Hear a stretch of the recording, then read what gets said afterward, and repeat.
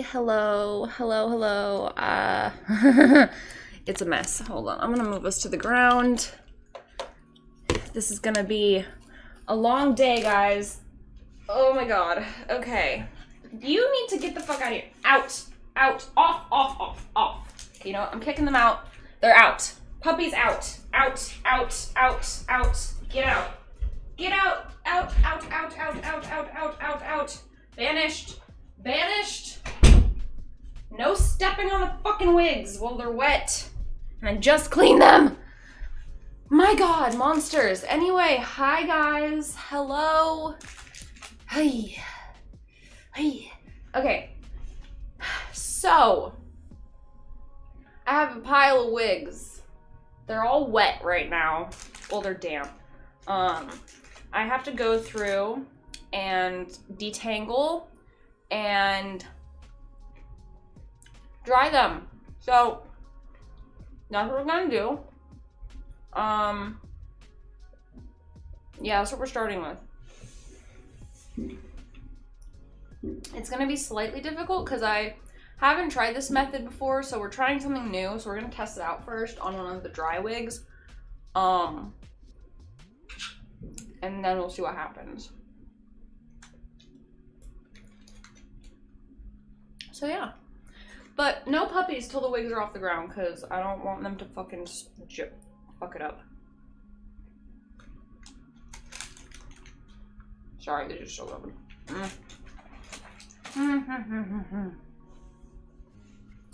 Yay, thank you. Thanks, dickhead. I'll give them one once they come back in. They don't get one right now. Also, oh my god, it's so fucking hot in here. I'm gonna turn the fan on.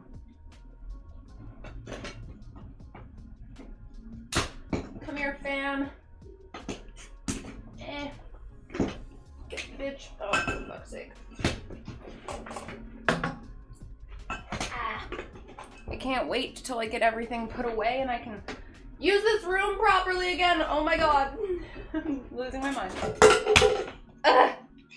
Can stuff stop being in my way? Dear Lord.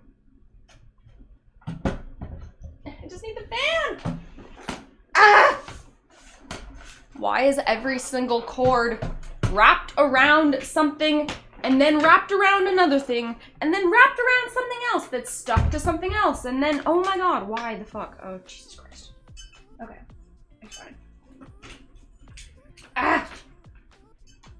Also, I hate that everything uses the fucking USB port now, except none of the outlets have a USB port! So you have to find a fucking adapter all the fucking I hate it. I hate it here. I hate it here so much, guys. Fucking hell. Anyway, we got our fan going. Not dying as much anymore. Gonna have my tea. Mix that shit up. This will help cool me down. You guys don't understand. I've been slaving over these fucking wigs for the last hour and a half, maybe. And then last night, it took me like at least 2 hours to deal with them. Oh my god. So yeah, we're gonna be doing this today. That was a flawless entry. Yes.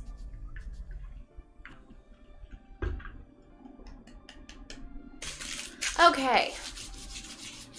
Let's do this. Yeah. Alright. Yeah, so let's see. Let's start with testing out the method on a dry wig. Let's test it out on the McDonald's wig. No. I feel like I want to do it on a longer one.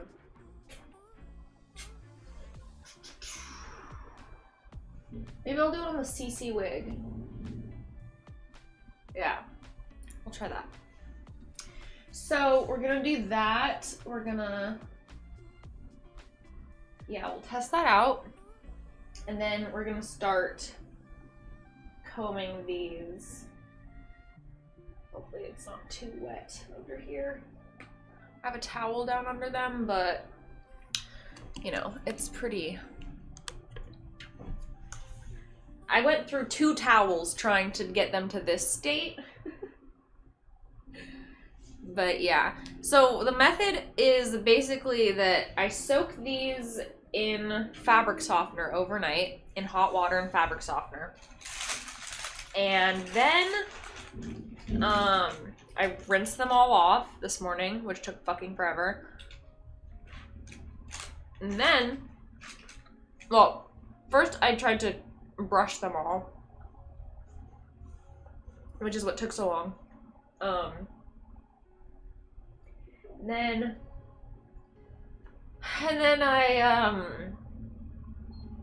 what was it? Fuck. I brush, bath with fabric softener, rinse out. Yes, then I brush them again. Then I have to spray them with detangler.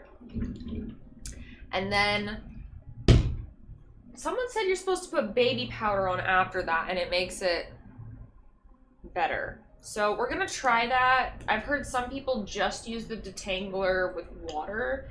They try to make it less. Some people say this. I'm gonna try this one first because it's less work for me, so we're trying that first. So yeah, I want to make, hold on, did I get rid of it? I hope I didn't. Ah, I'm an idiot. I did. I used to have a little head thing I could put the wigs on, but I'll just use one of those, I guess. One of the stands. Oh my gosh. Yeah, so it's a struggle. We don't know how many there are yet. We're gonna count.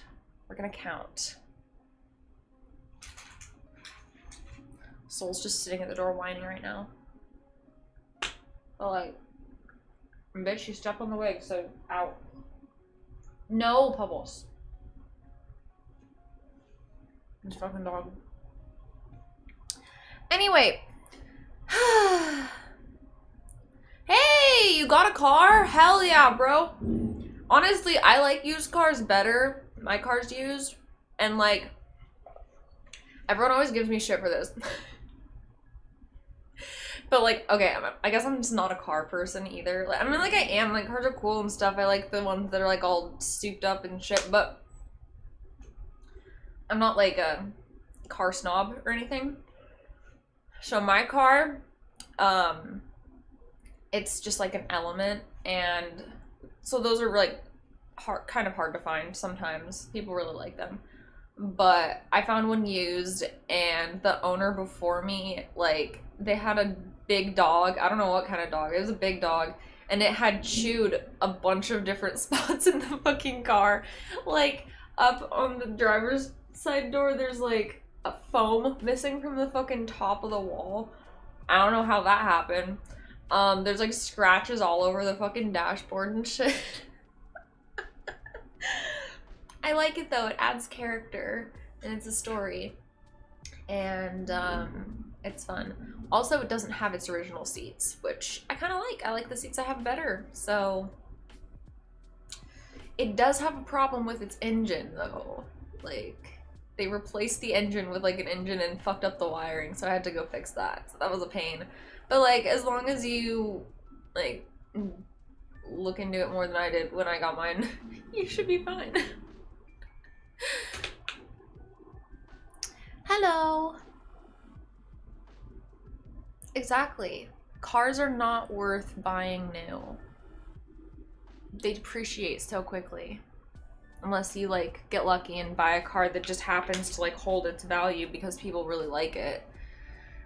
But like my car, every time I go to the dealership they offer to buy it from me, but I'm like, bitch, get away. It's my car. But anyway, let's stop talking about cars. I'm gonna find us a YouTube video to watch.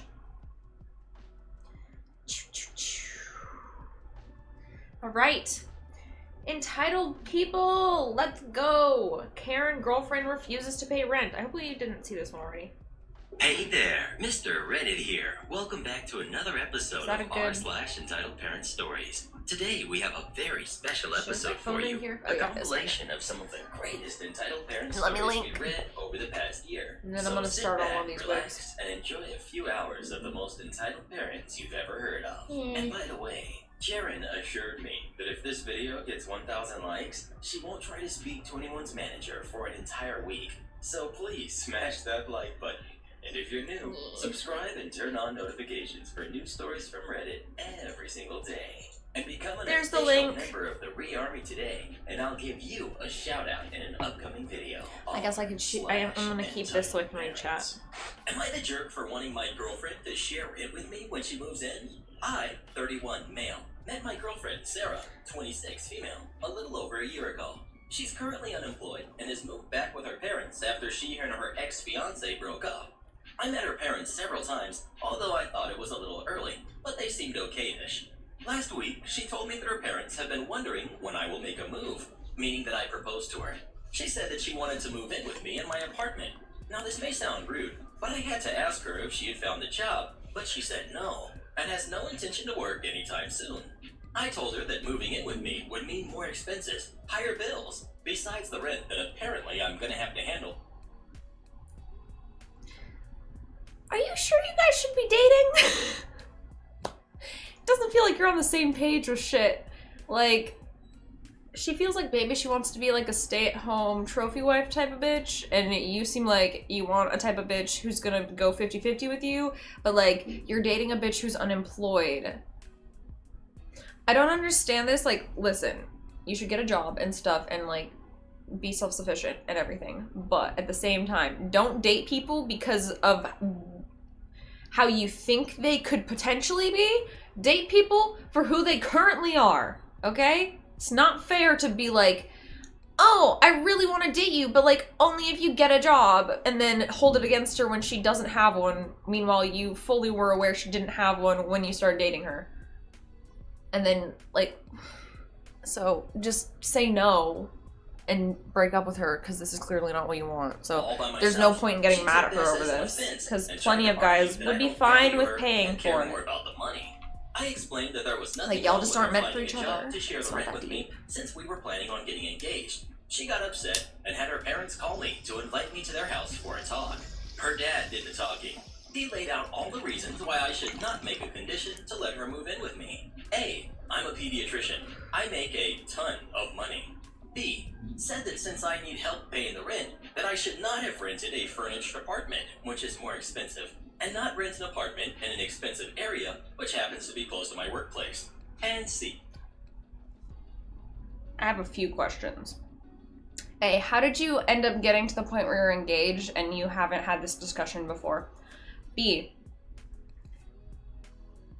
yeah, you're a fucking doctor. I think you can afford shit just fine. It's kind of weird to be asking your unemployed girlfriend to go 50-50 with you on shit when you're a fucking doctor. Weird. Even if she was working like a job, she's probably gonna get a minimum wage job. It still shouldn't be 50-50. Because you make an insanely amount more than her. What? And then, again, if you're gonna be engaged, you need to have this discussion. Are you going to be sharing your finances? Are you going to be having your own separate accounts? Like, what's happening here? And, like, also, I mean, yeah, if you're going to get engaged, like, it's kind of weird. You're super focused on the money issue of it rather than just being like, yeah, I want my fucking future wife to live with me. Like, I mean, maybe I just don't care about money that much, but, like, damn, I would just pay for it if my partner couldn't afford shit. That's so weird to me. This guy's weird. I don't like him. That since she's my soon-to-be wife, then there should be no difference if she pays or not. I was in shock. I didn't know what to say. I told him that this was not acceptable and that getting married means both sides help out, and that I wasn't willing to move to a cheaper apartment because again, you should have this discussion. Oh yeah. Back and forth. The last thing is the whole, why are you buying a furnished apartment? Yeah, like, that is more expensive. And if you're saying this as in you need help with the rent, then like yes, you should go to a cheaper place. You shouldn't just like go live a place that is way out of your means and then be mad at your unemployed girlfriend for not fucking paying for the makeup. The difference. What? What? Weird. This guy's living in a fucking. I don't. Weird. She went inside her room and refused to speak to me. Then her dad lashed I would out have at just me dumped your and said ass. that I was Like, being rude to what? them and inconsiderate. Started bringing up the amount of money I made and how I was the one to complicate things.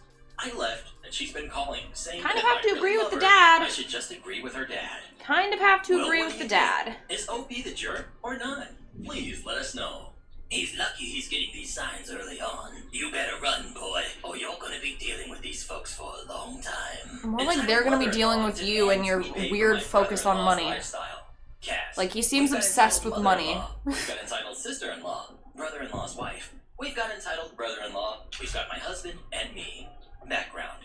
My husband comes from a poor background, as he could not Right? attend college because Like, he had to if take you're up buying a job in our pre-furnished country's apartment, defense just forces. tell me you Only don't when he have was 18. taste. I, on the Tell other me you hand, can't come go from to a middle-class IKEA and family, pick as shit in out. I Like, it's could not attend hard. college and even have a master's Go on degree, but Pinterest. nothing super fancy.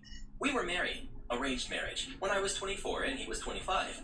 Before our marriage, all my husband's salary went directly to his family. That means 7 years of income, people. A major part of which actually went to his brother-in-law, as he was too special to find a job. Also could not keep one for longer than a year. I'm When gonna I came smoke to my one. husband's house, And then my we're gonna do brother-in-law this. already had 4 I'm kids with his I'm wife working up the pregnant with a confidence fifth. to fuck up my wigs. brother-in-law's credit was a mess, and he had taken multiple scared. loans for funding his drinking holier-than-thou lifestyle, and my husband was a complete pushover with no spine of his own to speak up for himself. It took me 2 years and a toddler, blessed with a baby boy, to force him to grow a spine, as now he had a family of his own and needed to care for it. I had to make him understand that he can no longer send 90% of our income to his brother and force us on the brink Sorry, of what? bankruptcy because his brother cannot afford his own lifestyle. Slowly and slowly, Fuck my your husband brother. stopped What? sending them any money, as his parents had enough income to What, are you maintain kidding me? themselves, and it was high time for his brother to get off his lazy butt and do That's something. crazy. Main story. Now this is the main event that took place about 5 years ago, when my husband was 30, that forced us to go no contact with my in-laws and a major part of my husband's family. My brother-in-law now had 5 kids, blessed with all girls, was on the brink of bankruptcy, and had already used a major part of the inheritance that he was going to be passed down What was from that his parents. blessed with all This interaction all took girls place on my comment first 2 for? nights' wedding. They had a joint wedding and reception, Seems weird. as brother-in-law didn't have the money for 2 separate weddings. Entitled mom to my husband. You should start helping your brother again, as he's having lots of troubles with funds lately. Husband, can we're in a pretty tight spot ourselves, Mom. Especially with Ellen. Me. Pregnant with a second child. Entitled sister-in-law. Well then, you should help your brother even more, as you know what it feels like to be with a pregnant woman. After all, we are also expecting. Me. What? You're pregnant again? My actual words. Whose fault Entitled is mother-in-law. that? What do you mean? Condoms are daughter-in-law? free. Aren't you happy? It could actually be a boy this time. Not everyone is as lucky as you who gets a boy on the first chance. Me, flabbergasted. What the heck? That's are you what that was talking all about. I won't treat a daughter any differently than a son. Entitled sister-in-law. Well, you can say that since you already have a son. Husband. I don't care about entitled brother-in-law and entitled sister's lifestyle choices, and I can't share any more money with them, as I have my own family now, and we need to save to buy a house, start our son's college fund, etc. Entitled mother-in-law. You don't have any right to speak about your brother like that. He is trying to improve. Yeah, you A do. lie. He also has responsibilities. Me, laughing. Right. Wait, As where did I if he put it? knows what responsibilities are. Entitled sister-in-law. You jerk! You dare speak about my husband like that? Everyone this was one as now the looking at us. staging. She gets into my face and actually takes a swing at me. Why is this Husband such a stopping her satisfying midair. noise? You dare! She is pregnant, and even if she was not, how could you think that you could do this to her? Me, shocked plus angry. We're leaving now. I don't think we're welcome in this wedding anymore. Husband follows me without speaking anything else. We got many vile messages and even threats from his side of the family on how we spoiled our niece's marriage and how family always comes first. Fortunately, we had never given my in-laws our address, and even if they could get it somehow, no one would have the money for the plane ticket, as we live at the geographically opposite Damn, you know corner it's of bad the when country you're at that time. not even giving them Also, your we've shifted address. twice since then, and have blocked out most of his side of the family, leaving out some of his Goodness, it's sensible more tangles cousins than I and thought it did. uncles and aunts, etc., and informed everyone on my side of the family, plus our friends, to maintain absolutely no contact with them. Edit. Here are the answers to a lot of the common questions asked. 1. Yes, I'm from Asia. 2. The 6th kid was actually a boy. Thank God. Or I don't know until how long they would have continued. 3. Also, thanks to all who are praising my English, I love a self-esteem boost. 4. I'm not child-free, but I am actually supporting that kind of lifestyle as a choice if it makes you happy. I'm like, what was the I love giveaway my that they kids were and from will do Asia? anything for them, but I also like the idea I of missed having it. totally no responsibilities of another human being upon yourself. So I support it. Edit. Many people are asking about why there are some posts deleted or mentioning that I am a teenager. So here's the explanation. I get where you're coming from, so let me tell you that this is my son's account. I thought you guys would be able to tell that by the name. I'm not tech savvy enough to have my own account, neither am I really that much into media. He lets me use it to make posts and even read through some of my favorite subreddits, as he has also made a different personal account. I know it may sound confusing and weird, but that's it. He also uses this account, so you can even find other posts stating that he's a teenager, etc. He's the one who's actually into writing those 2-sentence horror stories. He's the one who actually told me about the Karen and entitled family subreddits and stories, so I thought I should share That's my funny. experience too. He's actually really happy due to the extra karma and awards that this post gained, as he himself has never earned so many likes and upvotes. So I think that should solve the confusion. Thanks again for all of the support and awards. You are all amazing That is people. so Have fucking you ever had funny. in-laws that you Oh just my couldn't God. stand? If so, what did you do about it? Please let us know. My in-laws. He's never like, met, hell yeah, give me and the I still Carver. haven't found out why.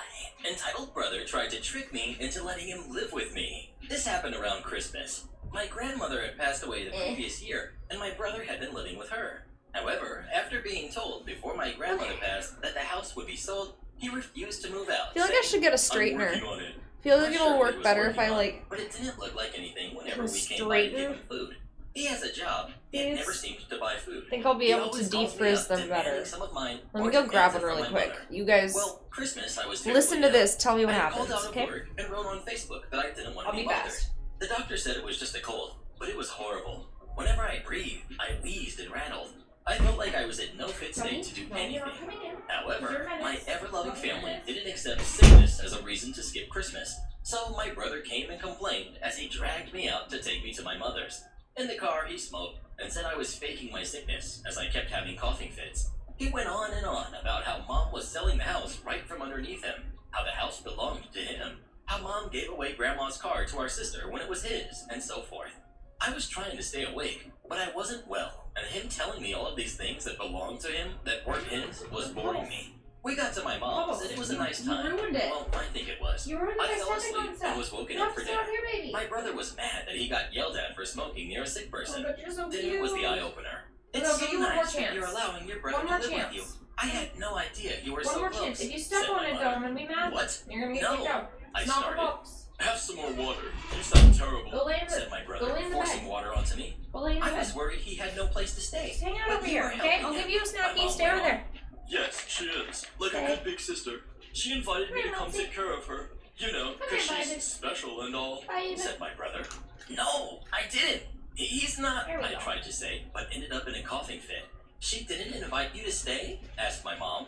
She did. Cried my What did brother I miss? before he leaned over and whispered to me. Tell me it was. You. I don't even want to write what he called me here. I'm not able to have anyone else on my lease or to Oh, I live wanna with me. know what it was. I joked out after my coughing fit.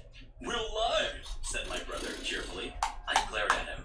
How There's will I an outline. lie? I am special, and special people can't lie. I snapped as best as I could at him. Well, that ended What? dinner. Before my brother was supposed to take me home. My mom offered, but my brother insisted he would.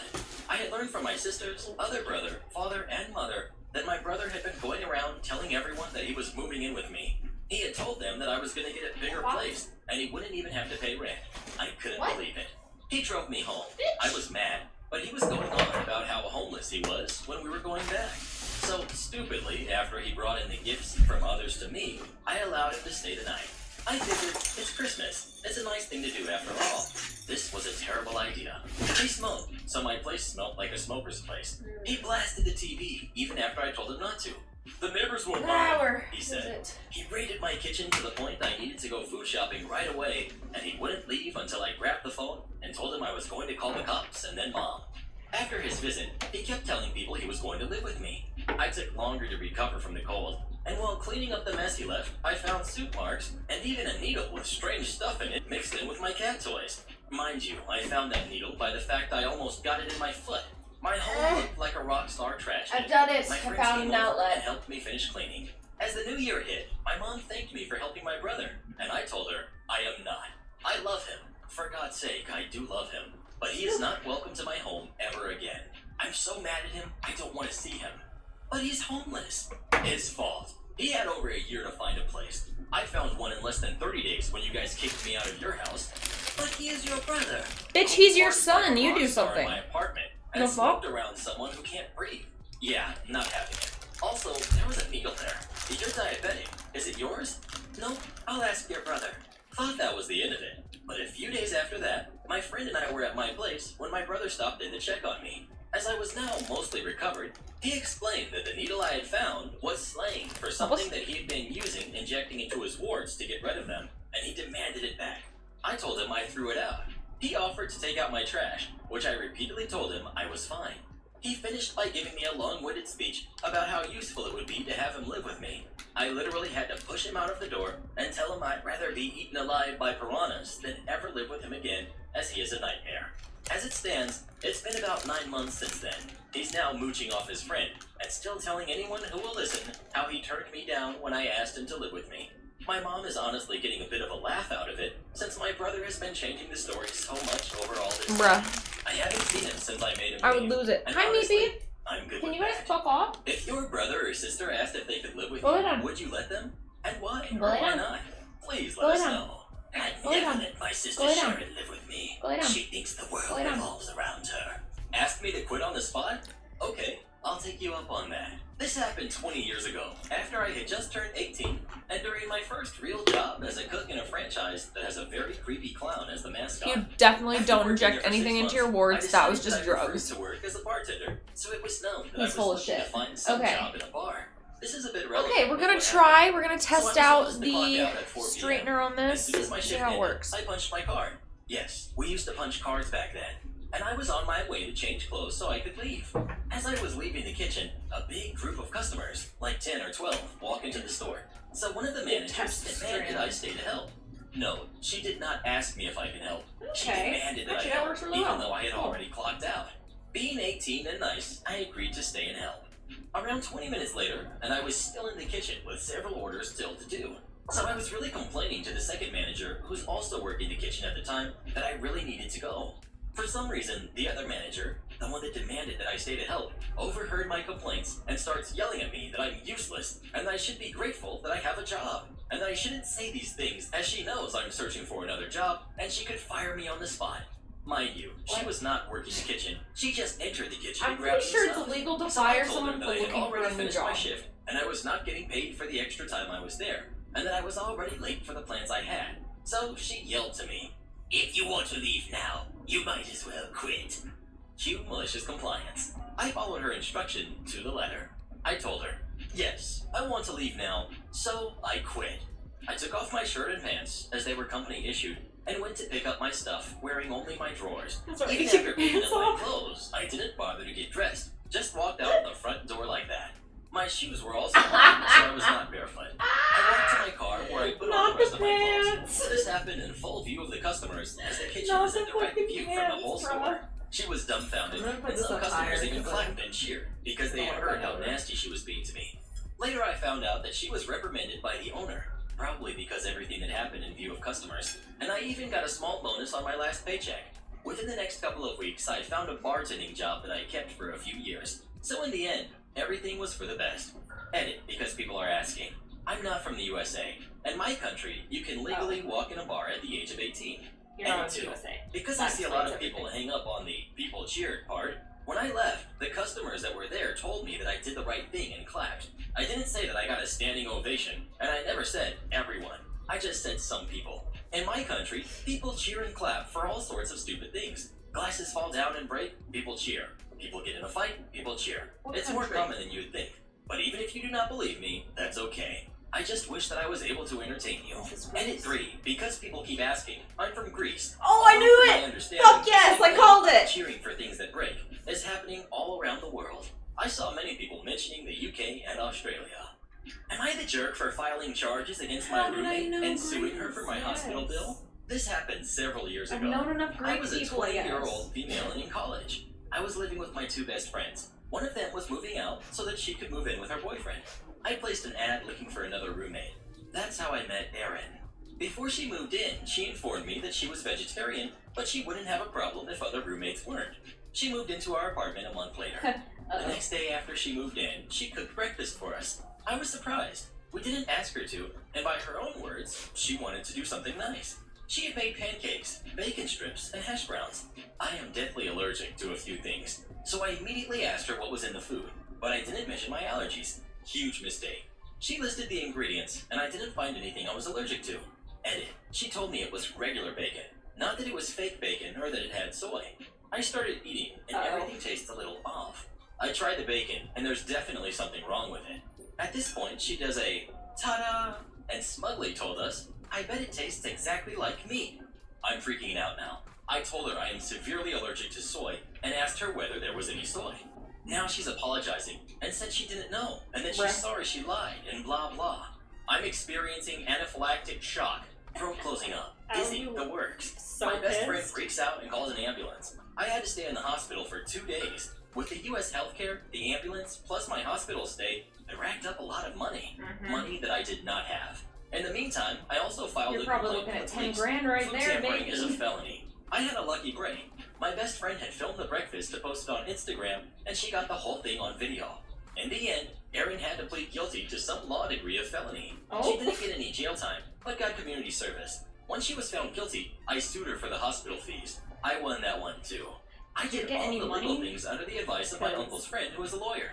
He said something about how it would be easy to sue if she had a guilty charge. I also did not have any contact with Erin during any of this under the advice of my lawyer. Erin's scholarship was canceled, and she had to drop out. Ooh. She also went into debt paying I medical feel like that's fees. kind of a bit I of saw an her on overreaction, Facebook a few honestly. days ago, and she's still down on her luck. I don't think I would have done that. I don't think I would have tried to matter sue how her small or the take her to charge court. was. I think she I know probably she's learned the her jerk fucking for lying lesson. about food. I want to know whether I'm the jerk for everything I did after. Yeah, a Because little bottom line bit. is, I basically messed up her whole life because she put the wrong ingredients in the breakfast that she Like, made. you didn't tell only her to the do allergies. something nice. Like, Edit. You guys are complaining, like as if I wrote the law on tampering food, or like I was the one who decided what charges to file, or as if I was the judge or jury that gave the verdict. This is a snore fest. Throwing the account away. You guys can keep whining all you want, but that doesn't wow, you change take the verdict. criticism so well. Well, what do you think? Jesus. Is OP the jerk, or is Yeah, Erin? OP Please sucks. let us know. Like, That's she why I didn't definitely do sucks anything at nice for anyone. first, but I at the just don't same want it to time, backfire like... on me. No, No. I'm not working overtime since I already told you my last day was today. Like, It bro, was Cheesecake 1994, Factory almost and I was killed just me, and I laid off didn't from take my them to last court. job as the general labor at a machine shop. Was seriously pounding the pavement. Could when my have. little brother calls Probably me up could have and tells gotten me about tons a of money job in for a it local too, machine but shop. like, I not done a worth bit of it. machining while in the last shop, but nothing where I would be actually doing setups Not to and mention, you're measurements, not etc. actually probably I going was to get really any just money help. from someone Like, like what the her heck? if she's Nothing also to a lose. college student who's Owner now lost her basically hires me on the scholarship. spot at about $2 aka she's more there than on the minimum wage scholarship. at the time. For me, I was just glad to have a job. So, like, I what's was the doing point? fairly well, considering I was only out of work for basically 3 weeks. Over the next 4 years I worked there, but was really mistreated by my boss. If you messed up, even in the most minor way, he would scream at you for a solid 10 minutes. If he Like, and his you wife could've had just an started a argument, GoFundMe. he would take it out on the few employees Tell your he sob had story by to Twitter, they screaming would've at loved whoever was it. in his sight that day. Finally, it's the end of 1998, and my brother and I are out looking for new jobs while still working at the shop. My brother happens to find a job and announces that he's giving his 2 weeks notice. For the boss, this was very sudden, and he did not understand. But when my brother tells him that he's leaving for more money and benefits, he actually coughed and said, Bro, this What? wig is looking I pay so good everyone right for now. what you're Like, so we're all clear. Our current rate was $8 an hour, which literally meant that my best raise each year was 35 cents. At this point, he really tried to figure out Yes, what the other bitch. employer was offering my brother, but I was not about to tell him, and neither were the other 2 employees at this point. We were all tired of his crap. 2 weeks goes by, and my brother is finally gone, and now it really hits the fan. Now he has to get on the machines and do work he hasn't needed to do in years. He couldn't ask anyone else, and no one had answered his ads for a machinist working for the meager amount he was offering. At this point, I was working a complete center This of is handling CNC the heat machines, so which fucking included well. I love this multi-axis wig. mills Wow. and multi-axis lathe Like- for a large group of select parts. I could do a complete Ooh, teardown and bitch. reset all of the setups on the machines, You were taking write this all like of a the code champ. for programming the machines, G&M code for those of you who know what I'm talking about, and also make just about any part you can dream of on the main Hass mill. About 6 weeks goes by, and another employee quits for other reasons, but really is just more of the way he treats us. He goes on a tirade for about a week, and it's at that point I know I need to step things up. Christmas is on Friday, and it's the Monday before, and he comes into my shop center and hands me an envelope. I ask what's up, and he just says it's your Christmas bonus. I couldn't believe it. Been there almost 4 years, and this had never happened before. After taxes, it was nearly 2 weeks' pay, so I was elated. Time to do Christmas shopping for the parents. Later that night, I sat down and realized it was really a bribe to hold me there as long as he could, so he could hold me there. Fast forward to right after No New shit. Year's, and I get a call from who would become That's my what next Christmas employer. bonuses are no I matter talked what, back and though. forth for about 2 weeks, and then I waited. Third week into January, and it's Tuesday morning, and just like clockwork, he's riled up about something insignificant, but decides to take it out on me. After he's done his tirade, he stomps off, and I head to the back of the shop to make a phone call. Speak to the employer, and the shop foreman tells me I'm hired, and asks when I can start. I say that I would like to offer my 2 weeks, and he says absolutely. See you in 2 weeks from the Monday coming up. I hang up the phone and walk up front, and wait till he turns around, and I simply say, "You have my 2 weeks," and then turn around and walk out of his office. About a minute later, I see him stomping off to his house. Shop was in a very large garage on his property. Lunch came and went, and still no boss until around 2 p.m. And suddenly he shows up and starts saying that I'm very ungrateful, not just for him teaching me everything that he knows, but also for giving me a bonus that I didn't deserve. At this point, we had been on overtime since earlier last spring, but he didn't want to pay anyone what they requested, so he was forced to have us all work overtime for almost the full year so far. With my brother gone, it made things even more crazy, but it was expected. On to his tantrum. I listened to his idiotic ramblings and finally just said, "I'm done." His final retort was that he never should have hired me in the first place. At that point, the Okay, only way but I you could did, describe it so- was the break of a pencil in my head. That sudden crackle, then clear break of the wood that is crisp and thorough. I simply coughed to shut him up and said with the same clear tone that I had heard in my head, "Today is my last day. No need to extend this 2 weeks." He simply said fine and stomped off. This is actually where I thought I was feeling the best I had felt in a long time. I was wrong. 2 hours later, I was finishing up packing away all my tools, and I had finally shut down my machines for the last time, and he walked back into the shop. He was livid. "What the heck are you doing? You still have work to do before you leave today." My response was, "I'm not working additional overtime since I already told you it was my last day." With that, I picked up my last set of tool cases and left the shop, never to look back again. Hope you enjoyed my experiences, and sorry for the long-winded malicious compliance. For those who want to know, the employer I moved to paid me 3 times my old rate, and yes, they gave really good Christmas bonuses every year. Am I the jerk for giving my mom a fake number when she asked for my job's contact info? I'll give some backstory I was first. like, when I'm she asked for female, your 18, number, and because my mother, yes. who's 50, is extremely clingy. I have no idea why, but she's always done this. I've always been the most independent out of all of my siblings, and therefore she's always trying to be in my business. I understand that she's my mother, and I love that she cares about me, but there are times when I must draw the line. At my last job, she would demand I text her whenever I get to work and whenever I leave, which was extremely doable. However, sometimes I'd arrive a bit later than I wanted and would have to immediately begin to work. I wouldn't be able to text her, and she would flip out every time, calling my phone 20 to 30 Okay. times, and calling my siblings and father asking where I was. She began to call my work phone, which was get the extremely front. embarrassing for me, because sometimes my boss would answer. Once, when I was driving to work, my phone wasn't plugged into my Bluetooth, and so I couldn't text or answer calls. She then called my boss's personal phone number, which I Bruh. still have no clue how she got, and asked him about me. I was Oh. furious, and told her if she had just been patient for 5 minutes, I would have answered, and she didn't get it. I'm always a perfect child and do everything she says, / never get into any trouble, so I don't know what the obsession is about. The worst thing she did was call my boss's personal phone during everything going on and tell him I couldn't come in because it was dangerous. I had to find out about this by getting my weekly schedule and thinking I was fired because I had no shifts. I had to learn from my boss, who was super nice about it, why I was off the schedule because my mom hadn't told me. It was the most embarrassing moment I've ever felt, and she didn't understand why I was upset with her about it. For my new job, I've tried to set boundaries. I told her my job has our emergency contact, and that I would text her when I arrived and left. She asked for my boss's name and the store address, which is fine, No. and then asked for his personal. I gave Is her a it fake fine? number. I told my sister about this, and she told me I was being petty and wrong. But I don't think she understands what it's like to have none of your privacy respected. My mother even begged that she drive me to work on my first day while she waited in the car as if I'm a kid. Her behavior is making me hate being around her, as How well as fucking old are you, refraining bro? from telling her anything about my personal life. So, am I the jerk for giving my mom a fake number so No. she doesn't embarrass me at work? No, Well, she's what do you fucking think? insane. Is OP Get a jerk restraining for order. giving What her the mom hell? a fake number or not? Please let us know.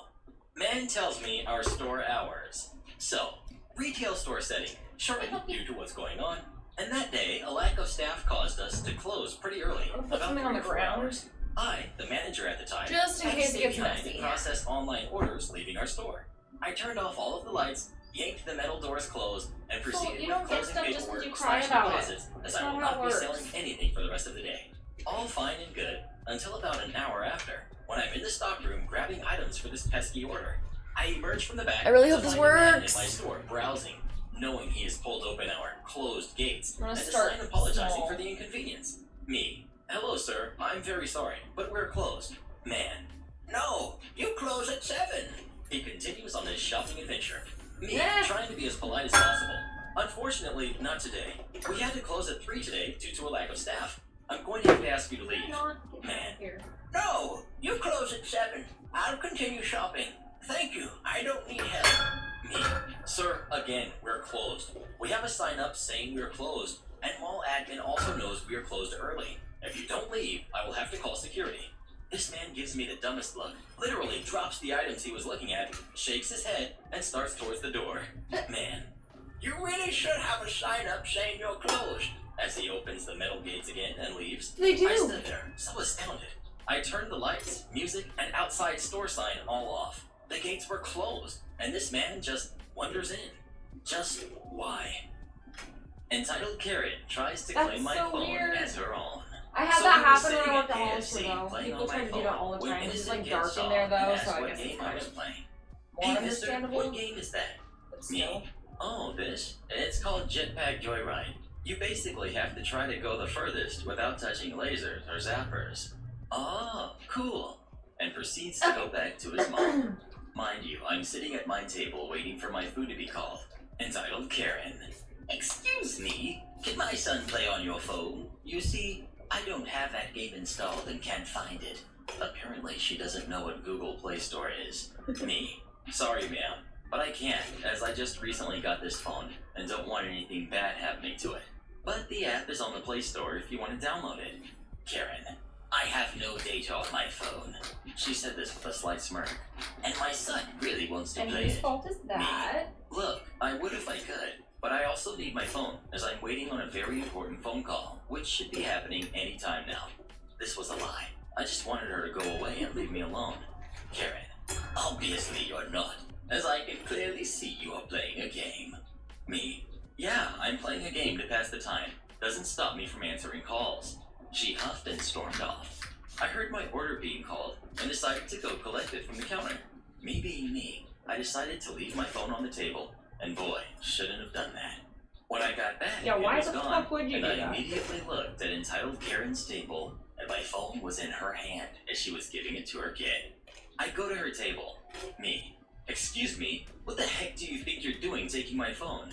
I told you my son wanted to play your game, and what my kid wants, my kid gets. Bitch, Me. no.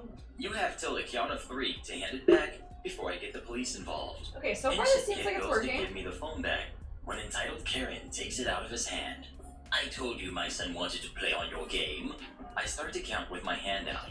After we Karen do this, we're calls gonna for try to someone rough over. it up and see if Employee. it gets super What tangled or seems to not. be the problem, ma'am? This guy is trying to steal my phone. Bitch! Employee looks at me. Is this true, sir? Me. If it was true, do you think I would still be standing here? The truth is that this lady took my phone off my table when I went to grab my order and will not give it back. You liar! Me. You see this watch? I point to my watch. It's a smartwatch, and the beauty of this thing is, it has a Find My Phone feature, which when pressed, will make my phone make an audible noise. Karen starts to lose her color a little bit and thinks I'm bluffing. Me to entitled mom. Shall I show you? Karen, I just realized I'm late for an appointment. No, you sit right there. I tapped my watch a few times, and to her amazement, my phone actually went off in her hand. Sorry, that's my notification sound. She stuttered here. Bitch. I proceeded to press my watch again, to which the phone went off again. Employee to Karen. Ma'am, I suggest you give this guy his phone back. Everyone is staring at this point, with my anxiety skyrocketing. I hate being the center of attention. Karen, he must have hacked my phone with his watch. I managed to snatch the phone back and looked at employee. Here's how I can prove this is my phone. There are 3 ways of unlocking it. Facial recognition, biometrics, fingerprint, and the good old password. I unlocked all 3 times, and to add salt to injury, I proceeded to show my ID to employee, saying, keep a note of this, and proceeded to check my gallery whilst she was looking at my ID. Me. I always keep a picture of my ID on my phone, just in case it gets stolen and I have no chance of getting it back. I wipe it clean. Employee checks the picture. Employee, want me to call security?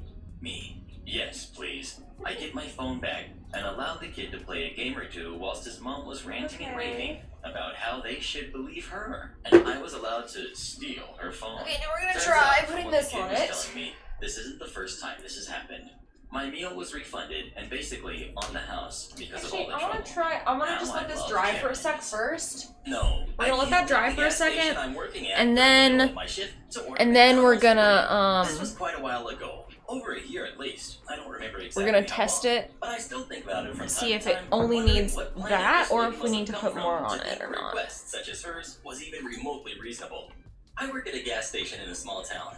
Although the town is very small, a major highway cuts through it, I think and while the we gas sit here, station I'm where gonna I start work brushing is one often of fairly these. busy. We're actually busy enough to justify having 2 workers, but the owners disagree and figure the gas station itself is small enough that 1 worker should be able We'll to start handle with the things 02 fine on their wig. own. Yes, I have some stories that prove the owners have clearly Fun. never had to work under the conditions they expect us to, but those are for another day. My point is that the cashier on duty for that shift is the only person working there at that time, unless they're training someone. And trainees are given exactly 2 days of training before getting thrown in the deep end, because, God forbid, the owners have to pay 2 people to work at the same time. Okay. Never mind, it gets busy enough to have lines snake Not around that the hard whole to brush. building quite often. I should also mention our number is similar to a few other places, including some that are actually in the next town over. So when we answer the phone, we answer with, "Hello, you've reached name of town, name of gas station." The idea being, upon hearing this, any misdials will realize immediately they have the wrong number and prevent conversations like the following. Obviously, it didn't work in this case. It's a typical day at work, and I had just finished helping a customer. It was a rare, blissfully slow day, so far. So there was only 1 other customer in the store at the time who was busy browsing the drink section we had I when the spoke store too phone soon. rang. Normally, our policy is I spoke customers way in too store get soon, let me. priority over phone calls. But as the only customer in the store wasn't actually ready to check out yet, I went ahead and answered it. This is the conversation that ensued. Me. Hello, you've reached our gas station. How may I help you?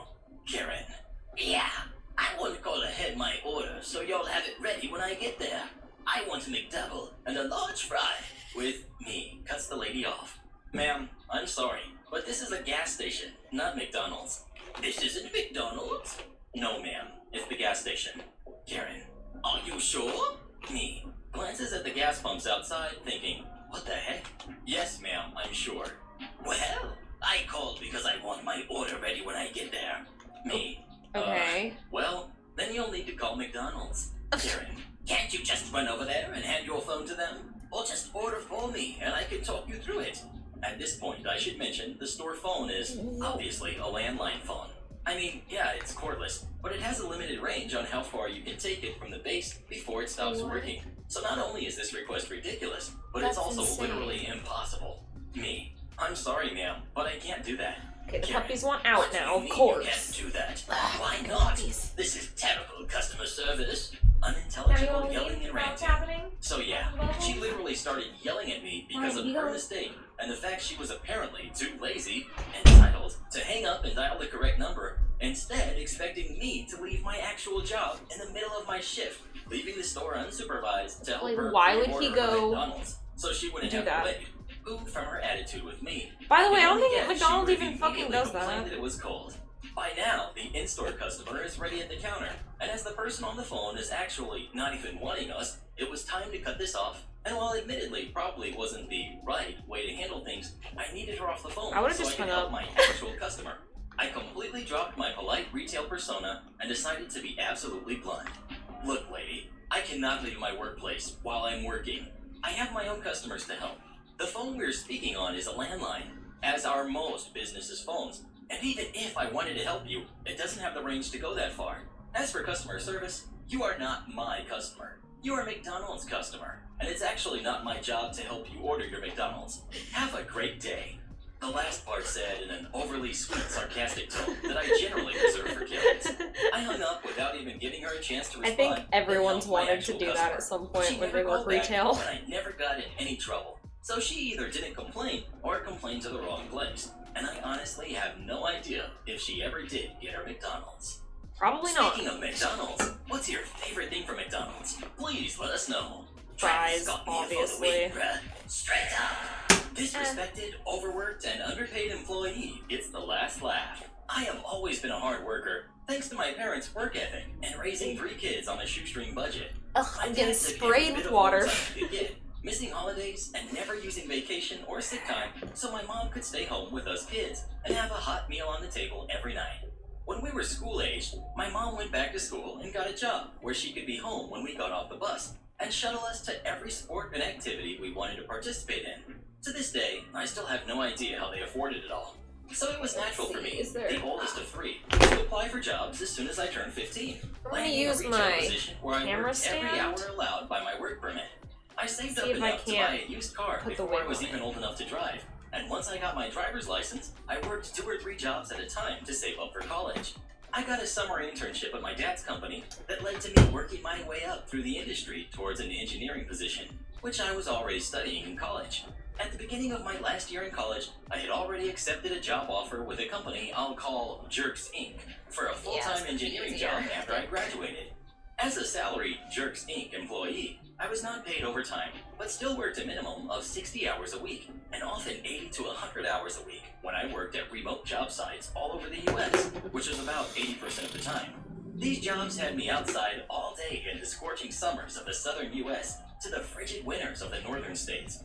My manager at the time strictly enforced the policy of only 1 paid camp day after any given trip, even if I had worked 2 consecutive 100-plus hour weeks. He never traveled and left work each day the minute he clocked 8 hours. Other managers called me copy girl because they only briefly saw me in the morning making copies of manuals and drawings before I raced back out to another demanding job site. One day I was called into my manager's office and reprimanded for frequently using the company phone, designated for business use only, in the middle of the night. I pointed out every one of those calls on the phone bill were from our customers needing emergency technical support. He had no idea my job required 24/7 on-call response. After 5 years, What? I had a small team under me who put in the same grueling hours and enjoyed the same $500 bonus each year. I was repeatedly denied requests to give them raises or paid overtime, and when I back calculated my effective hourly wage over the last 5 years, it was less than I was making at my first job at 15. I subsequently gave my notice. In my exit interview, the bigwigs were very upset and worried that I would take their clients with me. So they tried to make me sign a non-compete agreement on my way out the door. No. I laughed to myself and politely declined. Yet I still took a consulting position. Why with would a they, completely why different would you industry. sign that? After a couple months, former clients started calling, asking me to work on some big projects. When I told them they would need to call a Jerks Inc., they said they already had, and my entire team had quit shortly after I did, leaving no one there capable of doing the work they needed. I decided to start a side business, intending to work a couple hours per quarter. But when word got out that I was back in the industry, it quickly became more than a full-time gig. My old team had also refused to sign a non-compete when they quit, and they all ended up coming to work for me. Why The would bigwigs anyone at sign Jerks that? Inc. threatened to Bruh. sue me for poaching clients and ex-employees despite not having a leg to stand on, and eventually had to contract my company for some of their upcoming projects, requiring the services they could no longer provide in-house. When Nice. my team and I walked into Jerks Inc.'s conference room for the first project meeting, the manager stared down at the table. I couldn't hide my huge smile as I handed out our rate sheet which was around 10 times more than they had paid us as employees. Have you ever been paid unfairly? If so, what did you do about it? Please let us know. This is Not so really, long. but only because I've never had a job. Am I the jerk for not doing anything for my daughter's birthday? My daughter, Sprayed me in the let's face. call her Thea, turned 15 last I think Saturday. Hogan's gonna have to and due watch. to Everyone everything waterproof going on, makeup we today? couldn't really celebrate it. I asked her a few days before if there was something special that she wanted to do, and she said no. On the day of her birthday, I asked her if she wanted me to order a cake, and she refused that too. She's introverted and doesn't like making a big deal of things, so I let it be. She spent most of her day talking to her friends on call, and I cooked a nice dinner for her and my son. My wife is usually the one who organizes birthdays And people stuff, say but she's this been isn't living work. with my mother for the past few days due to some health This issues. is hard On manual most labor. birthdays, my wife is also met with the "I want nothing" by my daughter, Yeah. but she does stuff anyways. She usually bakes a cake, buys some gifts, and cooks all her favorite foods. The next day, on call, she asked me what I did for Thea's birthday, and when I told her my daughter didn't want a celebration, she blew up on me. According to her, my daughter is too shy to ask for things and doesn't like asking people to make a fuss about her birthday. She was very angry that I didn't even buy her a cake, even after I repeatedly told her that Thea said she didn't want a cake. According to her, these are things that should be done without asking. I would like to mention that my wife coddles my kids a lot. I thought that was the end of the conversation. Later in the evening, my brother-in-law showed up with cake and gifts for Thea. My wife probably asked him to do so, but he's very close to the kids, so I didn't think much of it. But then he jokingly said to me, "What kind of father doesn't buy cake for his kid's birthday?" I told him the same thing again, and he said that having your birthday during everything going on is horrible enough, and I should have just bought some cake. I agree, it is, but she said she didn't want it. It's been annoying me a lot. I hate how both my wife and brother-in-law keep implying that I don't know what my own kid wants. I just want to know, am I really the jerk? I just did what my daughter asked. More information. 1. I did not do nothing for my daughter. I made pizza for dinner, which she loves. I also sang her the birthday song and hugged her really tight. There was someone who had a problem with that. My daughter isn't big on physical contact, but she likes to hug people on their birthdays. It's a tradition she started. I was not forcing her to do something that she didn't want to do. 2. The whole buying the cake on the same day. I don't know how hard it is where you live, but as long as I can remember, cakes are bought on the day of the birthday. I did not know this was something people didn't do. Unless, of course, it's a customized cake, and we haven't done that for the kids since they were 10. 3. My wife is not a horrible person. A little bit overbearing, sure. She did wish my daughter a happy birthday in the morning, but she's busy taking care of her mother. Update. Wow, I can't believe the number of things people picked apart from this post. Some of you are worse than English teachers trying to find hidden Oh my meanings in gosh. blue curtains. Okay. However, I decided to apologize to her. I did speak to my daughter. I set her down and apologized for not doing anything or buying a cake, and her only response was, "Papa, chill, it's just a birthday." I did give her money, and before you get on my case of how unthoughtful that is, she usually spends her money on books or clothes. I feel those are hard things to pick for anyone, not just my daughter. I would rather she buy something she likes than be stuck with something she doesn't. I think the major problem for people is that I waited till the day of her birthday to buy her a cake, which means I don't care about my daughter. I don't know what to say about that. Getting a good cake isn't that hard. People keep saying I should have pre-ordered so they don't run out of cakes. If the store doesn't have what I want, I'll just go to another store. There's a million of them. I think people Also, are reading into that this one too person much. who got on my 'cause, case for yeah. saying my daughter instead of our daughter needs to calm down. I'm gonna end this here. Thanks to all the people who sent me an award. Well, what do you think? Yeah, I don't think Is it matters. Obi If the jerk, kid or said did she he doesn't do want the nothing cake, wrong? then who Please fucking let us cares? know. It's about what the I dare you kid to not wants. give me a cake on my birthday, Mr. Reddit. Boss tells me I'm not a manager, so I stopped doing her job. I have worked in my job for a long time now. My boss is never available for help and hardly on site. Recently, she has got a new manager who's not impressed with her work ethic. But then lockdown happened and he had to shield. She has gone straight back to her old ways. Boss will often ask me to do her work for her to save her coming in, which I've never minded doing up until recently. I had a meeting with my boss after an incident at work where someone tried to attack me. I told my boss I didn't feel supported by her after it had happened, as she wasn't present and didn't manage it well afterwards. In the middle of the meeting, boss says, "Perhaps you want to consider some easier work in a different department." Me. What? Why? Boss. Well, You do take on a lot of extra work that you don't need to. A lot of this work is manager's jobs. Maybe you need to learn to say no instead of taking on all this work. I asked if there was something wrong with my standard of work, if she had concerns, etc. And she says no. 3 months down the line, 4 of the team leave and they got new people in. Boss. Oh, OP. Can you induct new starters on their first day? Me. Sorry, boss. That's a manager's job. Boss. Can you complete fire risk assessment? Me. Sorry, boss. That's a manager's job. After a while, she stops asking me things. Then one day, she's working from home. I'm pretty sure she's been telling her manager she's on site throughout lockdown, but mostly isn't. This huge incident kicks off with residents, emergency services are called, etc. I call boss and explain to her what happened. Boss. OP, can you please do follow-up with commissioning body, staff, and residents involved, and write the report, and send it all directly to me, please? Me. Sorry, boss. You will need to come in to manage this. I'm not a manager. That's not my job. Boss. Just this once, please. I refuse to manage this incident. Turned out she was visiting a friend who lived at the coast whilst she was supposed to be on site. What? Someone accidentally let it slip to her manager when he called in the incident, and there was no one to manage. He asked me to deal with the incident. I explained I couldn't, and that boss had reported me as taking on too much work to OH. A full investigation has been launched into her conduct and ability to do her job. Manager now talks to me directly. Slowly and getting this wig He's helping untangled, me apply bruh. for a promotion. Boss is on leave pending investigation.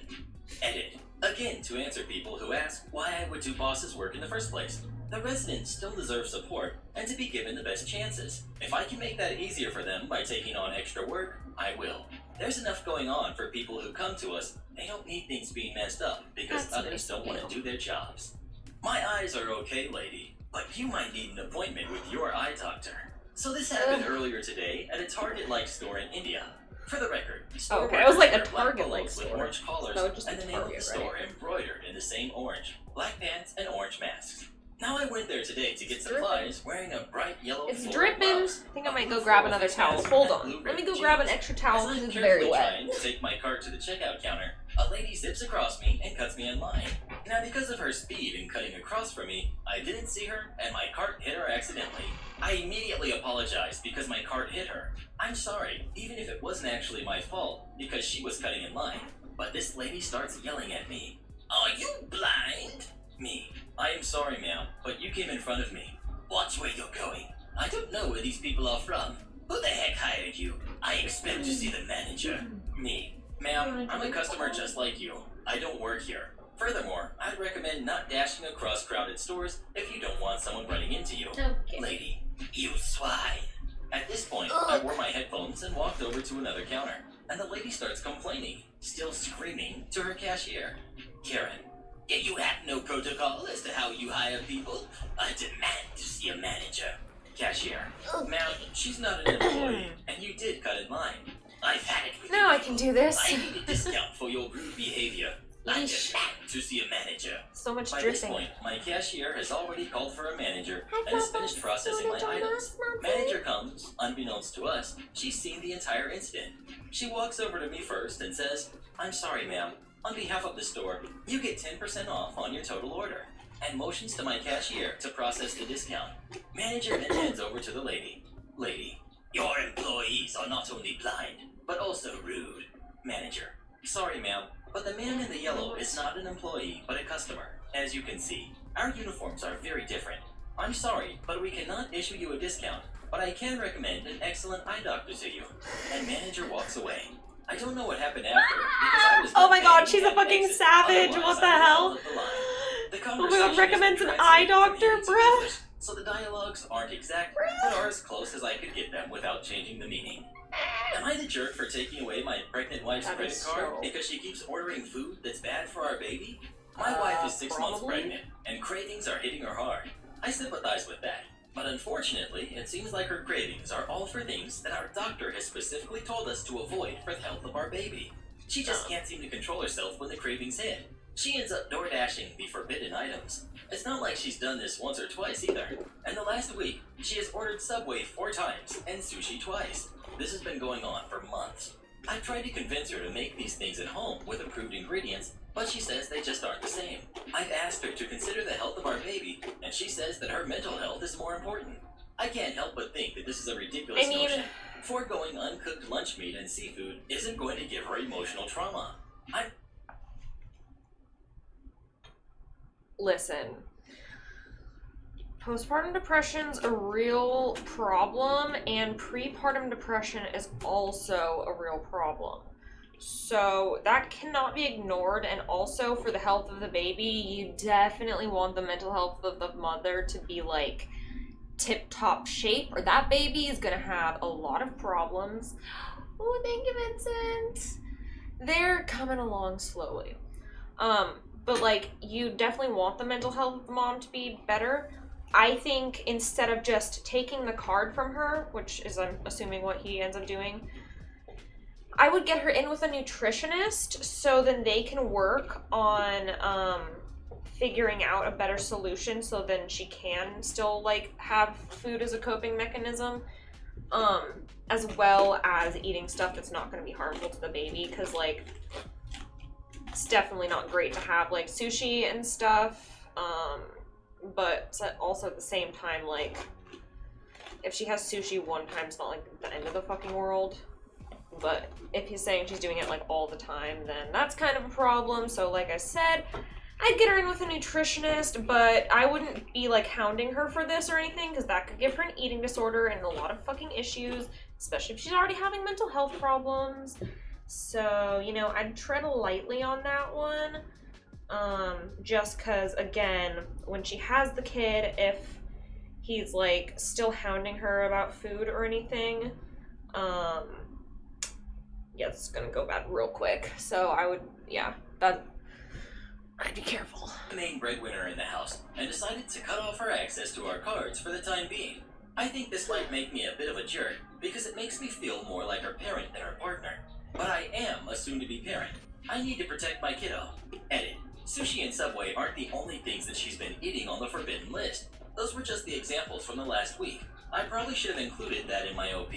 She's also eating a lot of undercooked meat and eggs, drinking energy drinks, had a few glasses of wine, etc.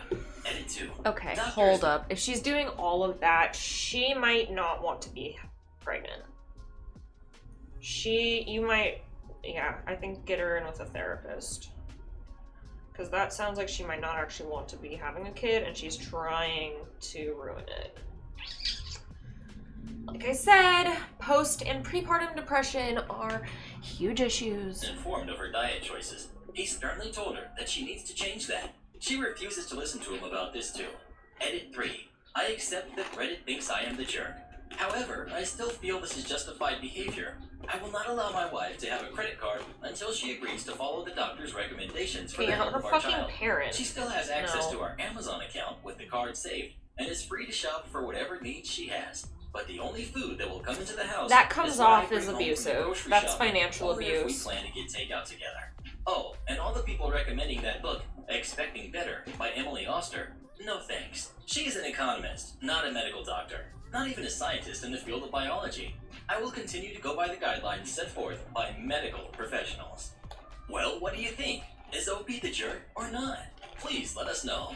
My TV has no picture. This I is just from think the he's late not being 70s very in London. empathetic to his A friend fucking had a pregnant hi-fi wife. shop Like, which sold TV sets among other electronics. I used to help out on does he Saturdays. have no After comprehension of demonstrating what some she's TV fucking sets going to a through? customer, he bought one and told him we would set it up. You and should have deliver more later respect that for night that. After the shop closed. Or he could lug it home himself if he wanted it earlier. He chose delivery. Setting up consisted of manually tuning in to the 3 channels available then: BBC One, BBC Two, and ITV. This was done by sliding open a drawer to the set to reveal a set of flywheels, 1 per channel. There were 6 altogether to cater for future expansion. Would if a by any therapist or miracle, psychiatrist more come into channels were play ever later added. for the kid or Having not? 2 I mean, I channels think in, it depends. delivery I think guy a would therapist install is the good set for in the client's everyone. I flat. think family All was therapy good. is probably Client healthy was for happy anyone, and no he matter signed if you have off. problems One or day, my not. friend got a call So, saying there was sound, I don't but no think it can picture hurt. on all 3 channels. Since there was sound, it was obvious this was not a tuning issue, so something else had gone wrong. He The was amount of asked to fucking bring the set knots! in, as he was swamped and couldn't get anyone Where's to the it until detailer? I'm midweek. using it. Client came in with the set. My friend plugged it in, and behold, every See if this channel was helps there me. in living color. Exit 1, perplexed customer with TV. Next day, same issue is reported. Sound, but no picture. As it happened, our delivery guy was going to be in the customer's area, so he was told to go get the TV and bring it in. Delivery guy gets to the client's place. Client switches the set on to demonstrate sound, but no picture. Delivery guy sees the problem immediately, crosses the room, and draws the curtains closed. Voila! Perfect picture. Customer had placed the TV such that the sun was shining directly on the screen. Ugh. Am I the jerk Bruh. for getting rid of the dog? A few months ago, my Yes. husband, 35 male, and I, 29 female, spoke about getting a pet. I suggested a cat, as I've grown up with them all my life and know how to take care of them. He wanted a big, classic dog, and told me about his buddy who breeds German Shepherds and wanted to get one of those. Shepherds I've are never so been cute. around dogs at all, let alone a big handful of a German Shepherd, so They're I not shut down that the much. idea and suggested rescuing a smaller dog and to get a German Shepherd later. You're definitely I the stay home asshole. with our 2-year-old and would be the primary caretaker of the dog, and as I don't know how to take care of a dog, a smaller one would be easier to handle and care for in my mind. Bitch, they're Plus, our not. house and yard are not very big, and I do In a not lot want of dog ways, that big will dogs grow are a to be lot huge easier to and fucking rowdy deal when I'm with. taking care of it most of Like, the time. oh my god. Besides, I don't like big dogs much at all, and this is definitely something we both should agree on. He seemed a bit disappointed. Got it, so I as he hate does love you. shepherds, but understood my point. The idea has been spoken Sorry, if about you a don't bit like more. all A few dogs, weeks ago, we went to the I don't local know if I rescue can fuck and with found you. the most adorable little mutt. I said I wanted that one, and said we'd be by to get her on Friday, when my husband was off. Coincidentally, our kid had a checkup on that day too. We agreed he'd get the dog, and I'd take care of our kid. Lo and behold, when I come home, a rambunctious German Shepherd puppy was waiting for me, along with an embarrassed husband. He said he was sorry for not getting the dog we had agreed on, but his friends Okay, he knew shouldn't it was have too done good to pass that. up on, and figured I'd learn to love the dog, and would He should catch not on have done quick to that. caretaking. No, this is not what we agreed on. I started freaking out on him and Okay, demanded he don't give the dog freak out. back, but he refused. Not to mention the cost of the German Shepherd versus the little mutt. Needless to say, I have been furious with my husband. I have tried to care for this dog and my toddler at the same time, but I cannot. I loathe this dog. It is so needy and hyper, and not what I wanted, and I am mad at my husband for making this decision. So a few days ago, I took the dog to the rescue where we found the small mutt from earlier, who has now been adopted. I no longer want a dog or any pet at all, except for a cat. My husband is angry with me, saying I wasted the you're the pretty asshole. penny he spent on the dog, and that I should have given it more time to grow on me. But Yeah. I think he violated my trust, and was selfish in getting a dog. He I did do didn't that, even want in the but first you place. suck. Am I the jerk? Edit. Our home is ill-equipped for anything bigger than a basset hound.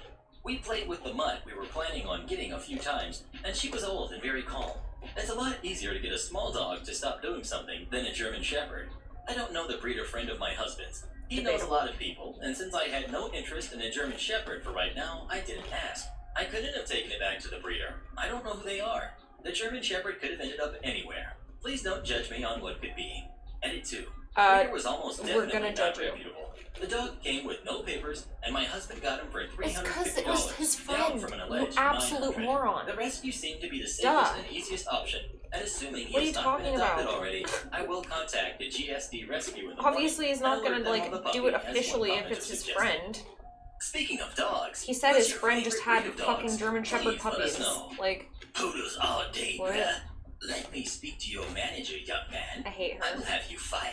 only The want owner and I are cats. good friends. Fuck off. First, let me explain. If you don't like cats and dogs, this is not my you suck. story as such, but I got to witness it firsthand. Like, why would A you good friend of choose? mine They're is from both a family that awesome. owns 3 very successful Italian restaurants with a pizza oven that uses actual wood, really top of the line. So he learned the business basically from the day he could walk. When he was 25, he had Nuts. a good business idea. A place in the middle of the city that sells mostly slices out a window, but also whole pizza, pasta dishes, and salad, and does delivery.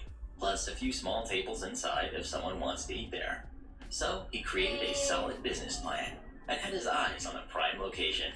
It's 50 meters away from the biggest parking area in the city, with 400 parking spots, where several times a year we have big city fairs, and anybody who wants to go in the park strolls right by it. So his dad said he would finance him, but as a credit to be paid back in a timely manner. They agreed on everything, and a year later he opened up. The story takes place about 2 years after they have opened, and the place is hot. He already repaid almost 75% of the credit in a mere 2 years. Usually there is a line for the slices, which are from a family-sized pizza, like 60 centimeters across, and you get 1/8 for $2.50 to $3.50, depending on what is on it. We are sitting on a table playing chess, while his guys run the shop. He had already worked a full 11 hours that day. In comes a baby boomer couple, and it was clear as day that the lady with the you-know-which Baby haircut boomer couple. rules this relationship with an iron fist. They sat down on the table next to us, and after not even a minute, she rudely asked us why she has no menu yet, and to get off our lazy butts. I already wanted to tell her I do not work here, but he winked at me and walked over to their table, giving them our menus.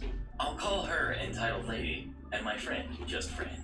Disclaimer, this was nearly 15 years ago, so the spoken words are not word for word, but represent what was said. Entitled lady. It's about time you get off your lazy butt. She has waited a minute. You can't play chess when you have people waiting.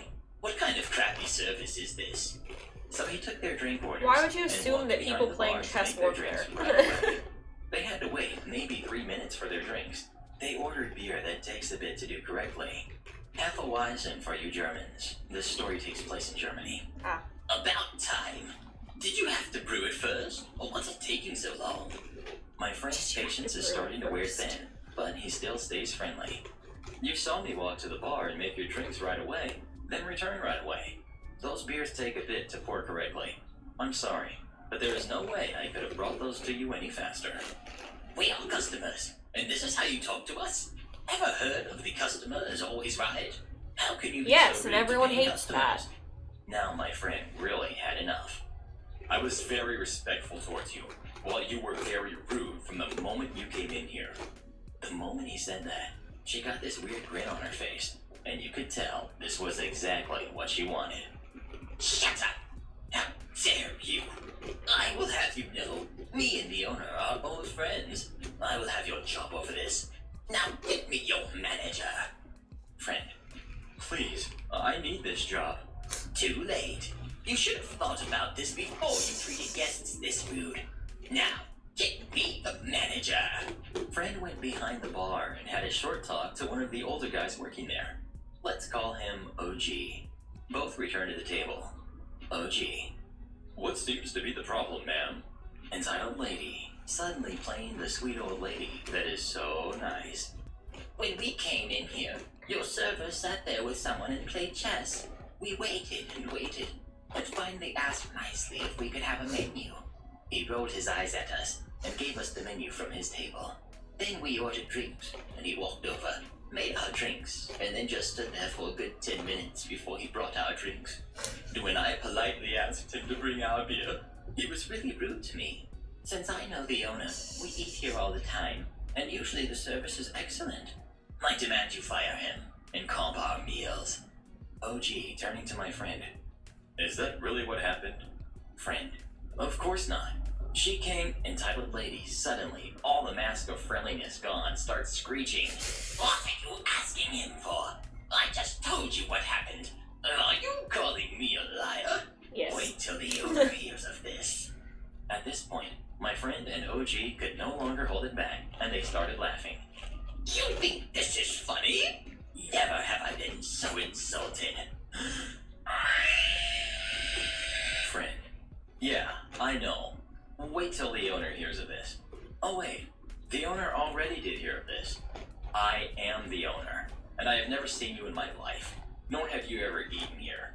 You two are just trying to scam a free meal out of me by being impossibly difficult until the server finally snaps or does something wrong. So you can ask for a manager and lie to him about what happened. Now, you pay for your beer, and then you go. Oh, And do not even think of coming back. You are banned. Wow, I had no idea people could get that red in the face. She put 10 euros on the table. Now get out. And they shuffled out and never returned. Boy, that was the most entertaining attempt to scam him I have ever witnessed. Am I the jerk for not forgiving my husband for what he did? I, 24, female, gave birth to my daughter 6 months ago, and it should have been the happiest moment in my life. When my daughter was born, her skin was very dark and looked like she could have 2 biological parents who were of African descent. My husband, Jim, who's 26, fake Oh, no. name, was furious Did he? and accused me of Oh cheating my and left right then and there. god. Did the He doctor told not everyone tell on both them? sides Oh of my the family god. what happened, made posts on social media, and wanted a divorce. This is like His family and a extremely lot of our normal. friends all called to say how upset they were with me and called me all sorts of names. My mother was by my side the entire time, and I kept professing my innocence. Jim refused to pick me up from the hospital, threw my stuff out on the lawn, and changed the locks. So I had to stay with my parents. When my sister called to ask for the baby stuff, Jim texted me a picture of the bare nursery room and said he got rid of everything. What? He even destroyed my art studio. I like What? to paint. And the art I Dude, made I'd and call told the me that my cops. work would be too awful to sell. I was distraught and tried to focus on my baby. Weeks went by, and Jim refused to speak to me directly and has never once asked about our kid. Eventually, he agreed to do a paternity, and he was 100% the father. No one could believe the results, and it was done again. Jim's the dad. Around that same time, one of Jim's cousins did the ancestry thing, and there was around 30% of African ancestry in the family. This combined with the test, Jim's paternal great-grandmother admitted to having an affair around the time Jim's grandfather was born, and because he could pass, she just assumed her husband was the father. Since then, Jim has been reaching out, and everyone has come to apologize. And while it did feel good to feel vindicated, the damage has been done. I can't unhear or unsee all of the terrible things Call that the were said and done. cops. Not just to me, but also Fuck to my that kid. Jim made some motherfucker. very unacceptable remarks. Things that I thought he'd never say, and he did it so easily. Regardless of what our daughter looks Yeah, like, the fact I that don't he would want us to be around assume that. What that else will Jim and his first. family say or do the next time they get mad? How are they going to treat our daughter when she does something that upsets them? Jim has been begging for forgiveness. Big red I said flag. I needed time. He asked to see the baby, and I let him, but I'm too afraid to physically hand her over to him. He's repairing the nursery and keeps asking me what I would like, and I cry every Nothing. time, saying we already A had what I divorce. liked, and some of the items that we had can't be replaced. He asked me if I still loved him, No. and I admitted that he showed me his worst self, and I don't know if I could live with that image. I didn't mean to be hurtful, but it's how I feel. My sister suggested couples therapy, but I Oh, don't it's feel way like I past should have that. to work to fix something that I didn't break. Yeah, I've never cheated hell no. and have been 100% innocent in all of this the whole time. Am I the jerk for not wanting to give Jim a second chance? Update 1. I stepped away for a few hours and couldn't believe what I came back to. I'm truly amazed by all the wonderful comments of support as well as the private messages. I also understand why some people may think this is fake, and all I can say is that you're free to believe what you want to in this. I also see some questions, and I think I should clarify a few things just in case your judgment may change. All of this initially happened around February, and I was already settled at my parents' house before lockdown. One of the reasons Jim wouldn't pick me up from the hospital was because I wouldn't admit to cheating or give him any details because there weren't any, which made him angrier. 3. Based on the pictures Jim sent me, This guy. he didn't take a sledgehammer to the crib or anything. He just took stuff down to either return it for the money or gave it away. While deeply hurtful, I wouldn't call it violent, but maybe it is. It's Once the truth emotionally came out, violent. everything he and his family posted were all taken down. But I and a few friends still have the screenshots. Just to Nice. clarify, Jim is white and I'm at least half white. One of my parents is adopted, and with everything that's happened, they decided to do the ancestry thing too, and we should be getting the results any day now. Well, what do you think? Should OP give Jim another chance or not? no. Please let us know. That I is say the Jim biggest showed red his true flag colors. ever. No matter what he thought happened, his response was totally unacceptable. Entitled kid gets humiliated by a rich Insane girl. people This happened a response. few years ago at my high school in Like, the 10th who does grade. that? Our school had decided to organize a trip to Washington for a week. It was expensive, but the school had a contract with a candy company Washington to help us with the D.C., cost. Washington It was pretty nice, State. and it really Which helped those who Washington? couldn't afford the $2,500 trip. My friend's parents were going through a vicious divorce at the time. Her mother was a narcissist and loved to use Whew. her daughter to Guys, hurt we've her almost got ex-husband. half of it At the done. beginning of the year, both her parents were 100% supportive and even tried to help her by selling some of the candies at their This jobs. was one of the worst However, wigs, after a by the while, way. her mom decided Just so to you know. change the idea and refused to help her and tried to take away her daughter's permission so she couldn't go. My friend was in tears and couldn't believe her mother would do this to her just because her father wouldn't budge on a pitiful thing. Her father tried to help her, but he had to pay his lawyer, his rent, etc. He couldn't give her the money. Her grandparents on both sides of the family helped her out as best as they could, but 3 weeks before the end of the deadline, it was clear she wouldn't make it. She was still $800 short. My friend was devastated, and her relationship with her mother was in ruins. It was bad. Then enters V, entitled kid. She was the jerk of our year. She made fun of everyone, but my friend was her favorite target. After all, a lower middle class student whose parents are divorcing and can't afford the trip, a golden target for her. She was relentless, and no matter how many times we told her off, or that she was never supported by anyone in our year, we couldn't stop her. She was like a shark who smelled blood in the water. She was from a very wealthy family and liked to look down her nose at us, middle-class peasants. Then there's Em, rich girl. She was the daughter of a very, very wealthy father, the only girl. She was spoiled beyond belief by her absentee father. Her father gave her about $1,000 per month as an Similar to allowance. daddy issues. She was dressed in the best fashion and always had everything she wanted, except her father's attention. Yet she was never bratty, rude, entitled, or awful. She was one of the nicest people you could meet. She never bragged about her money, as she saw that as shameful behavior. She used $900 of her monthly allowance in investments for her college fund, despite her father's trust fund. The rest was used to either pay her cell phone bill or other expenses, which apparently wasn't too much. She didn't care for luxury or money, she just wanted her father to actually spend time with her. Em had paid off her entire trip in a single payment. She said her father didn't want her going door to door selling candies when he could just pay for the trip himself. Plus, she wasn't comfortable doing it because of her shyness and her lousy selling skills. When news of my friend's financial troubles arrived, V was merciless to her and managed to make her cry, saying things like, "Go back to where you're from, loser," or "You should try learning how to be a good partner so you can bag yourself a rich husband. I mean, how old were they? How else would you be able to get anywhere in life? You're so poor." Unfortunately for her, Em saw and heard everything. The next day, my friend and I are sitting at our table in the cafeteria, and who decides to pay us a visit, if not V? She starts her usual garbage, and we try to ignore her, but it's so hard. Then Em arrives with obvious Prada luggage and purse, and gives my friend a stack of papers, completely ignoring V, who acts like she can't believe anyone would ignore her glorious self. Em: "Hi, Mr. Teacher asked me to give you this stack of papers concerning the trip to Washington. He also said that the students going have a meeting this Friday after school." A: "But I'm not going. I don't have the money." V: "Yeah, she's too poor.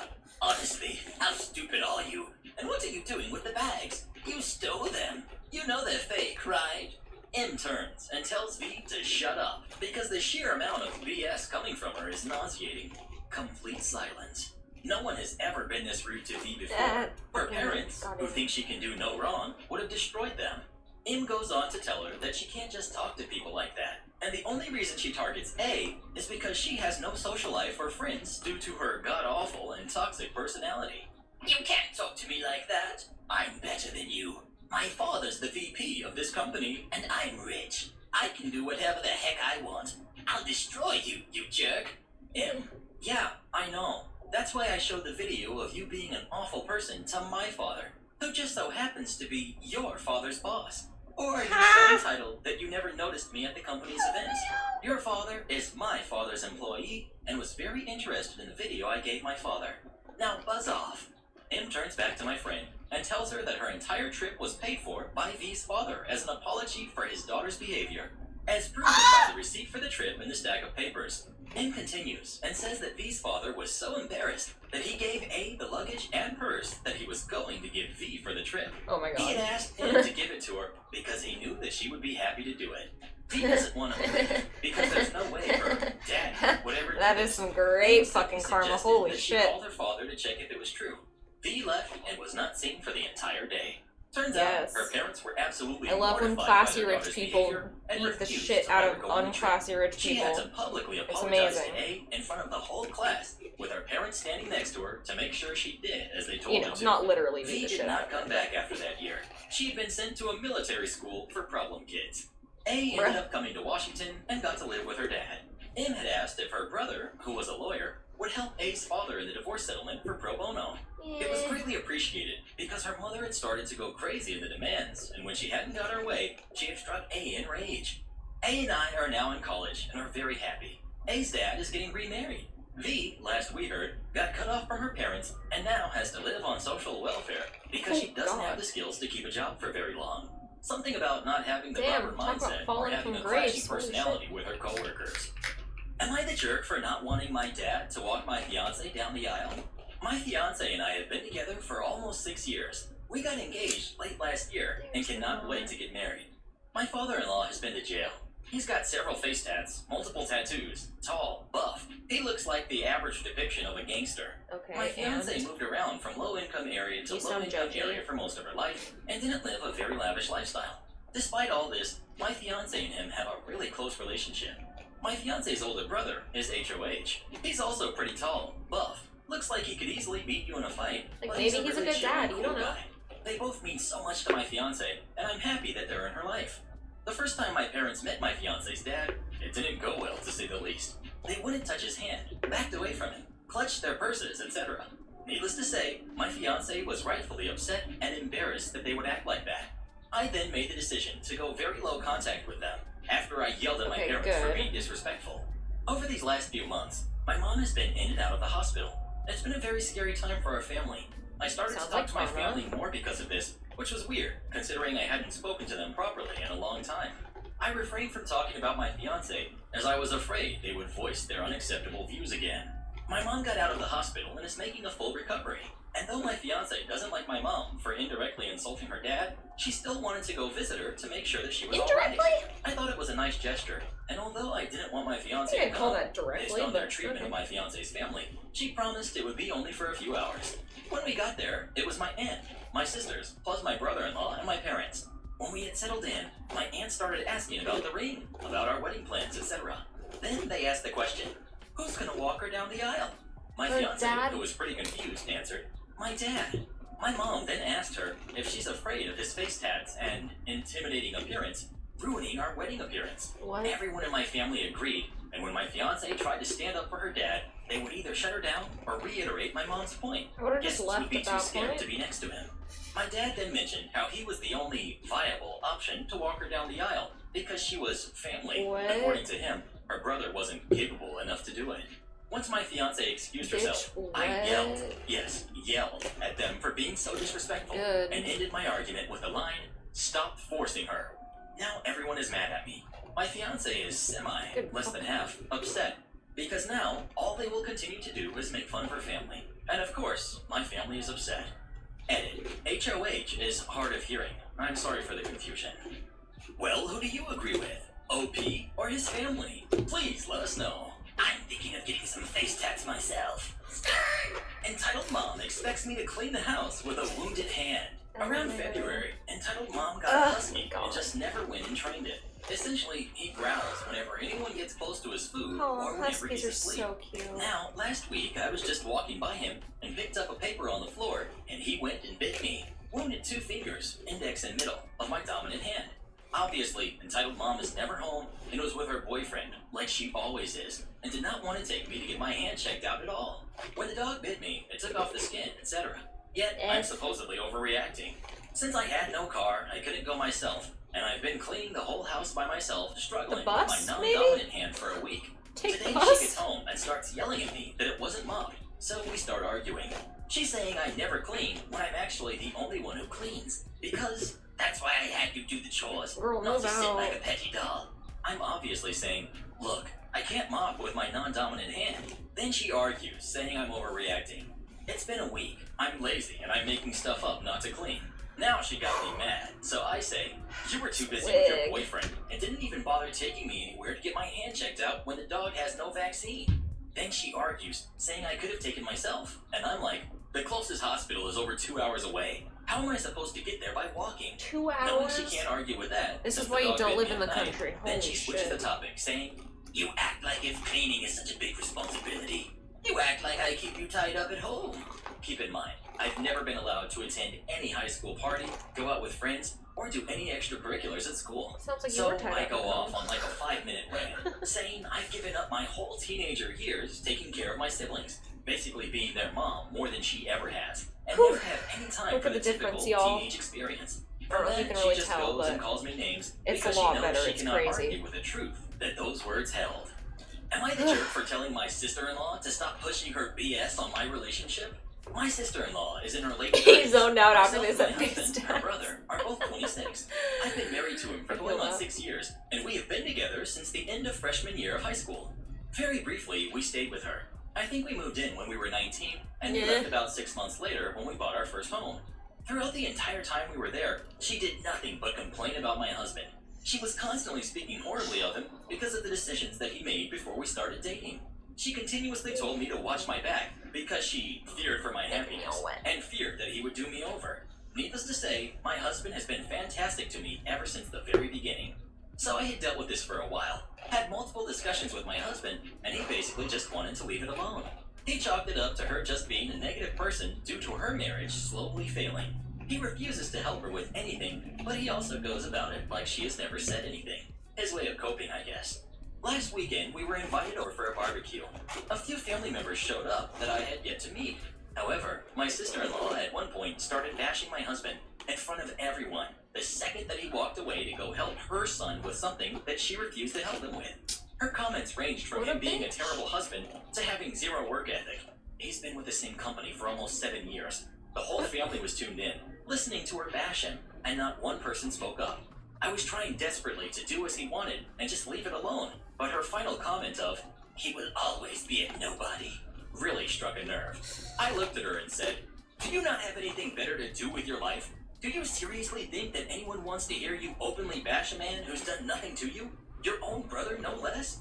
The family fell silent, and my sister-in-law was just gawking at me. This is the first time I have spoke out of line. She finally said something like, "I know him better than you. You seem to forget that." So I said, "Well, say it to his face then, instead of being two-faced and pushing your BS off on me or any of us for that matter. Where's your husband? Why are we not discussing that he doesn't even hang out at a family barbecue or sleep in the same bed anymore?"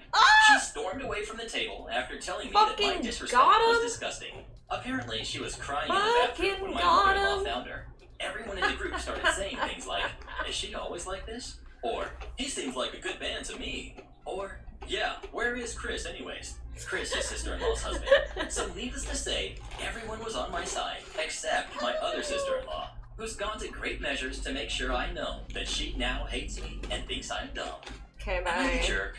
I used to work here. Now solve your own problems. A little over a decade ago, I worked for the local hardware outfit as the storeman/stores manager. I took this job because it was local, paid okay, and was supposed to be relatively stress-free. Unfortunately, the reality of it was that the assistant manager, Colin, was a jerk with an inferiority complex who had it in for me because I was more qualified than he was, although I had absolutely no interest in climbing the corporate ladder or taking his job.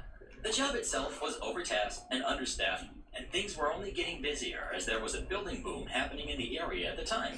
As a result, I quickly ended up being run off my feet every day trying to keep up with the constant influx of goods and outgoing orders. To make matters worse, the overall manager, John, decided to reassign my two offsiders as delivery staff, leaving me on my own. When I protested, I was told to solve my own problems. I somehow kept up with the workload, but knowing that this was not going to work out in the long run, I continued in my attempts to get more staff in my area. Even just one offsider would have made a huge difference. I tried reasoning with John, saying, "What if I get sick or injured? How will you get the orders done then?" His solution was that he would have some of the casual staff from the front retail area fill in if that happened. I laughed in his face and suggested that they could not find their own backsides using both hands. Probably not the best way to handle things. Once again, I was told to solve my own problems. Okay then, fine. I will do just that. The situation continued becoming more difficult each week. The incoming goods were increasing in volume to keep up with demand. Think 2 semi-trailers per day. And as outgoing orders were to take priority, the incoming goods began piling up. Colin decided to rear his ugly head and make a fuss about stock not being checked in and stored on time. And in one of our more robust discussions, I seriously considered rearranging his face and told him so. He decided to go on an early lunch, run away, and hid from me in his office for the rest of the week. That was the day I realized I need to get out of this place. As for solving my problems, well, obviously I was looking for a new job. I answered an ad for correctional officers and attended a meeting for applicants, then set the site tests, interviews, and was finally accepted for the training to begin in 1 month. Perfect timing. The next Monday, I walked into John's office and gave 2 weeks' notice. John was absolutely appalled that I would consider leaving such a good job. He tried offering me a raise of $1,000 per year. I laughed and said my starting pay was already $15,000 more than I was getting here and walked out. Now, you would think that a smart manager would immediately take steps to cover my position and begin training a replacement. Nope. Nothing happened for the next week and a half until on my last Thursday, John finally showed up with a replacement. Some entirely forgettable teenager who plainly had no chance of keeping up. I trained him as best as I could, and the next day said my goodbyes. 2 months later, I walked in as a customer, flushed with my new job money. The place was an utter mess. There was crap everywhere. Unprocessed goods still in sealed boxes. Pallets of sheeting just dumped in the truck yard, and no one could find anything. The original guy I trained was nowhere to be seen, and 4 new young guys with haunting-looking faces were madly scrambling about trying to sort out their crap. No one knew where anything was, where anything goes, or even how to do a basic invoice check. Total disaster, which brought a warm glow to my evil black told you so heart. Upon seeing me, John quickly pulled me aside and asked if I could help out and show the new guys what to do. I took great pleasure in reminding him that I had repeatedly warned him this could happen, and that not only did I no longer work here, but that he will have to, and I quote, solve your own problems. Am I the jerk for suing my boss for damages after getting out of my contract? I worked at this company for 6 years. It's a small, privately owned business, but due to the nature of the work we do, I had to sign a non-compete agreement upon getting hired. Well, about 6 months ago, I got a job offer from a company that does similar, but not directly competing work. Better pay, better benefits, shorter commute, basically an all-around upgrade for me. I told them about my non-compete, so they were aware of it. This wig will be the death of But me. since the company isn't a direct competitor, I figured my non-compete agreement would not apply. I asked a lawyer about it to make sure. He said there was enough differences between the two businesses and had similar clients that he thought I would be okay. Since I didn't want to completely burn bridges, I talked to my boss about it. I told him I had been offered a job and asked him if he would sign a release from my non-compete so that I could take this new job without fear of any reprisal. He refused and decided to fire me the next day. I talked with the new company that gave me the offer, and they started to second guess whether or not my non-compete would actually apply, and they withdrew their offer until I got my non-compete sorted out. So now I'm unemployed and facing a court battle with my former boss. My lawyer and I put together a case, gave my boss the opportunity to just sign a release and get it over with, or fight us in court. He opted for court. I didn't know he could be that petty and vindictive. We ended up winning after asking for a summary judgment, and my non-compete was ruled invalid and not applicable to this job offer. So I told the other company, and I accepted the original offer from them. This is where I might be the jerk, though. My lawyer asked me if I wanted to try and sue my old boss for damages. Lost wages, unused benefits. I had over 200 hours of saved PTO, court and legal fees, wrongful termination, etc. Yes. Initially, I didn't want to, No, since I had do it. won and I got what I wanted. But the more I thought about it, I decided to go ahead and sue him for damages. So I had my lawyer draw up a suit and went ahead with it. My boss was livid. He called me and went on a huge rant about how I am ungrateful and that I would be nowhere without him. About how dare I sue him when he's done so much for me.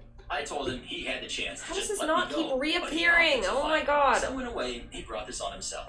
I ended up winning that suit as well, and he had to Look, pay I've gotten rid of this everything. knot 3 times I now. made out pretty well. I talked with an old coworker from there a while ago, and he said that since I won, everyone else there that signed a non-compete is trying to get out of them, and my old boss is mad. My old boss thinks I turned everyone against him. I just wanted to advance my career, but I do kind of feel like a jerk about it, since my old boss did give me a good opportunity when I started there. Yeah, but then he Well, was who a do you dick, think so is the jerk? he brought this on himself. OP or his boss? Please let us know. Karen demands free food for her starving brats. I was eating at a Oh my restaurant God, how when is the it power back? went out. The employees What the were fuck? frantically trying to get the power back up, What but it the didn't fuck? work. How? They were apologizing to customers and telling them the meal would be free. They put up signs on the door saying there was no power and they were closed for the day. I paid for my meal since I was more or less done with my food. I was speaking to the manager about the power outage. She was explaining that they would probably be closed for the day since the electrician could only come in the morning the next day. The employees couldn't even clean up the kitchen as it was in total darkness there, except for a few emergency lights. I was grabbing my jacket and was about to leave when this woman with 2 kids came up to the restaurant. She went in and said, "Hi, table for 3, please." Manager apologized and explained that the power was out and they were This closed for wig the makes day. me so unhappy. Entitled mom said she heard that the restaurant was giving out free food, so she wanted some as well. Told manager that the kids weren't fussy and they would be in and out in a jiffy. She told the manager to just grab a couple of leftovers, which they didn't serve, and to let her have it, but also to make sure no other customers had touched it. Manager had to explain that all the food in the restaurant was cooked to order, and the chef wasn't able to cook anything once the power went out, as there was no light. They have to fix the problem first, as it was a safety hazard. Entitled Mom went nuts and screamed that they were going to starve and it was all their fault. Said they were doing it on purpose because they wanted to close up early for the day. How and many it was times her do I right have to to demand fucking that rush they serve this her food. one spot? She said she knew that they just Oh wanted to my keep all God. the food for themselves. What the Manager was bro. visibly annoyed I hate- and told the hate lady it. to leave Hate as it there here. was no way they would be able to serve her any food today, and even if they could, they wouldn't. Entitled Mom stood there, raging and complaining for 10 minutes before realizing that no one was going to do anything and left, but not before kicking a chair on her way out. Am I the jerk for kicking out Karen and her baby after she tried to take Rush advantage through of this? me? Oh my god, finally. Me, 22 male, Holy shit, and Matt, we've done it. 22 male, have a mutual friend, 25 female, who is pregnant. Her parents refused to help her, and she's been homeless for most of her pregnancy. Me and Mac helped her with some cash here and there, but not much. She's been staying with friends and homeless shelters for women for months now. Whoa, bro. Mid-June, she asked us to let her stay at our place. She told us that the shelter she was staying at was overcrowded, and she needed a week at max to find another one. Mac and I agreed. 1 week turned into 1 month, so we decided to talk to her. We told her that she's gonna have to either start pitching in, or she needs to leave soon. She finally fessed up to everything. She wasn't able to work anymore, and she has no money, and she was scared to be in the shelter this late in the pregnancy. She told us that the father of the baby would help her only after the baby was born. She told us that she would get child support, and that should be enough to move. She offered to do chores around the house in the meantime. Her due date was only 15 days away, so we agreed. And the following week, she didn't help with anything, stating her pregnancy as the reason. One day, she and Mac got into a fight. Mac was asking her about the father, and when she will move out, and she blurted out that she is a tenant now, as she's been staying here for more than a month, and that we can't make her leave. Evictions are on hold due to everything going on. Turns out, her plan was to stay here long enough to get recognized as a tenant, and stay here infinitely. Wow. And she lied about child support too. She doesn't know the father. We called the landlord. Wow. We have a good relationship with him.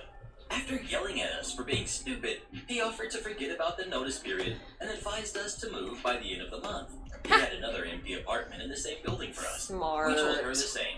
We immediately told her that we were leaving by the end of the month. We can't evict her, but there is nothing stopping us from moving.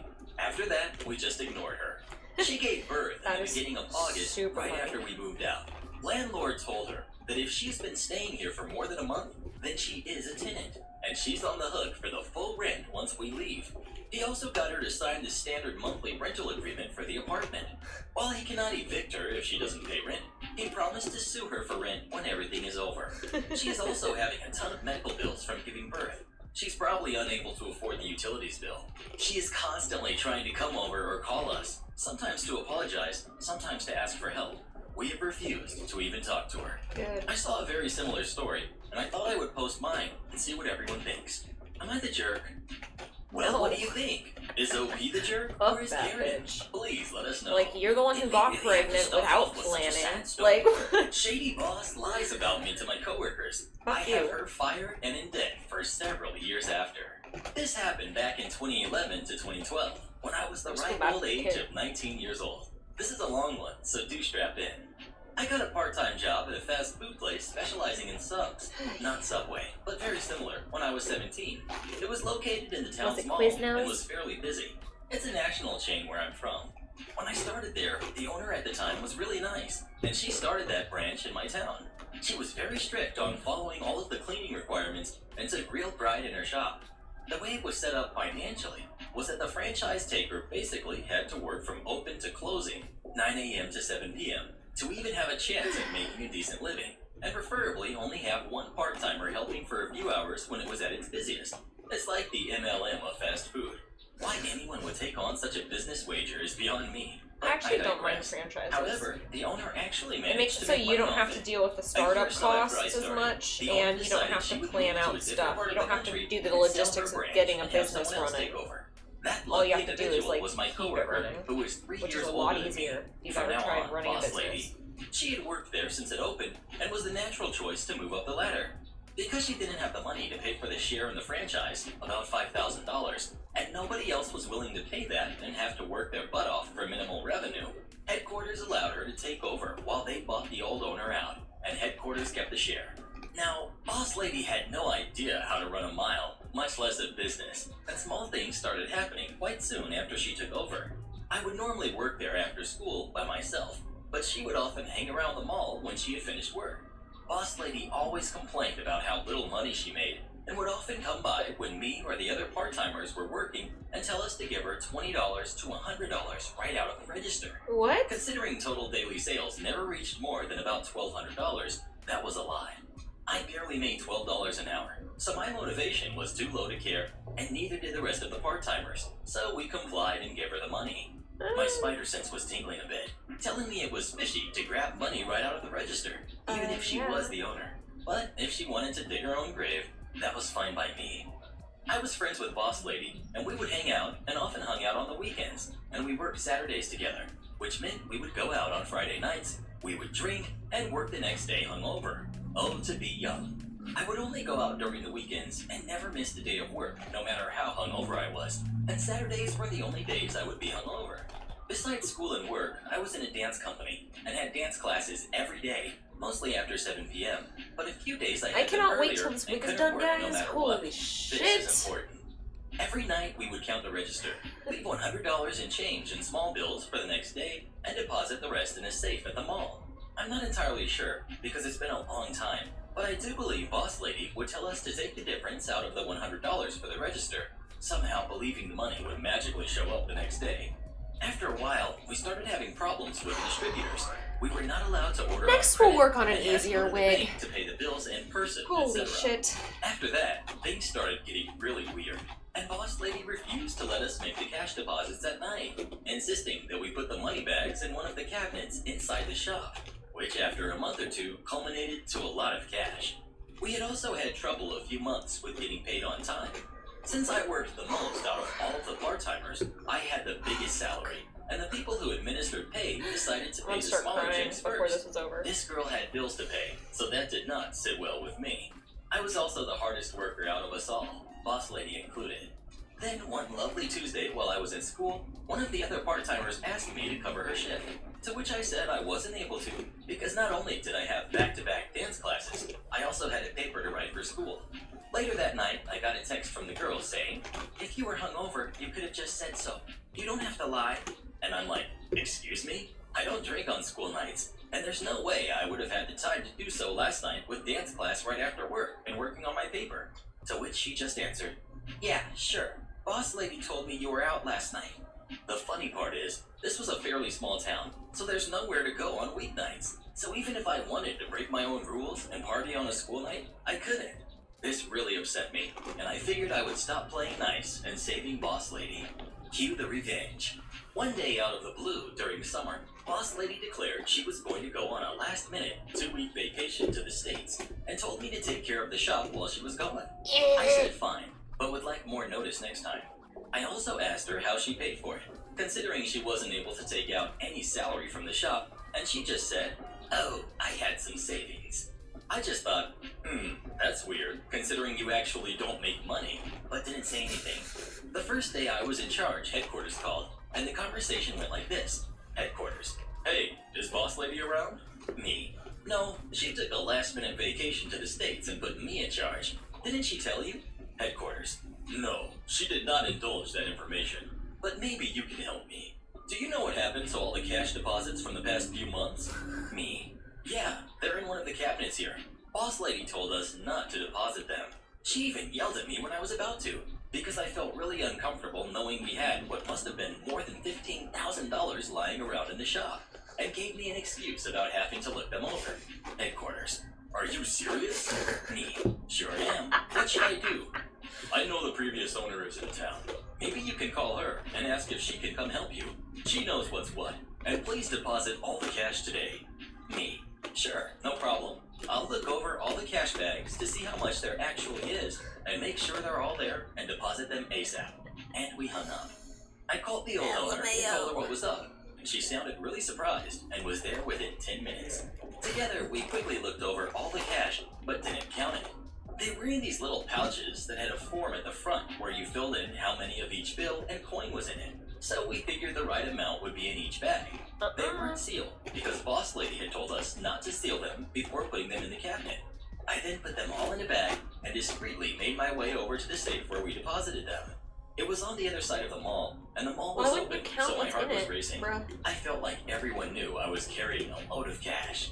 The old owner started asking me if we kept up with the cleaning requirements, and I answered truthfully that boss lady never told us to do any of the time-consuming stuff, like the ice cube machine, saying that we would have to do that after closing, and she didn't have the money to pay us for the extra hours, so she said she would do it on the weekends herself. Old owner just shrugged and told me she had to leave. Since I was all alone in the shop and it was fairly quiet, I started looking around for things to clean. This was around 4 p.m. I quickly realized that she had never cleaned anything like she said she had. Under the fridges and workbench, there were layers of dirt. The water tank in the ice cube machine was green with algae. The cooling fans in the refrigerators were covered in mold. I started cleaning, but quickly realized this would require my full attention, so I closed the shop Sounds early. like kitchen I nightmares. called the old owner, and she supported my decision, and called the mall manager for me to let them know what was up. I have never cleaned that much in my life. I scrubbed everything. I pulled all the refrigerators out and scrubbed thoroughly behind everything. What took the longest was the ice cube machine. I wasn't done until 11 p.m. that night. Being the petty jerk I am, and being upset boss lady went on vacation with the shop in the state it was, I took pictures of everything before I started cleaning and Nice. sent them all to the Food Safety Agency, telling them that nothing had been cleaned for over a year.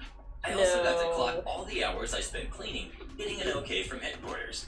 Looking back now Nice. and seeing how little I was paid, I would have just not cared. But at the time, I was afraid people would get sick from eating the food. The next day, I called the old owner yeah, that's and the right all the thing to do. part-timers, asking them to meet at my place, saying we needed a staff meeting without boss lady, and now was the chance. They all came and we Oh my started God. talking, telling me what boss lady had done when they were working together and other things that they had observed her doing. I took notes, and later that night, I wrote a 7-page document listing all of the things she knew she did wrong, and how we suspected she was stealing money from the shop, etc. And I emailed it directly to headquarters. He emailed me Nice. back, saying he would look into it. Headquarters called me a few days later, thanking me for notifying him about all of the things she was doing, and told me that when the cash was registered, the amount listed on the form and the amount in the pouches weren't the same, and asked me if I knew where it had gone. A light went off, and I realized the savings boss lady had used to pay for her trip was actually money she had taken from the pouches, and that's why she wouldn't let us steal them. I told him as much, and he said he would dig a little. When boss lady came back from vacation, she seemed very stressed. Whew. I acted like nothing had happened when she was gone, but chuckled when she opened the cash cabinet and saw that all the money was gone, and her face turned so white she was almost see-through. But she said nothing. She was in the back most of the day on her phone, and came out asking me if I could cover for her the next few days, as she had to go to headquarters for a last-minute meeting. Headquarters was 8 hours away. I agreed and went home. Over the next few days, I was seething with excitement to find out what had happened. When she came back, she tried to play it cool and said, "I've decided to quit. I feel like doing something different, so I'm just working until the end of the month, and then I'm leaving." And I just acted sorry and oblivious. I knew the old owner was kept in the loop by headquarters, and she told me what had really happened. Boss lady had met with headquarters, who had questioned her about the missing money and lack of cleaning, etc. There was more, but this is already longer than the Bible. She had denied it all at first, trying to pin it on us, and saying she had suspected someone was stealing the money, and that's why she didn't deposit it, etc. That makes But no eventually broke sense. down and admitted it all. She was then given the option of quitting and paying them back all the missing money in installments, or having charges pressed against her. She obviously chose the former. Personally, I would have pressed charges no matter what, but they wanted to help her out because I guess they understood she was in a bit of a tough situation with not making any money at the shop, and also didn't want it to blow up in the media. I kept working there for a few months, but quit because I found a job that paid more. Word spread about what boss lady had done, so she really struggled to find a new job to pay what she owed, since no one trusted her. She eventually did, but had to pay them back for several years later. We did not keep in touch. Guess she shouldn't have lied about me to my coworkers. Have you ever had a boss forgot who that's you why knew this was started. doing something wrong? If so, what did you do about it? Please Oh let my us God. know. Tell me to eat somewhere else? I need to go to Okay, Sally's you will Beauty regret this. and get So wig about a year shampoo ago, to in get late that June, all that I out. started working for a resort restaurant that also Are manages you- one of the main pools are and you- pool bars next door. Do you have brain I had worked in damage? a restaurant environment beforehand, which my previous boss knew. Do you have brain So a few damage, weeks after I honey? was hired, he started Fuck scheduling off. me to work by the pool bar. Don't tell me what to saying do. it'd be If an easy you way for literally me to just adjust to the joined job and we've been learn doing new this for skills. literally He ended up hours being at this right, point. because I ended up learning how to Shut be the a fuck server up. just by helping out the guests lounging by the pool and the bartenders I worked with. If One of the you bartenders have was a like lady your named magical Kiki, way who of will be fixing important it, later in then the you story. come here and you Did I do mention I it. worked Okay? outside? You fucking do Let's just say it. I Okay? have crazy respect for those who work outside all day during the summer. It was always hot and humid where I worked, and we didn't have many methods of staying cool. I also wasn't exactly adjusted to being on my feet 8 hours a day, 5 days a As week. if these weren't So my soaking legs and overnight feet were and in fucking pain a lot of the time. My fabric shifts softener, always please. started at 11 a.m. So with dumb. lunch rush starting Do you about even half know what an hour shampoo does? afterwards. It doesn't right fucking on make the it so dot. you can Orders get would fly tangles into the out. That's bar what and fucking out to their shampoo tables does. for nearly 2 Oh hours. my god, shampoo is Finally so slowing to a stop at fucking around idiot. 2 p.m. I'd always chosen to take my lunch break, which I'm allowed to do, at this time inside the building because I'm irritable in many ways and need to recharge. At the resort I work at, there isn't really a such thing as a break room. If employees want to eat, their only options are either to eat at their stations/offices, eat at whatever fast food place they had time to go to, or eat at the It is a employee good forum lunchroom at the workout, back bro. of the main building. The bar didn't really have a place to eat where you Okay. weren't in the way or seen Last- by customers, last so I'd chunk. always choose to eat at the lunchroom. It offered free Whew. food for the staff, My god. a place to sit, and AC, all of which I desperately needed during my break. So whenever I finished dealing with the lunch rush at the pool, Fuck is this which now? normally ended around 2 p.m., I'd go to the lunchroom, make a plate, and sit down and start eating and watch videos until my break was over. Well, one day, that suddenly changed. I came to the lunchroom a little later than usual one day, and the room was vacant, aside from a few ladies cleaning the floors and tables. One of the ladies, who I'll call Lunch Lady, noticed me appear in the doorway, and before I could say or do anything, she exclaimed, "I'm sorry, ma'am, but we're closed." I kind of jumped a little, because it came as a surprise, and apologized before kindly asking if I could still maybe eat there just for a few minutes. She refused, repeating that the lunchroom is closed, and I'm not allowed to let anyone in here until we reopen at 4. It was 2 p.m. at the time, and if I wanted to eat, I could make a plate and take it to my office like everyone else does. I shyly explained that I work outside by the bar, that it's difficult for me to eat outside. I get nauseous in the afternoon, and I don't know where else I could go. I asked again, even adding that I'd clean up after myself and only need a few minutes. She again refused, said that I should have come earlier, and then said I could sit at a table in the hallway if I really needed a place to eat. I politely declined, to which she responded, "Well, I'm sorry, but I can't let you eat here. You can eat anywhere else Oh, but he sounds here. like the If I Karen. made an exception for one person, I'd have to do it for everyone, and then I'd get in trouble. Do you Yeah. understand?" I just quietly nodded and excused myself. I'm really not a confrontational person and would rather crawl into a rock than argue with someone. And at the time, she did say it was a rule, so what was I going to do about it? I ended up talking to a few of the servers I worked with, and one told a story about a confrontation she had with a lunch lady the other day. She explained how she wasn't feeling well and wanted to rest in the lunchroom for a moment, just to calm down and relax, but was completely denied by lunch lady. She explained how she didn't have anywhere else to go, and it would only be for a moment, but lunch lady kept insisting it was against the rules, even when the server started tearing up. So it was pretty clear I wasn't going to argue. I didn't think to talk to my bosses about it either, because, in my mind, they'd probably just tell me that they can't do anything about it, and I should just go there earlier too. So I tried my best to get there on time, but due to the lunch rush, I wasn't always so lucky. Most times I was too late, but other times, even when I was on time, they'd kick us out right at 2 p.m., whether we were finished or not. I tried for weeks to get Sounds there like in they just decent have time, like a hard but wasn't so lucky. time. So I thought, well, she said I could eat Cut off. anywhere, right? I've seen employees eat wherever they wanted to, even in storage rooms. So I thought wherever I chose wouldn't matter, right? So I found a comfy, secluded wooden bench in the female employee bathroom. To be more accurate, though, it was the locker room the bench was in, but that locker room was connected to the bathroom, so everyone considered it to be the bathroom.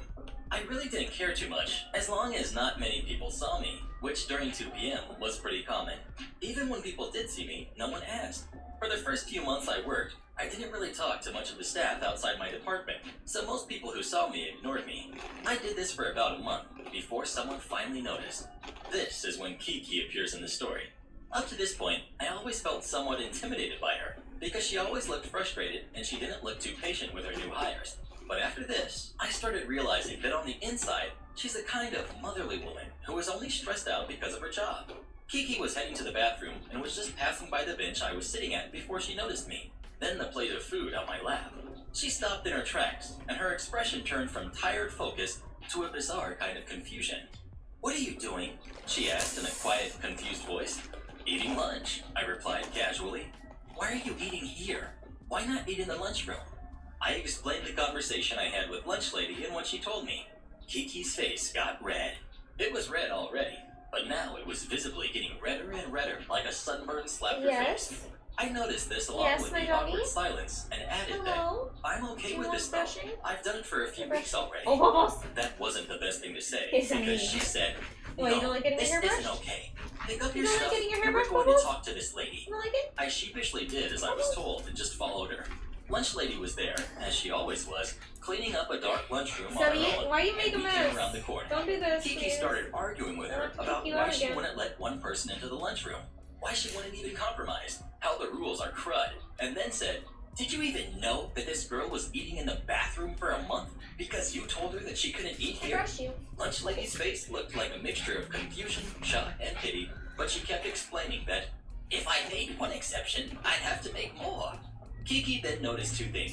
The first was that the lunchroom was completely dark and almost empty aside from one lady in the corner, which was the second thing she noticed. No one was really lining up to get into the closed and dark lunchroom. The lady was on her phone, but then started looking over at us as the conversation continued. "What's the problem with letting one person eat here for just 30 minutes? We're both working outside, and we deserve some time inside. So why can't you make an exception here? If cleaning is the issue, then she, referring to me, can clean up after herself. She's clearly Is this old like a enough to know how hotel to or do it. something? I'm 22 at the confused. time. And you've already got one person in here already. So What kind what's of the a harm in setup one is this? more?" Lunch Lady was about to argue again until the lady in the corner chimed in. "It's okay, Lunch Lady. She's free to sit in here and eat." So that's what I did. I said, ate, talked to the lady in the corner, cleaned, and left when I was done. The lady who was there turned out to be one of the managers of the resort, and she was very nice and warm to me. The next day, I wasn't turned away. Or the next day. Or the next week. I was never told to eat anywhere else again. Sounds like they after just that. had a rule. Lunch Lady, who used to They patrol didn't know the that room they long after could it closed, do that. wasn't there as much anymore after that. I don't She think it's wasn't that big a fired, deal. as I saw her much later, but I suspect management decided to adjust the rules. I didn't need to go there after summer had ended and the pool bar closed, so I never found out how much had changed. I still find it funny how I just followed the rules, not trying to be malicious, and ended up proving a point regardless. I'm a bit more comfortable with confrontation than I was before now. The best I don't think breath you I proved ever anything. took. The rule got So I went to my changed. old job today to handle some business, not related to work at all, because they're the closest place I could go to deal with what needed to be done. I walk in and handle my business, chatting with the only Also, there's a ex-coworker difference I between a still talk to. manager sitting My somewhere old and manager eating comes out and when the she worker hears I'm sitting there somewhere and and eating. greets So, me in her I don't know. sickeningly sweet voice that's so fake it hurts. Now, before I share the conversation, here's some backstory. The company provides handouts, flyers, and signage for all sales and promotions. However, once my manager found out how skilled I am in design, she would have me create personalized promotion materials for our store. Not to toot my own horn too much, but they were quite successful. To make everyone's life easier, I created multiple files that needed extremely simple edits that could be used for just about any occasion. So if I was not in when they were needed, anyone could make the Okay. changes. I also made files for personal touches, like thank yous to customers for using our services that were made for weddings, birthdays, funerals, etc. All in, I've I done had made it. roughly 50 files for these uses. I They brushed were the my whole personal thing. creations that were in no way tied to the company. And in truth, I believe the company forbade stores from doing such things since they gave us promotional materials approved for use. I was never Holy given shit. any credit for my work, and was even told to my face during my review that netted me a lovely 1% raise, company average was 5%, that my work was nothing that she or someone else couldn't have done, so my it God. didn't justify a raise. So Ooh. here's the conversation Okay. that transpired. Manager will be known as Karen. Karen. Hey, Thunder Sir 3D. Long time no see. Me. Hi. Yes, it's been a while. Karen. Well, I was gonna call you, but I didn't want to get you in trouble at your Oh new my job. god. Well, I had a question for you. At this point, Wow. I'm rolling my eyes and finally fully Alright, turned let's to try face this. her. Let's test this. Remember all those files you made for sales and such? Well, we can't find them on the computer. We wanted to use them and such sale. What folder did you put them in? Cue a huge smile under my mask. Me. Well, as I created those files, when I left, I deleted everything that was mine from the machine. Why would you delete them since we use them all the time?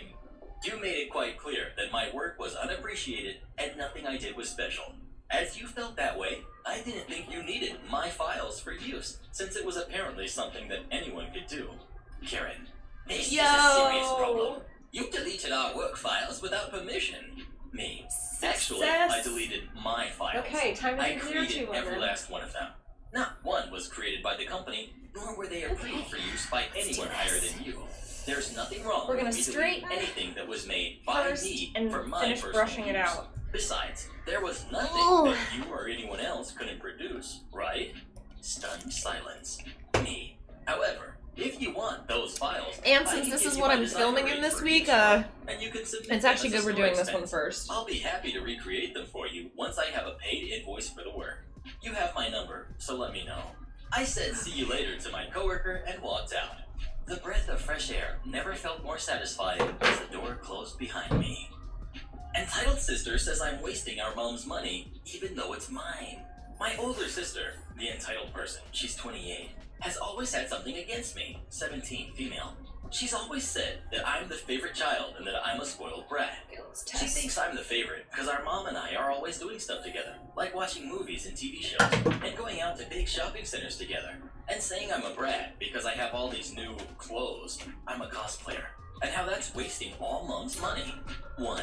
Mom and I are always doing stuff together because we have common interests, and she's made the effort to watch some anime with me because I think she might enjoy a certain show. 2.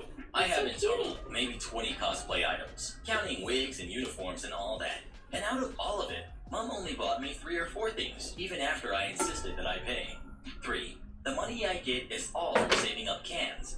Yes, those 10 cents all go towards my hobby that I'm very passionate about. And Mom totally supports me because she sees how happy it makes me and will be there if I ever need any help. But when my sister was my age, she would be distant from the family and treat Mom with such disrespect. This is gonna be Even the now, she finished. continues to boss Mom around and even started The stealing finished from me. ones go here. A couple months ago, she stole around 7 bags of cans, which would have been 50 to 60 bucks, which isn't much to some people, but for me, that was a huge dent in my allowance of getting my cosplays. Mom has tried talking to her about it, but she keeps seeing her actions as okay. She's done worse things throughout my life, but this post is already long enough. After all she's done, I've just started distancing myself from her. What should I even do about her? Edit. First of all, thank you to everyone who gave me some advice. I really appreciate it. I've been trying to avoid my sister, and it's kind of easy since she moved out. Gotta The let thing it eat is, up. She's Let me always smoke. like this. Even though she has 2 kids and a wedding Let me to smoke worry to about reward instead of her little myself. sister. We'll reward the Reminder, pups my too. sister and her fiance Yes, both have pups, stable reward jobs you. and don't have any money struggles. Let's Meanwhile, show chat I'm the still pups. unemployed with no income at all. I know that Rewarding there's the pups. chance that she might have needed a couple extra bucks, Okay, but seriously, gotta stealing get out from of her the little way. sister? How I get my cans is saving up from home, and Oopsie. sometimes walking all around my town with big bin bags to pick up all of the stray cans, bottles, etc.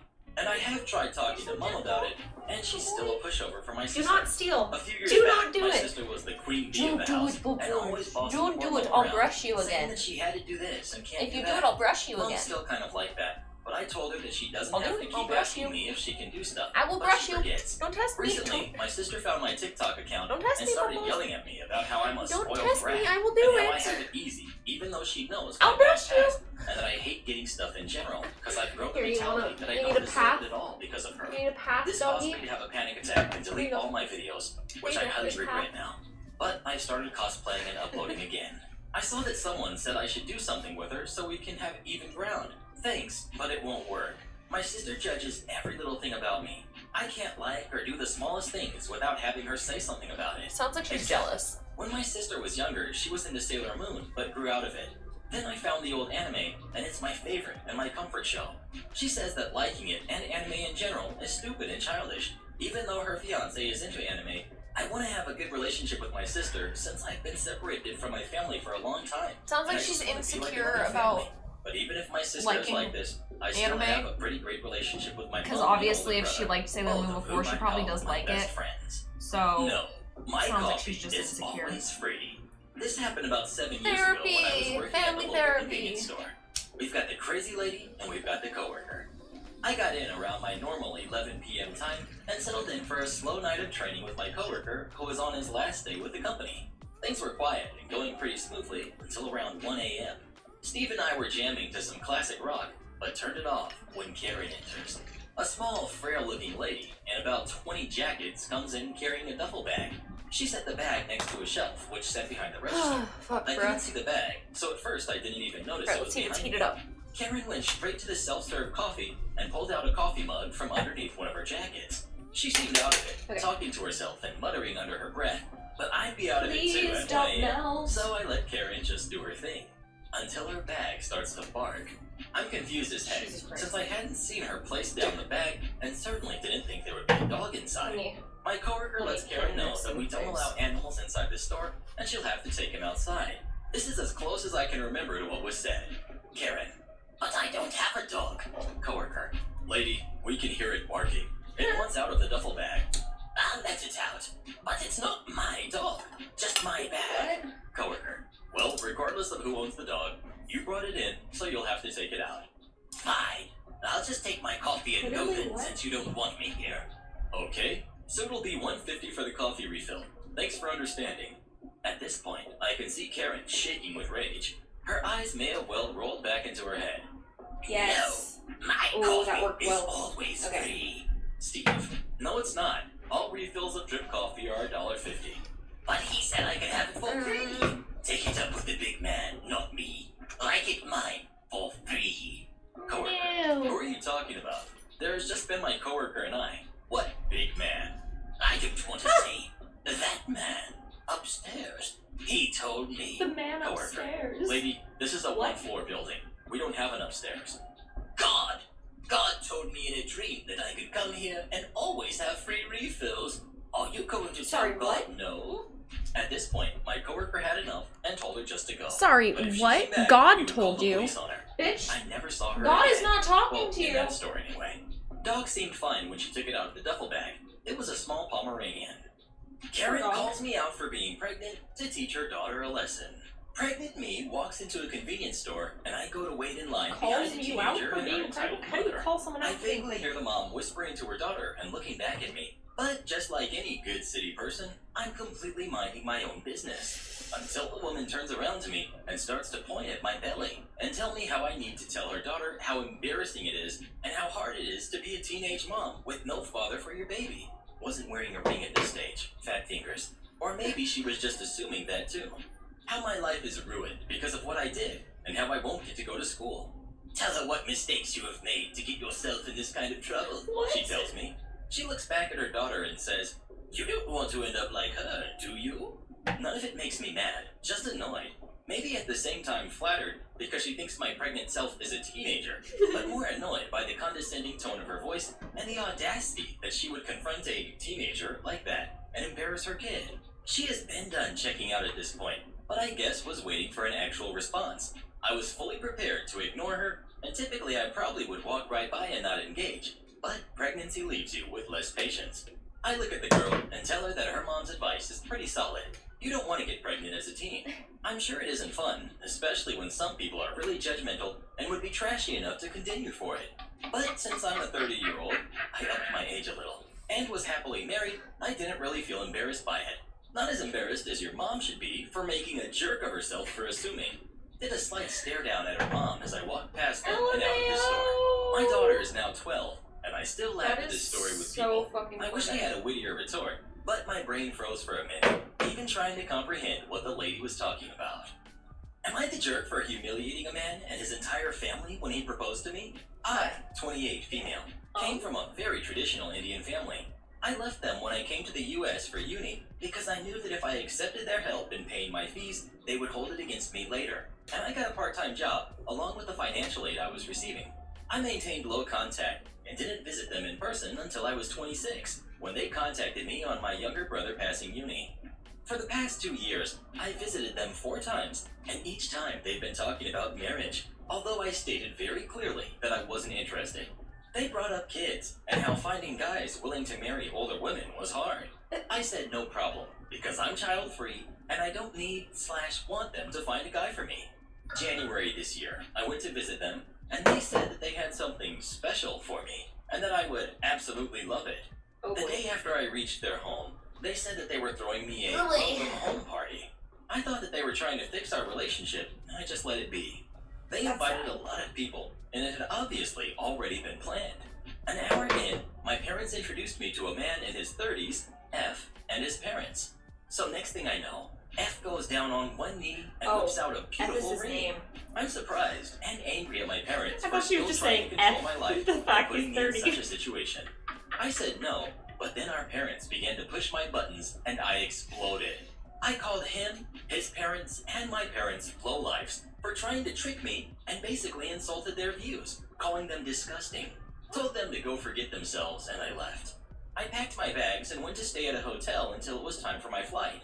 My mom Somebody cried tells and me she didn't begged say me to to stay forget and said that they had themselves. already paid for half of the dowry and ring. What? I stopped responding to my parents' calls and Fuck texts off. because I was done with them. My cousins Holy and small Jasmine, friends have been I am telling not me a that I was prize to being be unfair won. by being so rude to Ed and his parents.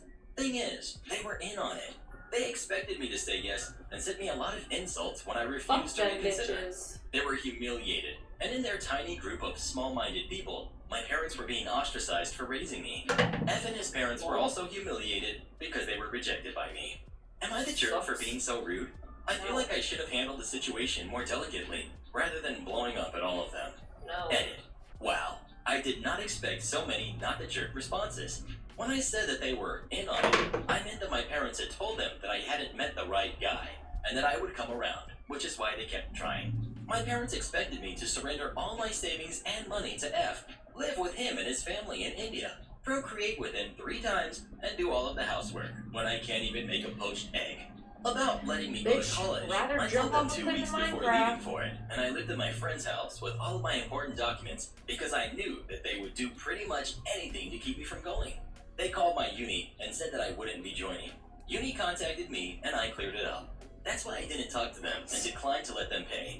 For those of you who have told me to wear a faux ring, I'm engaged to my girlfriend of 5 years and my parents aren't getting an invite to any wedding. Thank you Yay, for your responses, lesbians! and I am never talking to my parents again.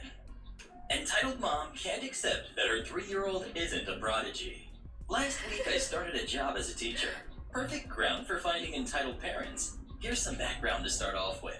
I teach English to children, and while the school accepts kids between 18 months and 12 years, my students are between the ages of 2 and 5. The school I work at only teaches English and has different levels based on your kid's ability, where the teacher can use discretion to decide if the kid can go faster or needs to slow down. Because of everything going on, the school also has mostly one-on-one lessons now, but because things are getting better where I am, the school also allows physical classes instead of online-only classes. Okay. I have this kid, we'll call him D. God love. He's a 3-year-old boy with a local Chinese father and a mother who is traditionally Chinese. Where I live, English is the primary language of most people, though the command of English is a little skewed with plenty of slang. Dee's father could speak in Mandarin to his wife, our entitled mom. Entitled mom, however, could not speak any English at all and was Mandarin speaking only.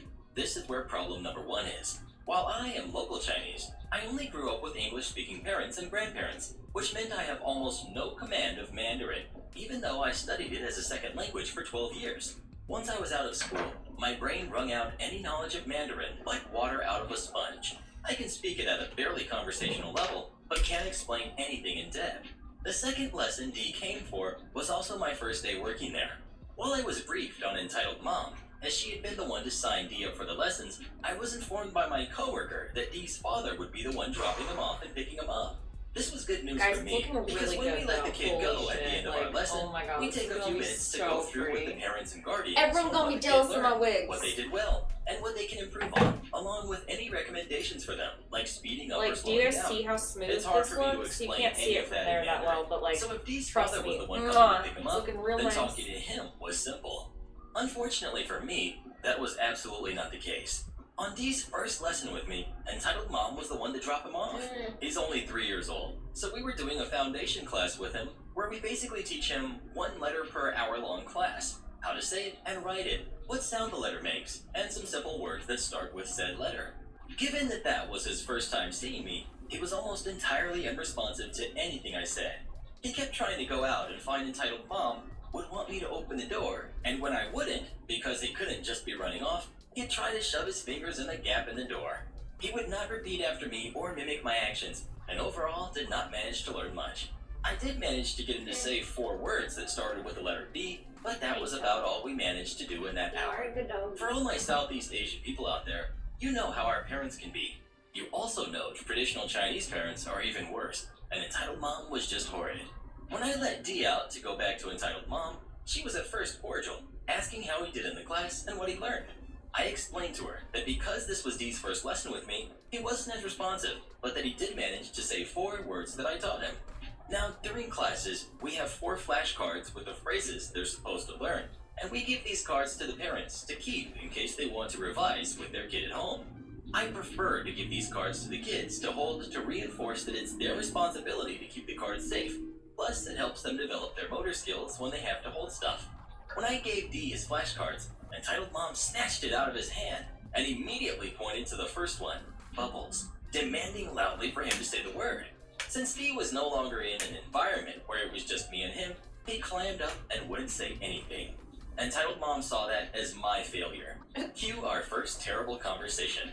You already know who entitled mom and the kid are, and we've got me. This conversation was in Mandarin, with me speaking in broken Mandarin. As a side note, I can understand Mandarin, but can't speak it. Another side note, parents aren't allowed to be in the classroom during lesson time. Entitled mom, what does this card say? Her son doesn't say anything. Entitled mom, jabbing her finger into the card. What does it say?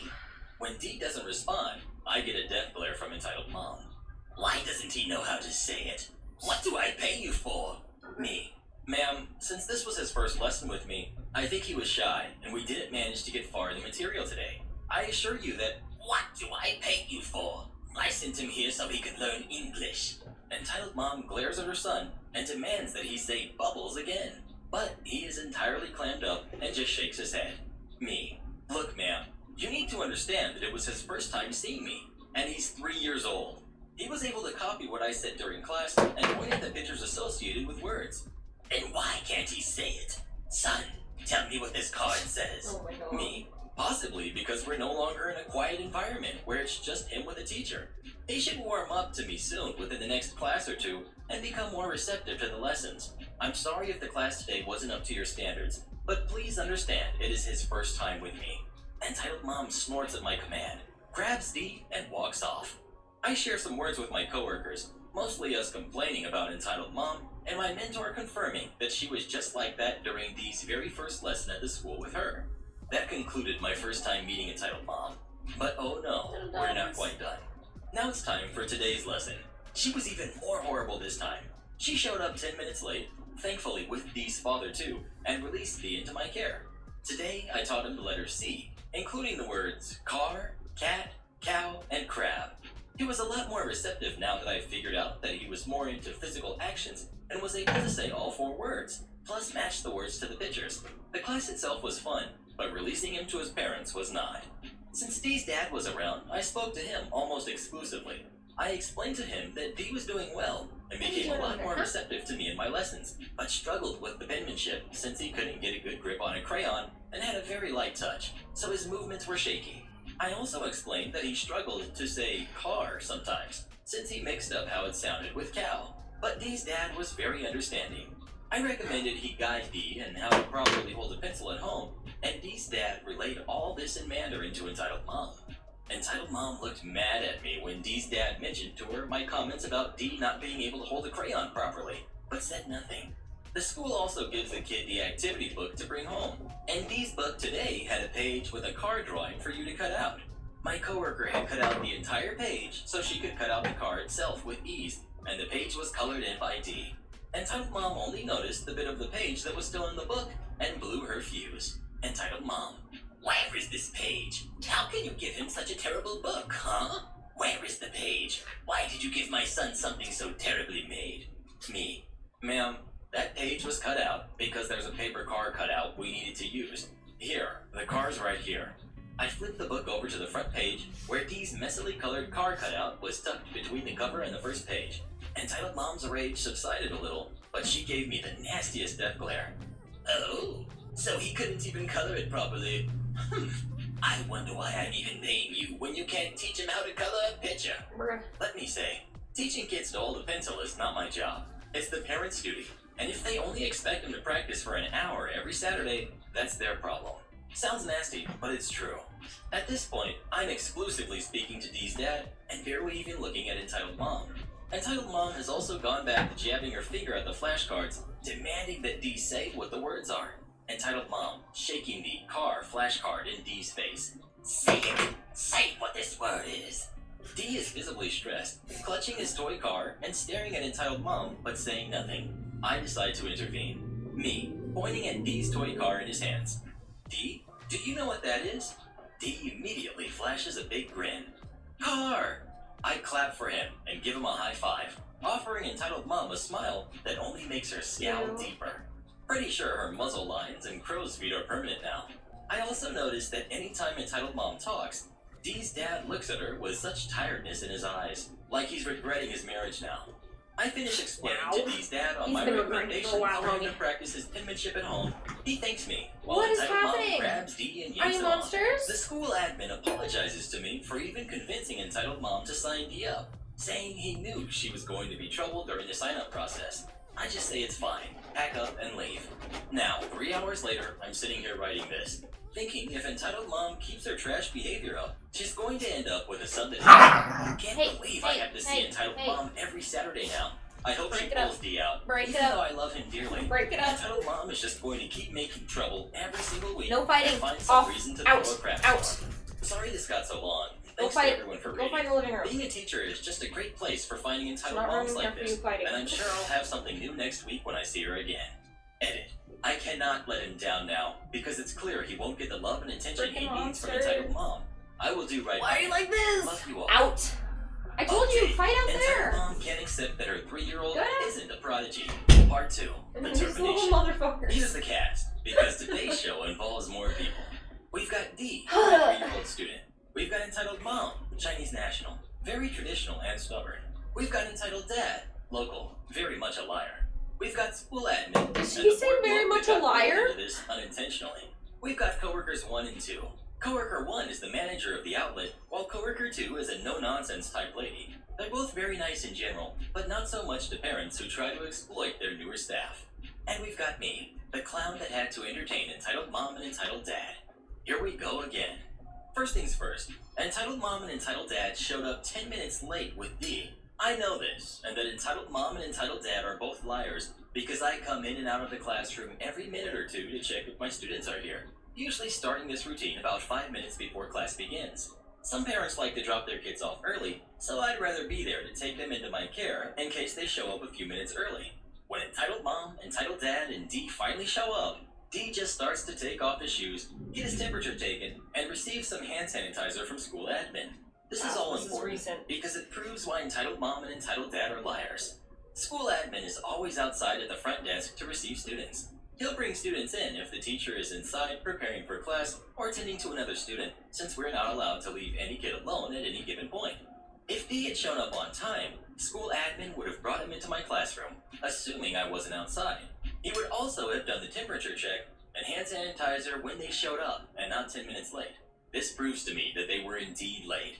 Entitled Dad, entitled Mom, and I didn't regard each other much as I took Dee into my care. I just had him say bye-bye to his parents. A little trick I used to reinforce that now is class time. Dee follows me, his parents leave, and all is good. I go about my class teaching Dee the letter F. Dee's writing and coloring has improved a lot since my last post. I taught him the command push hard when he holds a crayon, so he uses some strength when writing and coloring. He was able to do his writing and very aggressively colored a fish, even though I tried to convince him to color the fox, french fries, and frog in his book. He didn't touch any of the other drawings. His reading and pronunciation of words was roughly the same. He could say fox and fish, but not french fries or frog. I don't expect much. Consonant blending is something we usually teach 4 to 5-year-olds instead, and the FR sound can be pretty tough for a lot of kids, especially those who don't grow up in an English-speaking household. Overall, the lesson was fun, and he could even show me how a frog hops, and how a fox sneaks around the forest. Heck comes when class is over. The school has a policy where even if the student comes late, lessons end on time. You do not get an extension to ensure that your kid has a full hour class. If you're late, it's your problem. You do not get to push back other students' classes or the teacher's plans after work because you couldn't show up on time. I helped D pack up and take him outside 5 minutes before his lesson ends, a protocol that gives the teacher time to talk to the parents and give feedback. When his parents aren't there, I suspect they're going to come late again, as they pulled the exact same thing last week when they dropped D off late and came back late, holding me back from clocking out. Coworker 2 is outside at the front desk as well, sending a kid off with his parents. When she's done, I casually mention that I'm probably going to be stuck outside for another 15 minutes. Me. Wish I could go back inside. I'm probably going to be stuck out here for a while. Coworker 2. What? Why? Isn't your lesson over? Me. Yeah, but D's parents are probably going to come pick him up late. They did the exact same thing last week. Came 15 minutes late for class, and thought I'd still give them a full hour lesson. Coworker 2. That's not right. Let me call them. You don't need to extend the class because they're late. Coworker 2 calls entitled dad and lets him know that class is over and I'm waiting with D. When she's done with the call, she mentions to me that entitled dad claimed they weren't late and that I was the one who was late in receiving them. Coworker 2 already suspects they're lying since she knows I check outside for my students before my class even begins and tells me that if they try to keep me, to mention that I have another online class that I need to go to, so they'll buzz off. Coworker 2 goes back in and I keep waiting. 10 minutes later, entitled dad and entitled mom show up. D runs to them and gives entitled mom a I want to try hug to show you while I guys the start to difference speak to between entitled dad. straightened and I'm about to unstraightened. give the lesson report so I can just Look. finish up and go home when he Look cuts at me how off. much better it Me. looks. Hi, Can sir. you tell? Sorry about calling you. So today, D learned entitled dad.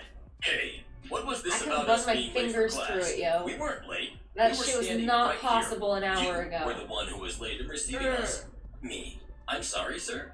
I've been coming in and out This is every an epic minute or so since cosplay 5 stream minutes right before now. class began to check if you were here. I never saw you. I apologize if you were perhaps further down and I did not see you. Entitled dad.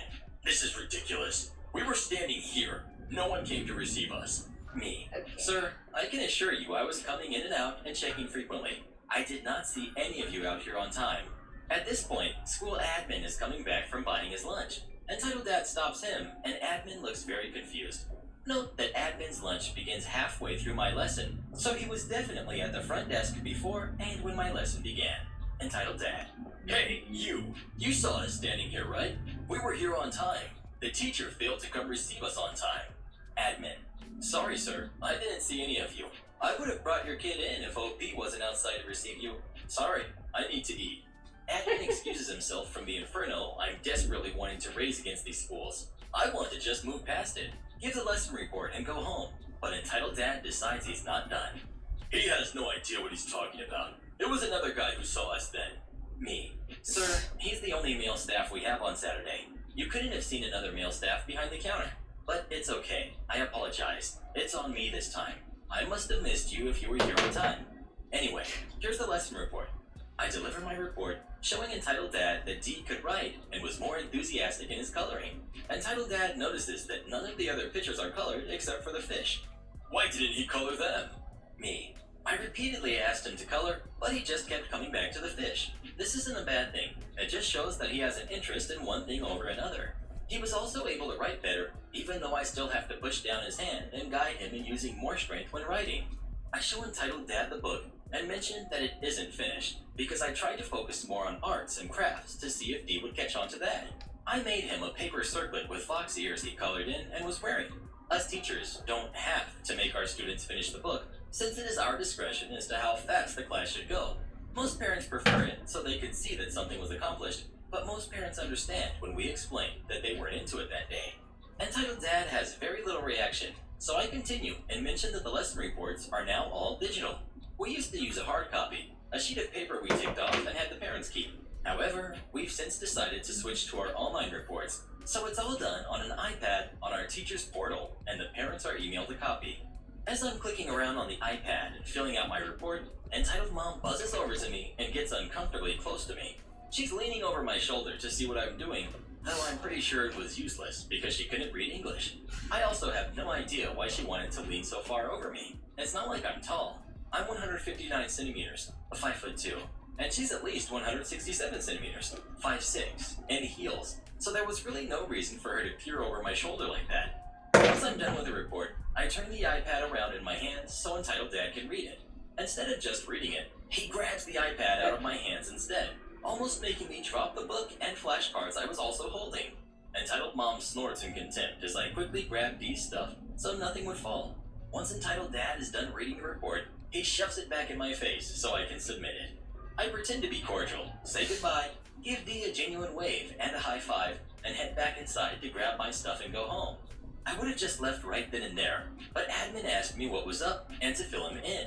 I relay the entire crap show to him and he laughs. Though he mentions Entitled Mom and Entitled Dad were probably lying about being on time. I mentioned that it isn't the first time they've done it, but the conversation moves along to other things unrelated to Entitled Mom and Entitled Dad. About 5 minutes after I've gone back inside, I say goodbye to admin and leave the room so I can head back to the classroom, pack up for my next teacher, and scram. When I open the door, I'm face to face with Entitled Mom. We're inside the school area, and she's in her shoes. Great. Sorry to the cleaner who has to clean the floor in extra time because one jerk wouldn't take off her shoes. Me. Hi, ma'am. Can I help you? Entitled Mom in broken English. Yeah. Go outside. I want to talk to you. Yep. She said it exactly like that. Understandable. She doesn't speak English. I internally groan, roll my eyes at her back, and follow her out, where Entitled Dad and Dee are standing. I go up to Entitled Dad and ask what I can do for him, and then comes the phrase that made me thrive. No, not asking to see the manager. Entitled Dad. I want to terminate Dee's classes. Bingo! As much as I love Dee, I cannot handle his parents. And for the record, I never once suggested they terminate classes. This was purely out of their own choice, as I have been nothing but cordial, if not pleasant to them. Me. I'll bring admin out to see you through the process. I head back inside and tell admin, who's still eating his lunch. Sorry, man. Hope I didn't interrupt your pinto bean quinoa salad time. That Entitled Dad and Entitled Mom want to cancel these classes. He stares at me and tells me to tell coworker 1, since he isn't really authorized to cancel classes. I go to coworker 1 and tell her about it. Me. Hey, coworker 1. Entitled Dad wants to cancel these classes. Coworker 1. Really? Why? Whose student is that? Me. Mine. I don't know. I guess they've had enough of me. Coworker 1 goes outside to talk to Entitled Mom and Entitled Dad, while I go back into my classroom to pack up. I hang around, texting my mom about it all, before finally grabbing my bag and leaving. As I'm out of my classroom, coworker 2 asks how it went. I tell her all about it, and her disdain for Entitled Dad and Entitled Mom is clear as a cloudless day. Coworker 1 comes back inside and looks to coworker 2. She says, Coworker 2, please come help me. Worker 2. Why? Worker 1. Entitled Dad wants to terminate classes for D, but this is only his 5th lesson. He wants a full refund back. Coworker 2. Didn't the contract they signed say that fees are non-refundable? Do you want me to come help you? Did you tell them that you're the manager? Worker 1. I just say I'm a teacher. OP, who did you say I was? Me. I didn't tell them anything. I said I'd find the admin to start the process. Went to admin, and he told me to find you, so I came to you. Worker 1. Oh, okay, good. Worker 2. Aren't they aware that most students don't adjust for a few months? So what if the kid can't read perfectly? He's going to need some time to pick up. Worker 1. I told them that, but they were adamant about terminating classes. Just come out here and help me. Worker 2, in her big mama voice. Alright, I got this. Worker 2 goes out to the front desk.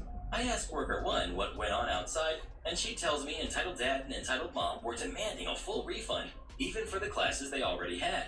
I'd understand wanting a refund for the classes they paid for but didn't have, but demanding a refund for the ones they had? Typical. I asked coworker 1 to keep me updated on whether Entitled Dad and Entitled Mom terminate classes, and that if they do, to let me know if a Sunday 12 p.m. to 1 p.m. class opens up so I don't lose out on my pay. I grab my stuff, shove my earpieces in, and go home. So far, I haven't heard from coworker 1 over text yet. Okay, At least, if they don't terminate classes, they'll at least request a new teacher. Sorry, this is a I lengthy love Dean process, very much, y'all. but his parents drive me crazy. Oof. Seems like We haven't drive just counted about yet. every We other should do teacher that, though. crazy, too. I'll leave an update in the comments on whether these classes are After this terminated one, we'll or if count they them, find another okay? teacher. Thanks for reading, and please never be like this. Update. Coworker 1 called me to ask how things were. Dee's course has been terminated, but the school is trying to convince Entitled Mom and Entitled Dad to come back. If they do, they'll receive a different teacher, so I don't need to interact with Entitled Mom and Entitled Dad anymore. Jerk manager gets his comeuppance. Entirely too many years ago, I started to work at a fast food company. Let's call it Southern State Not Baked Poultry. Southern State Not Baked Poultry wasn't a bad first job. I was 16, and the assistant manager at that location Kentucky was my Fried best friend's stepdad. So we took what was tedious I'm like, and what? menial and tried to make it fun. He was actually a really good manager and genuinely cared about the people who worked for him. We would do silly stuff before the store opened while we were doing prep. We would have music playing loudly from his office. As long as everything got done and done well, he really didn't care if we had fun doing it. We'll call him Larry. This story is not about him though. This story is about our store manager. We'll call him Tim. Tim was the exact opposite of our assistant manager. Everything had to be taken seriously. Fun was outlawed. I genuinely hated working with Tim. Tim was an egocentric, power-hungry, petty little man with delusions of grandeur. Because he was a manager for Southern State Not Baked Poultry, Tim's approach to managing was to work the employees until they burned out. When they did, fire them and hire someone else. Needless to say, morale when Tim worked was in the garbage. Tim hated that crews would prefer working with Larry instead of him. He hated that crews had fun when Larry was working. He hated that our store's numbers were always better when Larry worked. Mostly, he just hated everyone. But one thing that he absolutely hated was a silly little thing Larry did. If it was before the restaurant opened, he would stick his tongue between his teeth and lower lip and shout out a "Hi, name" to whichever employee had just walked in. It sounded absolutely ridiculous. I would always do the same thing back, which ended up sounding like, "Hi, Larry." A perfect example of what a jerk Tim was is this. There was a young lady who, due to a variety of stressors, hurt herself after a particularly grueling shift working with Tim. After she had recovered, she came back for her last paycheck, and Larry was working. Not a coincidence. She called the store to find out what day he was working. So Larry set her down in the lobby, bought her lunch, brought her last checkout, and sat and talked with her for about an hour. It was after the lunch rush, and he had the time. So he made sure she was doing okay now. Talked about whatever she wanted to talk about. By the time she left, she was smiling, but had tears on her cheeks. She had never had someone just sit and listen and let her talk about anything that was going on. Well, the next day, Tim had come in and hauled Larry into the office. His words, and I quote them exactly, because the office was a tiny little cube with no ceiling, just a place to stash paperwork and a computer, were, "The next time she comes in, tell her to do it right next time." So now you have a clear picture of exactly how petty and vindictive this little man was. Here is where the revenge starts. Tell her to do We were scheduled to have the regional and national bigwigs for Southern State Not Baked Poultry come through our area for an annual inspection. Tim had his eyes set on being one of those bigwigs, at least for the region. Why wouldn't he be? He did everything by the book. That automatically made him a good manager, at least in his eyes. Everything had a checklist and a procedure and a set of written instructions in the book. And if you didn't meet the expectations set forth in the book, well, Tim would yell at you. Because that's how a manager manages, you see. Well, before the bigwigs got to our store, we knew what day they would be coming. Several of us had agreed that on the day they came through, we would all mess up just enough to get Tim to blow his cool. Because our regional manager and the national bigwigs all believed that Southern State Not Baked Poultry was a family company, and that employees were valuable team members. The day in question arrived, and the bigwigs were there for their big tour.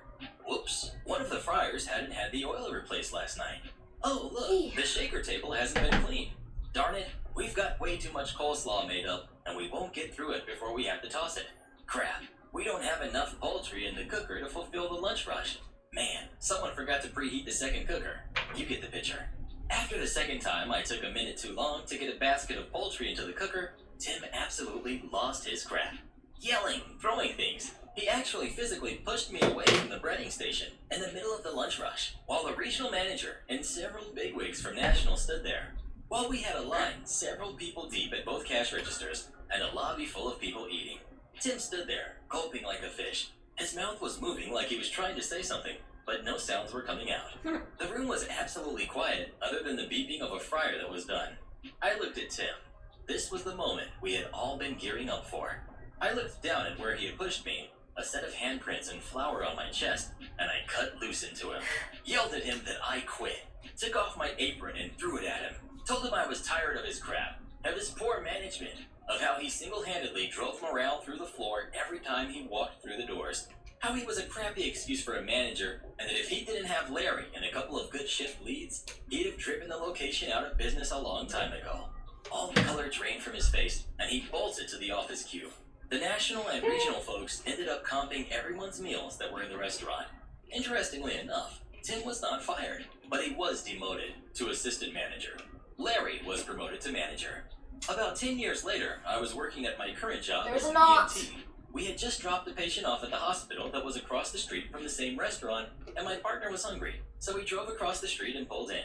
Now, I hadn't set foot in that restaurant since the day I had quit, but lo and behold, who was working the counter but Tim himself, and his name tag still shows assistant manager. The restaurant was empty since it was between lunch and dinner time, and I just couldn't help myself. I stuck my tongue between my teeth and lower lip, and as loud as I could, shouted out, "Hi, Tim!" Haven't been back there since, but this was around 12 years ago. I'm willing to bet he's still just the assistant manager there.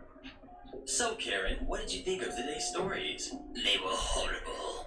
Horrible? How dare you? These were some of the best we've ever read. Oh, shut up, Mr. Reddit. It's ridiculous what people like myself have to go through. Dealing with stupid people like yourself and your subscribers. Look, Karen, you can say whatever you want about me, but don't you talk about my re-army. Re-army? Most of your viewers aren't even subscribed to your channel. 70% if I'm correct. Well, I can't argue with that, that's true. Most of my viewers don't actually subscribe for some reason. It's because you're stupid, Mr. Reddit. No, I'm not. Alright, guys, let's prove Karen wrong by making sure you're subscribed to the channel. We're and almost turn on done, notifications. yo. Oh my god. And if you'd like me, or Karen... Okay, Hey next. there, Mr. Reddit here. Welcome back to another episode of r/entitled Parent Stories. Where's my Today phone we so I have a can very send you special guys? episode Oh, for there you. it is. A compilation of some of the greatest entitled parent stories we read over the past year. So sit Whew, back, fuck. relax, and enjoy a few hours of the most entitled parents you've ever heard of. And by the way, Karen assured me that if this video gets 1,000 likes, she won't try to speak to anyone's manager for an entire Okay, week. there you go. So please smash that like button. And Wait, if you're I new, keep subscribe and turn on closing notifications chat on for new accident. stories from Reddit every single day. Oops, And didn't mean to become an close chat. official member of the Re-Army today, and I'll give you a shout out in an upcoming video. r/entitled Oh parents. my gosh. You're too old to play video games, you creep. We're So I so recently went close. to Walmart. I don't generally go to Walmart because I don't like the atmosphere, but been stuck at home for a while and needed to get some social interaction and wanted to grab some stuff to So work you on went the to outside Walmart? area. The Just some fuck? plants and soil and whatnot. While walking through Why Walmart, would you do that? I decided I would look at the video game section. I was looking at the Nintendo section when I noticed that they have one new Nintendo 2DS XL left. Not only is this the last one, it's the last Nintendo console they have. I was blown away. Recently, I had been doing some DoorDash to earn some extra cash, so I decided to splurge. I grabbed a person and was asking about honoring the GameStop price. Walmart still offers the price match guarantee, and GameStop had theirs $50 cheaper. The person agrees and says he needs to go find someone with keys to open the case. I stand there, waiting and flipping through Reddit for about 10 minutes or so, when a woman, entitled parent, and her son, the brat, and a Walmart associate comes up. I look up, nod my head, and look back at my phone. Out of the blue, I hear the kid shout, "That one, right there!" The shouting had startled me, so I looked up to see the Walmart associate getting ready to unlock the case. I then stop him and say, "Excuse me, I've been here for about 10 minutes waiting for someone to unlock the case to grab that item. Keep in mind that the only item in the case is the Nintendo DS." Entitled parent, "Well, sorry, but we beat you to it. Better luck next time. Doesn't sound Maybe like you it. should grow up instead of wasting your time on stuff made for kids." I kid you not, those were her words. No exaggeration. I was immediately furious, and it takes a lot to push me over the edge. How could you talk to a total stranger like that? I wasn't She's a rude in the bitch. slightest. Just mentioned I had been waiting for someone already. Now I understand. Am I really such a jerk that I'm going to deprive a kid, maybe about 10, of the only DS they have? Well, yes. Merely because I had been waiting and she was rude about it. Me. Ma'am, that was uncalled for. There is no need to be rude. I have been waiting for an associate for almost 15 minutes to get this item, and unless you've been waiting longer, I'm going to stand firm that I have the right to it. Okay. That's total BS. I've been here for almost an hour, and have been waiting for an associate for almost that whole time to unlock the case. Walmart associate, secretly my hero. Wait, you just came up to me a few minutes ago. If this guy has been waiting longer, it's his discretion on what he wants to do. Entitled Mom. I had asked someone before you. Duh. Not a joke. She said duh. Where is the manager?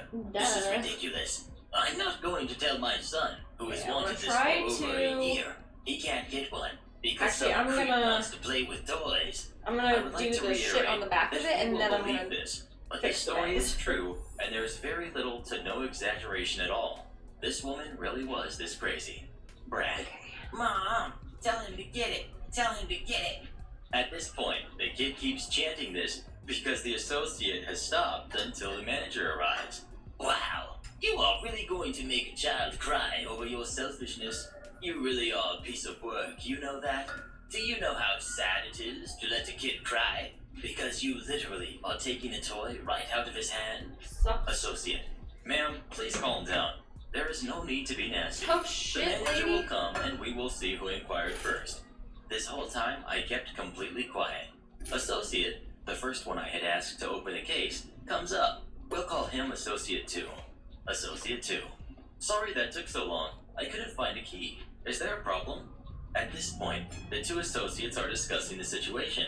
I'm texting the insanity of this to my wife, and the kid is crying really loudly. Finally, the manager arrives. Manager goes and talks to associates for a few minutes, and Entitled Mom answers her phone.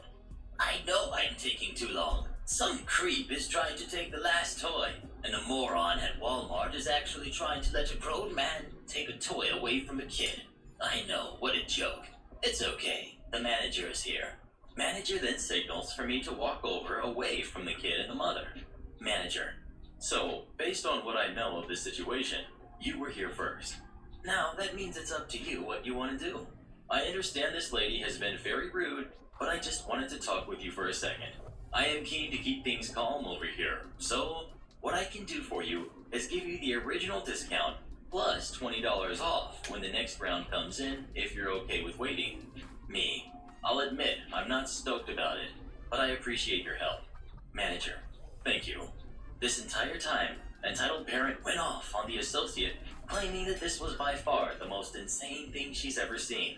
Walmart supports creeps like me, and then calling the news and informing them that they let a creep buy all the toys. Manager. Okay, this gentleman has decided to wait for them to come back in stock if you want to take this one. Entitled Parent. This is for real. Are you kidding me? This jerk kept me here for over 20 minutes. It was more like 10 tops. Just to finally agree to let my son have it? Forget him. Manager. I spoke with him and we came to an agreement on terms that worked best for everyone involved. Entitled Mom. Wait, he was the person who caused all this BS? And you offered him free crap? That's BS. I was the one that was subject to sitting here while he played this stupid game. What are you going to do for me? For my time? And letting this make my son so upset? Manager. Ma'am, you are getting the item. I'm sorry that this took a second, but I had to get all of the information. That doesn't answer my question. You're letting this loser get all kinds of discounts for literally being a creep and a jerk and making my son cry. But I get nothing but what I deserve in the first place? God, this is insane. And Walmart Corporate will be hearing about this. At this point, I walked away and chuckled to myself. A week later, I got the call that they had another one in, and I went to pick it up. Wow. Just wow. Update. So a few of you had some questions about missing details. 1. I didn't change my mind as a favor to the manager. He was trying to work with me, and I didn't want to disrespect him. That lady I didn't care about much at all. 2. I understand that Walmart doesn't offer the price match guarantee any longer. I assumed that's why they had offered to price match it, but truth is I asked them and they honored it. Plain and simple. That is a minor insignificant part of the story, so not sure why so many people are offended by this. 3. We exchanged information, phone numbers, when we had our conversation. Didn't really see it necessary to add to the story. Threaten me because you called the wrong place? Have fun in jail. I posted this as a reply to someone else's thread, so I omitted several details and a good portion of the conversation to shorten it. After several suggestions, I decided to post it here and add more details in conversation, which has made it quite a bit longer. It happened before caller ID was standard on phone lines, and I was a lot more long-suffering back then. Otherwise, I would have just hung up when she tried calling again. Also, this was over 20 years ago, so the conversation isn't exact. My work number is a digit off of the local Chuck E. Cheese's. Ours is XXYY, theirs is XYYY. We are an industrial supply company and don't even have a public entrance. We always answer, "Thank you for calling our company. How may I assist you today?" Most of the time, people understand when we tell them our number and the number they're trying to reach. Sometimes they'll double check with, "Are you sure this isn't the right number?" I did have one idiot that knew we were lying because she was using the redial button, and it always dials the right number. She gave up after the 5th call. One time, though, a lady insisted on talking to a manager. If you call the wrong number and then Thank you you for redial calling it, her. of course it's gonna Let me still on be to the your wrong fucking manager. number. What? Now. Me. I am the manager. How may I help? We were just there a few minutes ago, and were turned away because we didn't have a reservation. What are you going to do about it? I want a refund, plus $50 for wasting my time. Me. Realizing she's trying to reach Chuck E. Cheese. Are you trying to... I'm driving! Can actually hear her eyes rolling. To get a refund, plus $50. All of your restaurant workers are idiots. Me. Ma'am, if you don't stop interrupting me, I can't... Excuse me? You do not get to tell a customer what to do. Long Karen rant of how rude I am, and that I wouldn't be working in food service anymore. I'm the customer, and you are trying to interrupt me? I don't think so. At this point, I hang up, only to have her call back 5 seconds later. Me. Thank you, her screaming so loud that the speaker was crackling. You did not just hang up on me. I'm coming down with my husband and brother to take care of you personally. I hope your insurance is paid up. Physical threats? Rip to that Game Chuck E. time. Cheese employee. Me. Fake crying voice. No, please, I'll do whatever you want. Her. Give me your name, now. My last name is Soul. The first name is Richie. Just please don't hurt me. Oh, I won't hurt you. I can't control my husband and brother though. Me, still fake crying. Please, no. I need this job and can't work around kids with a black eye. Her. Well, you should have thought about that before disrespecting me. A black eye will be the least of your problems. Me. Sorry, I didn't mean to do so. Can we just forget this? I can leave the refund at the counter so you don't even have to see me. Nope. You made your bed. Now you get to lie in it. Maybe you'll remember this beating when you think about being disrespectful to another customer. He's just full of laughing. Also, I want it in cash. Throughout this entire exchange, she never once gave me her name, so I had to ask. Me. Let me just get your name for the paperwork. Her screaming. Let me? Did you seriously just try to tell me what to do? Have you learned nothing yet? Another long rant about how people working in public businesses are worth less than something you scrape off your shoes. I will have your job for this disrespect. Me. Please, forgive me. I meant no disrespect. Her. No, I'm not giving you my name. You'll know me when we get there, you little weasel. We'll be there in 30 minutes. Get ready to clock out and get your affairs in order. Slams the phone down. I called the manager, first name basis, because we were constantly getting calls for each other, at Chuck E. Cheese, and told her to expect 3 people who will demand and possibly get physical to talk to a Richie Soul. She laughed and said, "That's a good one, but you missed the obvious fake name for our establishment, Charles Formaggio." Anyway, I know who you're talking about. I'll have the cops waiting for her. Thanks. An hour later, I got a call from the manager laughing her head off because the lady was in there yelling about wanting to talk to someone named Richie Soul and screaming that Richie Soul owes her some money. The police were there and arrested her and the 2 men with her on outstanding warrants. Edit. I realized last night that some people may not be familiar with Chuck E. Cheese. It's a pizza place with an arcade, an animatronic band, mainly for kids to celebrate birthdays.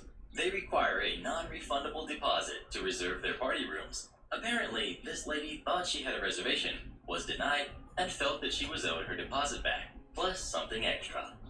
Entitled Mom Snatches Toy from a Paraplegic Kid's Hands. This happened in December of 2018. Okay. I help a local NGO giving kids that are in special care homes Spray and hospital front. gifts during Christmas time.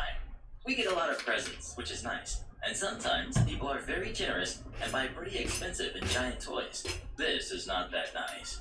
Don't get me wrong, I love people who want to help, but when we get these awesome toys, we know it would be a problem with the kids because they would get jealous when someone gets something better. Giveaways are normally done in a Christmas party or event, so everyone sees what everyone gets. As a safe measure, we decided that the best toys would be given in raffles before we give the rest, so that anyone has the chance to get them. This prevents most problems. Success, guys! Look at Main this! story. This We was were the in one that this was small stained, pediatric by the hospital way. with about It was like 25 to really 30 bad kids in our and party, stained and it just ended the and raffle super segment. A tangled. 10-year-old kid we will call Charles. Now look at it. Enormous Lego set, a pirate ship of some sort, if I remember correctly, which was roughly his own size. It was funny seeing him carry it on his lap. As you may have guessed by the title, Yes! Charles was a wheelchair Yes! user because So he could not move his satisfying. legs. Okay. Then our real, totally Hang this not one fake up. Santa came and gave away the other kids their presents, Hang it which are up. randomly distributed, only taking age and gender into account. Charles and the other winners didn't receive another one, just to make it clear. Kids were starting to play with their toys, with us volunteers and their parents watching. Then Okay, Karen let's appeared. count these. She approached Charles and started talking to him. So, By the face he was making, it was aside obvious from the one poor that we kid just was did, scared, and with his ugh, mom nowhere which, in sight, holy I shit. decided to intervene. That was a lot of Consider work. I'm a Oh my god, this is 26-year-old gonna guy take with me a full fucking beard Dressed forever. in an elf leotard. Very intimidating indeed. Elf. It's Hello, fine. miss. It's What can I fine. help you with? Karen. Oh, nothing, sweetie. Just talking to the little one here. Me. Are you his Struggle. mom? Karen. Oh, no. I'm definitely Thank gonna have to God, keep no. doing this off stream. Internally, But anyway, This jerk. My beautiful Tyler's over there. we have Me, one, to Charles. 2. So what is this lady speaking to you about, kiddo? Charles. She wants my toy. Me. Sorry? 3. Oh, no. It's not what you think. I was trying to trade with him. 4. See, my poor kid got this Superman, a very average 5. plastic action figure.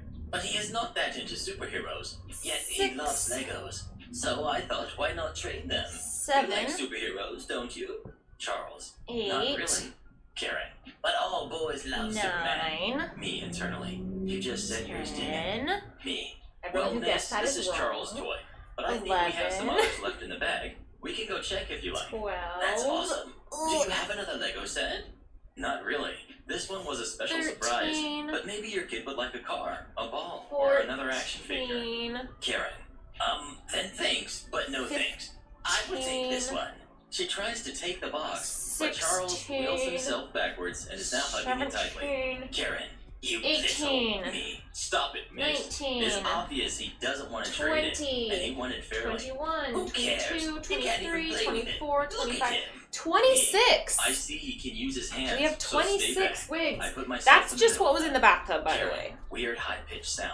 Not all the wigs were in the bathtub, but of the ones that were in the bathtub, He's not some useless 26. scribbling actual words. So who She guessed pushes me correctly? aside, and before I can react, she rips Who off the guessed box right? from Charles' arms and starts running. Thankfully for us, Santa Claus is I think coming I to have town. close to like Our 80 real, wigs totally not total. fake. Santa but is able to intercept I her. got rid of a Her lot, shouts so. had alerted him about what was happening, and he came to check on us. Santa, what is happening, madam? Karen, your employee was trying to steal my boy's toy. Apparently, she forgot Santa was the one who gave the presents in the first place. Santa, I'm pretty sure that Lego set belongs to the wheelchair kid that is crying over there. Karen, for all I care, you are no one to tell me what my kid deserves as a present, and you are no one to stop me from getting it. Santa, actually, I'm pretty sure I am. Let me This is a present good myself. workout. It's I am okay. I Dr. think I'm gonna Nick grab my Singh, knee Name pads changed for privacy. and let And Pipples in. pediatrician and manager of this So give me hospital. 2 seconds. Unless you want to I'll be right kicked back. out of the premises, you will give that toy back immediately. Who would say our real, totally not fake Santa was actually a fake? And he was also an actual manager. What a Christmas miracle for poor Karen. The woman was basically paralyzed, so Santa took the toy and returned it to Charles. Santa, where is your mom, kid? Charles, my dad, he is in the other building, filing some papers, I think. Santa, well, while he comes back, our Sorry. bearded elf Hey, friend come in, here, Rosie. that's me, is going to Good boy. take care of you. Yes? Charles. Yes, Dr. Santa. I think he had partially heard what the doctor said to Karen. Perfect. Now for you, speaking to Karen. Knee You are on the naughty pads. list. Come with me. I am sure our social Should bring my phone services back over office here. would love to hear about Ooh. this incident. Karen. Man. What? Please no. The two left the room with Karen crying like a spoiled kid. I took care of Charles until his father arrived and told him what happened. He thanked I should me get in new knee return, pads. These ones are and getting we kind of all could loose. I wear continue them to a enjoy lot. the party. On a side note, I had the chance to meet Tyler, Oops. Karen's kid. Hey, He Mom. was mad about his Oh, you mother don't trying wanna. to trade sorry, his Bobby. Superman, Can you go lay in the which bed? she had Go lay in the thrown bed. into the Go floor lay in the bed. before Go leaving. lay in the bed. As far as I Go can in the bed, see, please. he really liked Go lay in the bed. This superheroes is after not a all. good spot for puppies. He's your brother. Not a good spot for My doggies. dad remarried when I Okay. was 7 to a woman I love who was you, but not a mostly good spot. fine, but very Not a spoiled good spot. and a terrible mother, unless it's on her terms. They had my little brother when I was 13. I was in boarding school Did at the anyone time, get it and right? eventually ended up being brought home to help her out and go to the local school. I'd be woken up by little bro every morning. I'd get him breakfast, get him dressed, get ready for school, and then have to wake the stepmother so she could look after him while I went to school. As soon as I finished school, What about she'd fake leave the manager house Santa? and leave me with him. Eh. I'd have to take him with me everywhere I went, do the chores around the house, Oh shit, I literally keep raise him. exiting chat. Anyway, Why? school only goes to a certain age, and I had to leave again to continue Okay. my education. I can I see missed him like a chat. son. We're good. I moved to a single I'm bed gonna have apartment, one and of they came to these. visit where I live. They were staying with her cousin, who had a lovely This is place not for not you. too Back far the from fuck where I off. live, and easy access on This is public literally transport. chocolate. I didn't drive. It Initial will kill plan you. was that I would go Not to there mention and there's hang out weed for in the it, you weekend. little I get there with my stinker. bags, and as this was a few years ago, the conversation went along these lines. Stepmother, I'm going You're a to go out stinker. tonight with some friends. Me, no worries, little bro and I can chill here. It would be better for me if you took him to your place. Mine, I had just got there, with my bags on public transport. Me, a pushover. Okay, I guess he can sleep on a blow-up mattress. I call the boyfriend, and he comes to get the little bro and I, and takes us back to my apartment.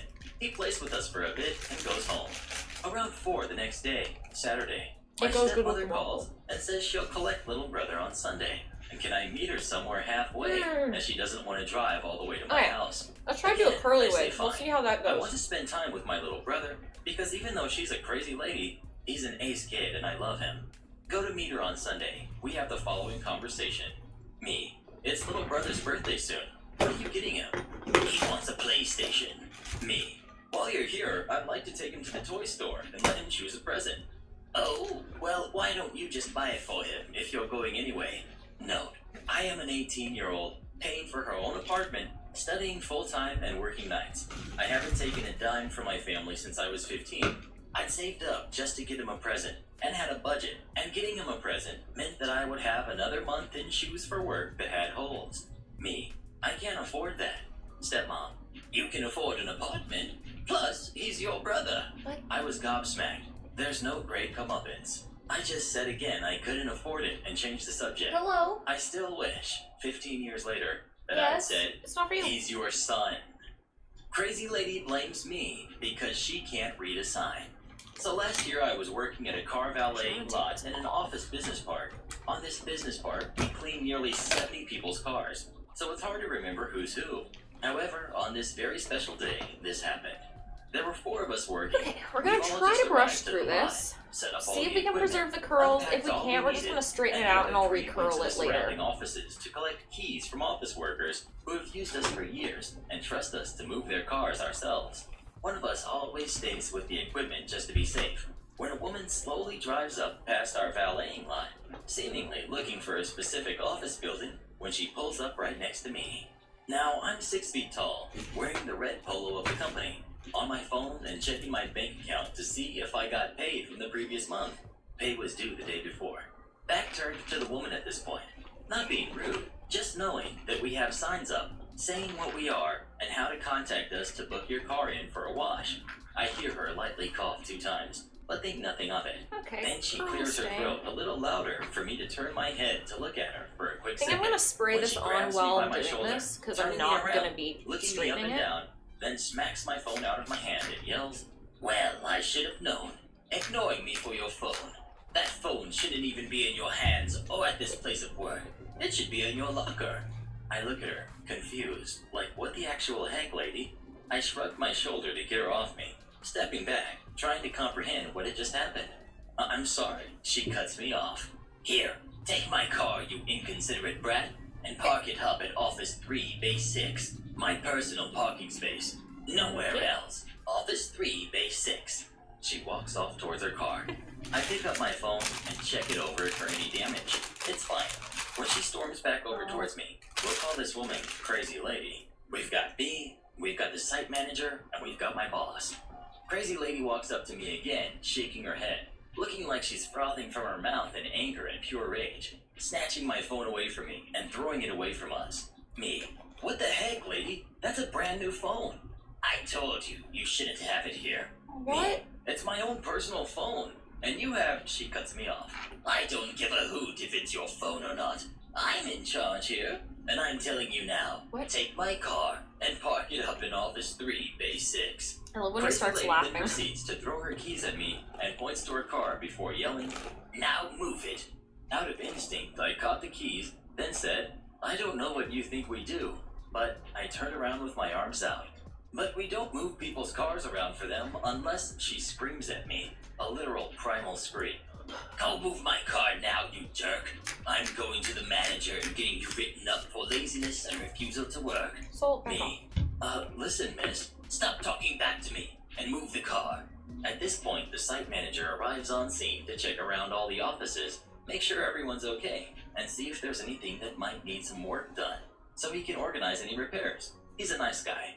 I tried to explain again to the lady we don't just move cars around for anybody, and that they have to be booked in for a car wash. Try be the key word. When site manager approaches. Hey, Sam. Not my real name. Who else is on with you today? And do you have your passes this time? Me. Hey, site manager.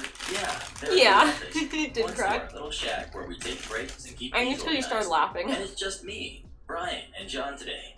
Who the heck cares about that? Move my car already. Site manager looks visually confused. Excuse me, who are you? Crazy Lady then puts her hand over site manager's mouth and yells, I'm first. Wait your turn. Then moves her hand and slaps him. Now move the car. Site manager dropped to his knee, holding his face, when my boss comes running over. Boss, what the heck just happened? He immediately tries helping site manager. Crazy What the Lady. fuck? Finally, someone in charge and control. These two men just insulted me and berated me for about 5 minutes. I just wanted my car moved into my... She looks at me with a deathly glare. Office 3, Base 6 private parking spot, so I can go to a meeting. And these two just made me late. The foul-mouthed punks. They should be fired and kicked off this site. Boss, lady, why did you slap him? I saw it happen. And why would he move your car? My phone pings from the floor. Boss turns around and looks. And whose phone is that? Me. It's my... Crazy Lady cuts me off again. It's mine. That little jerk stole it and threw it on the floor. Then continued to insult me with him. Site manager. Look, lady, I want you to take your keys back. Takes the keys from me and drops them on the floor in front of her. Way. And She get did the heck not. off my site, or I swear I'll call the cops and mess You your should day up. already call the cops. You can't tell me what to do. Already You're called a them. nobody. While me, I'm somebody. Not Site for manager. long. I run and manage this entire business part. Boss, it's true, ma'am. He's the one in charge. I just run the valeting bay here. Boss went to pick up my phone during this and handed it back to me. I believe this is actually yours as well. Not hers, right? Unless she's got you on her lock screen. Me. Yeah, thanks. Quickly putting it in my pocket. Crazy Lady just stands there, dumbfounded, seemingly trying to process everything going on, before picking up her keys and dangling them in front of me. Just go move my car, No. and I won't have to call the police. Site Oh, manager please then do. grabs the keys and pockets them. Ma'am, he's not moving your car. And in fact, you're coming with me till the police arrive. Yes. You've not only Good. treated him like dirt, Finally. you clearly have something wrong with you.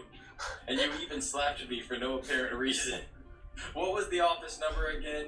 To me, Office 3. Oh, the newest one, eh? Convenient. They're also 2 months behind on rent. That wouldn't have to be your doing, would it? To Crazy Lady. Boss calls for the police before moving away from the situation. Crazy Lady. Wait, what do you mean you're waiting with me for the cops? I'm calling them on you. Oh Site gosh, manager. I'm eating a Did she bubble hit you waffle. Or just me? Here, I'll show No, you the whole just thing. through my phone. Twice. See, it's a bubble Site waffle. manager grabs the Crazy Lady by her arm. Alright, ma'am. I'm placing you under citizen's arrest until the police come. Yes! You can come to my office, and we'll show the officers the cameras and everything that's happened. Crazy lady slaps him again and tries running to her car, but her heel breaks off her shoe, and she falls to the ground, screaming for help, and that we're trying to hurt her. Site manager helps her back up right as the police arrive on scene. When boss Oh man my says god, to I'm me, dying. "Come on, we've got work to do," and we walk away. About 2 hours later, the crazy lady gets put into a cruiser, my kicking God. and screaming before yelling This at is me, so funny. "This is your fault." Apparently, she kept resisting arrest in the office and denying everything, even though it was all caught on camera. A tow truck later arrived after they left with her and towed her car away. Amazing. Crazy lady was never seen again to this day, a year later. The site manager told us at the end of the day that she doesn't even work at that office or any office on that site. What? And was truly just crazy. What? The story of Plot Karen and twist? Kevin What who the won hell? a battle and lost the war. This story is about 5 years old, and some of it, as you will read at the I end, definitely is thought she still was gonna at rolling. least work there. Probably will for a Wow. long time. It starts with Mrs. P as principal, because that's what she is. Mrs. P started as a special needs kids caretaker, studied through the years of work, and graduated a doctorate in special education. After 20 Oh, years this of wig is so experience much in this, easier, it's she was crazy. asked by the council of a medium-sized city to open and run a special needs school in the city. She accepted the offer, and after 4 years, she had a school with 150 kids in it. For special education school, that is a huge number. Such schools need way more people than regular schools. Not just teachers, but also other caretakers, and the job isn't always clean and easy. So naturally, Mrs. P is always looking to hire. Then comes Karen. Karen just finished her college and got a degree in education consulting, top of her class. Her professor was on Mrs. P's school board, and she recommended her with very warm words. Karen was basically hired before she even sent her resume. Karen is married to Kevin, Gotta of love course, nepotism. who finished his law studies top 5 in his class, and now is doing an internship in a big law firm, awaiting his license to practice the law. Basically, their future is laid bright and clear. All they have to do is not mess up on the path to a nice, rich life. Mrs. P accepted Karen to work in the school and announced to her that she would start working on August 20th, about a week before the school year starts, as the staff needs to organize the school for the opening This of wig the is year. going so much faster. Karen protests that she is a consultant, not another lowlife that comes to mop the gosh. floor. Mrs. P is upset by her attitude, but How long have Karen we been is going? top of her class Let me look. and supposedly the best in the field. So she just smiles and says, "Staff starts to work on 3.5 August hours, 20th. dang. You are staff too, so be here on that date." Karen isn't happy, but well, that's life. That pre-opening week, the staff will never forget. While teachers and nurses and other members all worked together hard to get the school up to shape, including painting the walls, setting equipment, and other chores you don't learn in college, Karen fixed her own room, sat in it all day, and played with her phone. Needless to say, she wasn't very popular among school staff. I wonder But time why. went on, school opened on time, and things started to get into their regular routine. Karen was causing more and more issues. She refused to fill in look how good regular this looks. reports about her activities, was not available to meetings with staff and parents, and all in all, was a total entitled Karen. Mrs. P tried to talk to her again and again, to no avail.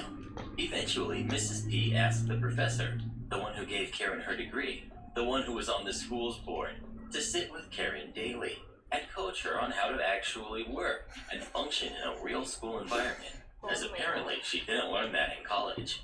But even that didn't help.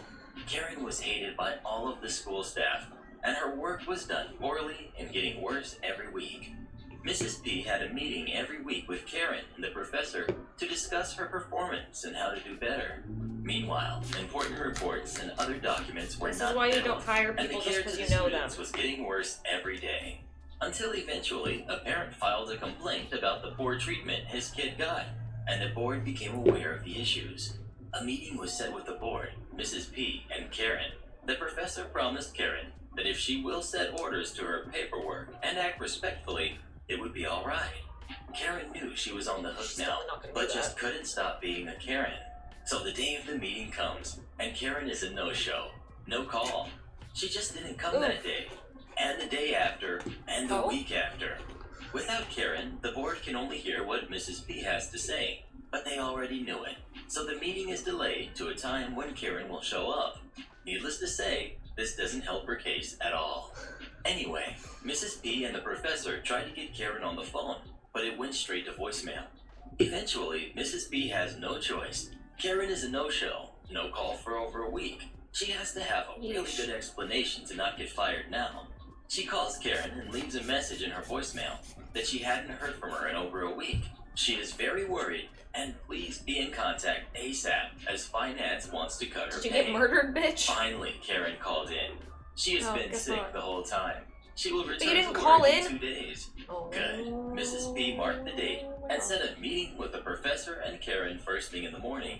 If Karen is sick and has a doctor's note, she will not be fired, but she will get some strong talk about the no-call issue. The day comes. Mrs. P and the professor sit in her office, waiting for Karen to come. She's not She gonna. didn't come. Mrs. P tries to call her and gets the voicemail again. She is furious. The professor is furious. Karen has set a new record in upsetting and wasting everyone's time. Karen shows up 2 hours late, and Mrs. P calls her to a meeting immediately, before anything else. She calls the professor to come. The professor canceled other plans she had to come in, and the meeting finally starts 3 hours late. Thankfully, Karen had a doctor's note.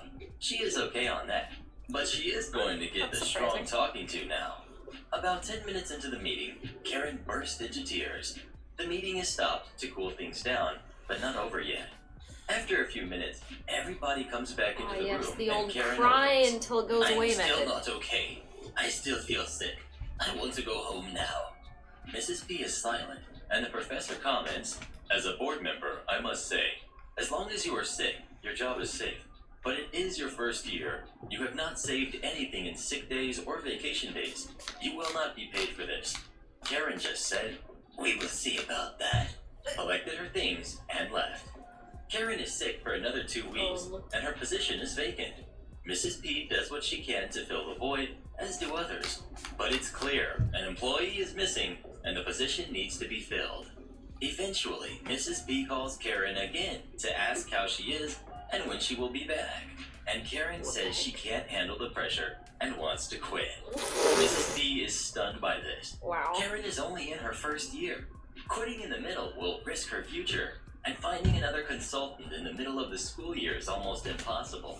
But she keeps her thoughts to herself and just said she doesn't think it's necessary or wise. Just feel better and come back. But Karen doesn't come back. And after 2 more weeks of absence, her husband calls in to ask why no money has been paid. He gets the obvious answer.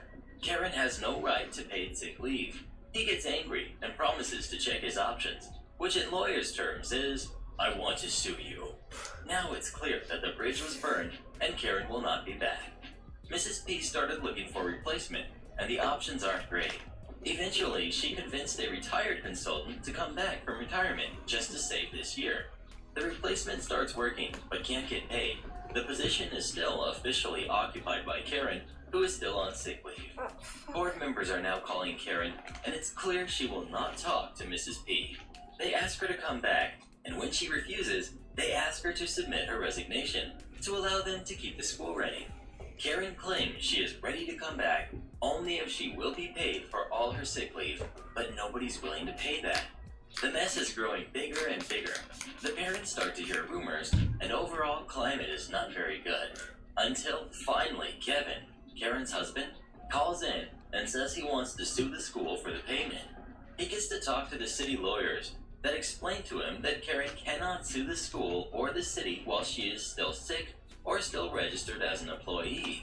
She has to stop one of those conditions. The day after, Karen is at school with a standard resignation letter stating her mental and health issues caused by the toxic environment as her reasons. Finally, after more than 2 months, the position is clear and filled right away. What was just rumors by now has become fact. Parents were aware that something went on. Finally, in a group chat of parents with Mrs. P, they ask her what this was all about. Mrs. P replies that Karen has resigned due to her mental illness. Kevin did try to sue the city. It went to mediation before court hearing, The mediator saw the material and strongly advised Hi. Kevin to withdraw. Hello. Kevin listened, and the Yes? whole thing was forgotten What's for up, a while. baby? 3 months passes. I'm not giving him my School was food. doing okay when an email You're from not getting Karen it. landed in Mrs. P's inbox. In short, Not dry nice. legal language, Karen informs Mrs. P that she knows she was slandering her in public. She has screenshots as evidence that she claimed she had mental issues, and that is all not true at all. Karen demands Mrs. P to apologize in Okay. public and clarify that Is that Karen not did not why have you any said you mental quit? issues, and her resignation was due to professional disputes. Mrs. P was shocked. She knew for a fact that Karen was, let's just say, not 100% okay up there, and she had her resignation letter to prove it. Going this way from Karen was beyond stupid. Mrs. P, however, did the right thing and sent a letter to the school board asking them what they think should be done. School board just hears the words legal actions and freaked out. They didn't want any of this. They demanded Mrs. P just apologize and let it all be gone. What? But Mrs. P was not willing to admit wrongdoing of anything. That's literally what as she she said. knew she did everything right. The board kept his opinion, claimed Mrs. P is being pointlessly stubborn, and they will not cover any legal matters in that issue, which is against Mrs. P's contract. All legal liability that she has within her work should be covered by her employer. That meant her job was on the line now, and Mrs. P was determined to fight back and win. But without the city resources, fighting a slander lawsuit is expensive, and with her job at risk, it will not be easy. Mrs. P went again to the parents' forum, let them know that she had some personal legal issues, and asked if they knew who could help. One of the parents, a lawyer, agreed to help without pay. No, it is highly unprofessional to ask parents to help in personal issues, but it wasn't really a personal issue. It was a school issue, and that parent lawyer noted that after he was informed the details. The lawyer agreed Karen and Kevin had no ground to sue, but said that if they sent the email, their intention is to sue anyway, and nothing Mrs. P would do will stop them. So it was better if Mrs. P just ignored it and let them dig their own grave. And digging they dug. A week after the first letter, a new letter arrived, by regular mail, in an envelope. It was printed on Kevin's law firm letter, stated that matters should be resolved by public apology or they will sue. Public apology. Even the lawyer did not believe someone in a large, prestigious law firm is that dumb. But here's the letter to prove it. A trial will take time and will cost money, even if he is doing it for free. Not to mention that Mrs. P would be fired no matter the result. They had to find another solution. The lawyer figured out that stupid people need stupid solutions. He thought about it for a while, and then remembered he had a classmate in college who went working for that firm. He called that classmate and asked him how he is, now that they are both well after their college years. Apparently, his classmate worked hard and got to become a junior partner in the firm. When the lawyer mentioned the case, his friend was surprised. He hadn't heard about this case, and he should have, as lawyers in large firms gossip like old women. And a slander suit against special education school? It's the most raunchy gossip in town, but also a PR nightmare. He and the other partners would never take a case like this. It will make them look like greedy lawyers who would skin off anybody for a penny. Not good publicity. He promised to look around and check what is going on in the firm. It didn't take him long. The next day he called the lawyer back. He found out no lawyer in the firm was aware of this case. He figured Kevin used the firm paper to send the letter, but no lawyer above him was involved. Good news for our lawyer. Together they planned the right answer to Kevin and Karen, the answer that will shut them out for good. The lawyer called Mrs. P and told her his plan. It was easy, simple, and malicious. She didn't like it, but agreed to it as it was the best and fastest way to resolve the situation. Next thing, the lawyer drafted his settlement agreement. He called Kevin and asked him if it will do. The agreement stated that Mrs. P will apologize to Karen in the most public way she can, and will post all the legally related papers alongside the apology in the school webpage. This is working really well for The the curly agreement wig. stated that the apology can come in any form, as long as it can be searched in Google Good search shit. and has a link Good from the shit, school boys. Good webpage. shit. It also stated that after the apology, Karen and Kevin Look at will this. not be able to sue the school ever again, and will have no further demands from Mrs. P or the school ever again. The last clause stated that if any unrelated issues will come out of this agreement, Karen and Kevin will be liable for any consequences, and the school can demand any losses it suffers from them. Silly. Kevin agreed to all the terms. Within 2 hours, Karen and Kevin signed the agreement, and the next stage was ready to launch. The lawyer came to Mrs. P's office with the equipment he needed and the apology transcript. He set a video camera, and Mrs. P read her apology. She opened with an introduction, who Mrs. P is, what she has done so far in her career, her degrees and recommendations. She also made an introduction to Karen, her career so far, her degree and recommendation, none so far. And after the introduction, she explained that Karen claimed she left the school in the middle of the school year because of professional disagreement. And any other comment Mrs. P or any others have claimed about Karen's health and mental issues is false. And Mrs. P is sorry if Karen or anybody else heard, and if Karen's feelings were hurt. In essence, anyone who sees the video understands exactly who Karen is, and even if Mrs. P didn't say it in words, it was clear she thought very bad things about Karen. Right after it was finished, the video was uploaded to the school's YouTube channel, and a sub-site under the school website was created showing the video and all the related documents, including the threatening letter Kevin sent in his firm paper. A link was sent to Kevin with a short line, "That settles the matter. Don't contact us ever again." Karen and Kevin had won the battle. A month passed, and Kevin suddenly got fired from his firm. Apparently, he wasn't in a position to send a letter threatening lawsuit under the firm paper without any higher-up lawyer watching him. Sending it like that for a case he managed himself was plain fraud. He was reported to the bar, but not to let a scandal and PR disaster come out. He was just let go, and no further punishment was taken. The firm sent a letter to the school admitting the fraud and asking the school to remove the threatening letter Kevin sent. So, The school graciously agreed, and Kevin's letter was removed. don't cry. But the firm letter, admitting Kevin's fraud, was published instead. Kevin was done in the business. Any lawyer who he came to looking for a job asked him why he left the big firm before he got even past the first stage, and a simple search of his name showed he committed fraud against a special education school from all places. Nobody would hire him. Meanwhile, Karen kept looking for a job in her field. She had to wait until a new school year would begin. Her college professor was not willing to write her any recommendation, and she had to explain the missing year in her resume to any principal. A few school principals heard she worked with Mrs. P and called her to ask about Karen, which Mrs. P only said that due to legal issues, she can't talk about Karen, and it is all explained in the legal section of the school website. That was enough. Any principal who knows Karen sued her former school will not dare to hire her. Karen lost that school year, and to support herself, began looking for other jobs. She found the job as a secretary in an office that didn't Google her name, and worked there for a couple of months until the manager got bored one day and decided to search Karen's name. She was fired the next day for a minor mess-up. It's been more than 5 years since this happened. Kevin is a lawyer in a sleazy firm, hired mostly by low-life criminals. He loses most of his court cases and is known as the low-life lawyer for the low-life criminal. Karen is still looking for a job. She can't hold a job for more than 6 months before she gets fired for petty things. They both know very well why they're doing so poorly in life. Kevin sent another threatening letter demanding to remove all mentions of his name and Karen's name from the school's website. He also asked to remove the video. The lawyer just told him that it is what they agreed Alright, got on, that one and done. if he wants to renegotiate, Hi, he will doggy. demand I'm Kevin gonna to pay for move you damages. over to He your didn't bed. specify what damages, and Kevin didn't ask. 'Cause He gave up. You're Karen kind of crowding me, doggy. defeat.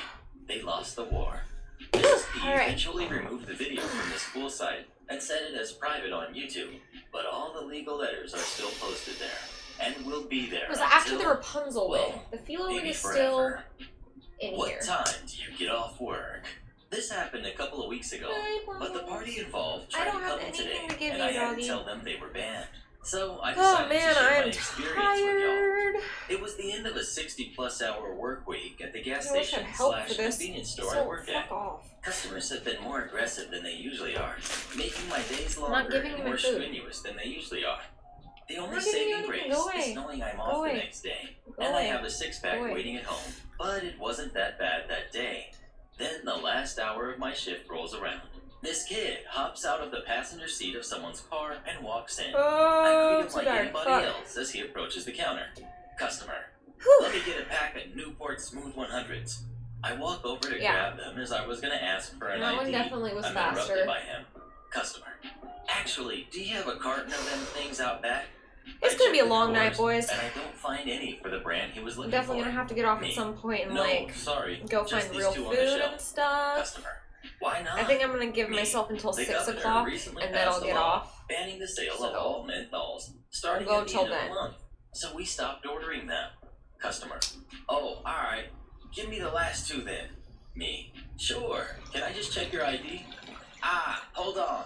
He runs out back to the car. He's at the driver's seat window talking to someone. A woman emerges out of the car and walks in with him. I'm assuming she's his mom. Me, hi, how are you, customer's mom? Give me a pack of Newports. Before I could speak, she interrupts again. You got a carton? Me, no. Why not? So I explain why we don't have a carton of them things anymore, as I did previously to her son. She rolls her eyes. That's stupid. I nod in agreement because she's not wrong. Customer's mom. Wow. Whatever. Give me the last three. Oh, well. Nee. Unfortunately, I can't sell you these tonight. Why? Because you had your son come in and ask for these exactly same cigarettes, and when I asked for an ID, he went out and got you. I can't do the second-hand sales for these products. They're for me, though. Me. That might be the case, but because you sent him in here and he didn't show an ID, it looks like you're buying them for him. I already told you they were for me. I still can't sell you these, so I'm gonna decline the sale tonight. I'm sorry. So she stands there at the counter staring at me. Gotta put as this on more people come in, charger. and the line behind her grows. Me. Ma'am, I need you to step aside. I have other customers waiting to be rung up. She steps aside, and her son starts chiming in as I'm ringing other people up. Son, so why can't you sell us them? I ignore him. Son, hey yo! I'm getting Because you're annoyed, clearly a so I child. respond. Me, look, I already explained to both of you why I'm refusing the sale. If you're not going to get anything else in the store, I'm gonna have to ask you to leave. I apologize to the customer I was ringing up, and before the next Okay, got person it. can walk up, the son steps up to the counter. Son, Alright. give me a scratch ticket. Me, My God. sure. Did you find your ID? He scoffs. Forget you. Me, okay. Excuse me. I motion for the next customer to come up. As I'm in the middle of this next transaction, Okay. she has more to say. Let's do the Customer's mom. SJW wig. Actually, This you one can't shouldn't be refuse too a customer. hard. If they want something, Actually, you legally can't have to refuse a give it to them. customer. Suck my I dick. absolutely have the right to decline a customer for any or no reason. No, you don't. Yeah, you do. I've This is officially America. given Suck up my being dick. professional at this point and just start talking as I normally do. Me. Alright, you're still not getting those Newports though. Take me the manager. Me. Not here. The manager. When is he in? She's here in the morning. Also, managers aren't always men. You really don't know crap. You just started. Alright. The mom grabs her son by the arm and starts pulling him away towards the door. Don't worry, baby. I know the owner. Actually, they both stop. We don't have an owner. We're a corporate store. They continue towards the door and are outside. The son pops his head back in. have an owner. Yo, what time do you get off work? Me, in an hour. Son, I bet. I'll see you and see how mouthy you are then. Me, haha. Okay, buddy. Customer, jerk. Me, yup. The store's finally empty and it's been for a few minutes, so I step out for a cigarette. When I come back out, they're parked in the fire lane staring at me. I just wave and continue smoking until another customer comes in. I love my job. It's your wedding? I'll wear pajamas. That's it? Did you My fight? biological mom I need left to when I know. was 3, and How I did was it raised end? by my dad and my crazy ex-stepmother. I was sheltered from my biological mom's crazy until I was an adult. It took me growing past a teenager to realize she was stuck in that Alright, I'm gonna teenage use the same mentality. method for this one. She's very attention-seeking and Because leans it's also hard curly. into melodramatics. Her fondness for drinking also exacerbates her melancholy, and I've had many a late-night phone Sit up calls straighter. from her about how she's so lonely. She never should have left my father. This is all my crazy ex-stepmom's fault, blah blah blah. She's also permanently broke and always looking for a get-rich-quick scheme, and then is surprised when she gets ripped off. Anyway, I moved from Australia to England for love, and also because I was a tiny bit obsessed with Oscar Wilde. We very happily told my family when we were engaged, and because of the requirement to travel, we chose a date quickly, 18 months in the future. Those that have planned a wedding know there's lots involved and it can be stressful. Biological mom was a nightmare, trying to butt her nose in about my dress. Apparently it was wrong that I took my mother-in-law-to-be instead of her, even though she lives in a different country. Location: we chose Scotland because it's our happy place, but she wanted it to be down south, London way, so she can do tourist stuff, and so on. Anyway, knowing that she's broke, I limited costs where possible. She needed to only pay for her flight over and her rooms on the wedding weekend. We started to talk about what she was going to wear. Something about my mom. She has a back tattoo. It covers her entire back and was done by some bikers in a garage and is pretty bad. She sends me pictures of slinky, backless ball gowns. Genuinely, these dresses she's sending are awful. I don't really mind what people wear usually, but I did want to be able to look at my wedding photos and not cringe, so I offered a solution. As she misses out on wedding dress shopping, I offered to take her out when she arrived and buy the dress for her. Now, I had quite the army coming out for our wedding, and my sister, Oh my who god, was I'm my hurt. maid Okay, of we got honor, this. came out 3 weeks early to I help. can do it. I also had a woman coming I from can Oz do who was it. close to my heart, and one of my mom's friends. Oh my god. I thought the four of us could all go dress shopping together. Boy, this was a mistake. This wig is My definitely more mom tangled. pettily sniped that my sister and I were paying too much attention to her friend. We weren't, and started pouting about having to try on dresses. She was acting like a kid, and my patience ran thin. But the goddess that is my sister smoothed the ruffled feathers and finally got my mom in some dresses. Let's just say, anything I had chosen was wrong and awful, and my mom could not understand that she was I'm gonna 20 take a kilos shower after heavier than this. she thinks she is. So certain styles Hey. just did not suit her. Finally, a dress was found. I go to pay. She walks off with the bag. That's it. No thank you. Thanks, No guys. acknowledgement. And this was not a cheap dress. Just took the bag and complained that she was hungry and that her friend had been able to have lunch and she hadn't. Day of the wedding arrives. It was great. Husband and I looked amazing. We were surrounded by people we loved and that loved us, and we were happy.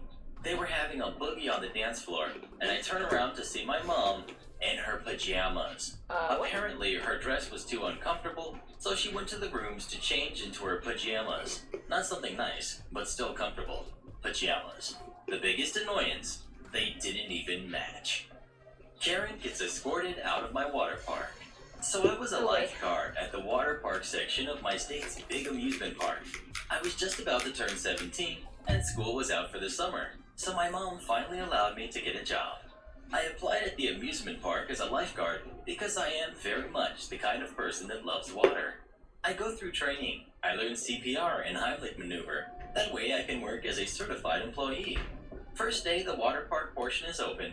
It's packed to max capacity. Wave pool is completely full. Lines are backed up for slides, and queue lines at the food shacks are winding into spirals. It's a mess. So since it was my first actual day with people, not just other lifeguards for training, I was put at the bottom of the slide. I had expressed that morning that I have extreme anxiety, and that day was one of Here the we worst go. days. Here's an on. So I was allowed to Actual stay on. at the bottom of the slide, and other lifeguards would skip over me during rotation. The slide I was working on had 2 staircases, one for single riders and one for double rides. Single riders have a single rider float, and double riders had space for 2. When the park gets busy, we would open up both staircases and sort them so that single riders would go up one staircase and double riders would go up another. In comes Karen.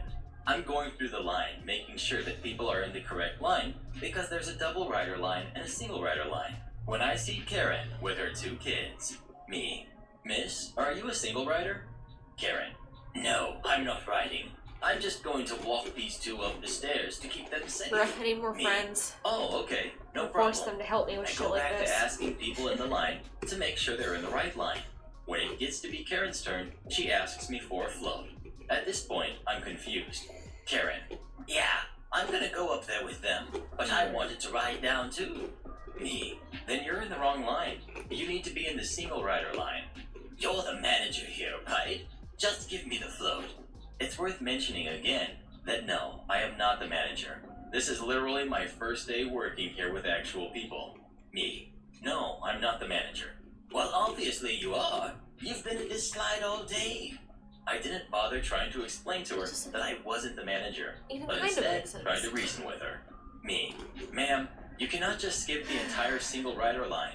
That would make the other riders unhappy. After this, she went off on some tangent. Literally called me names. Mind you, this is a grown woman yelling at a kid. I was 16 at the time, but I definitely looked considerably younger.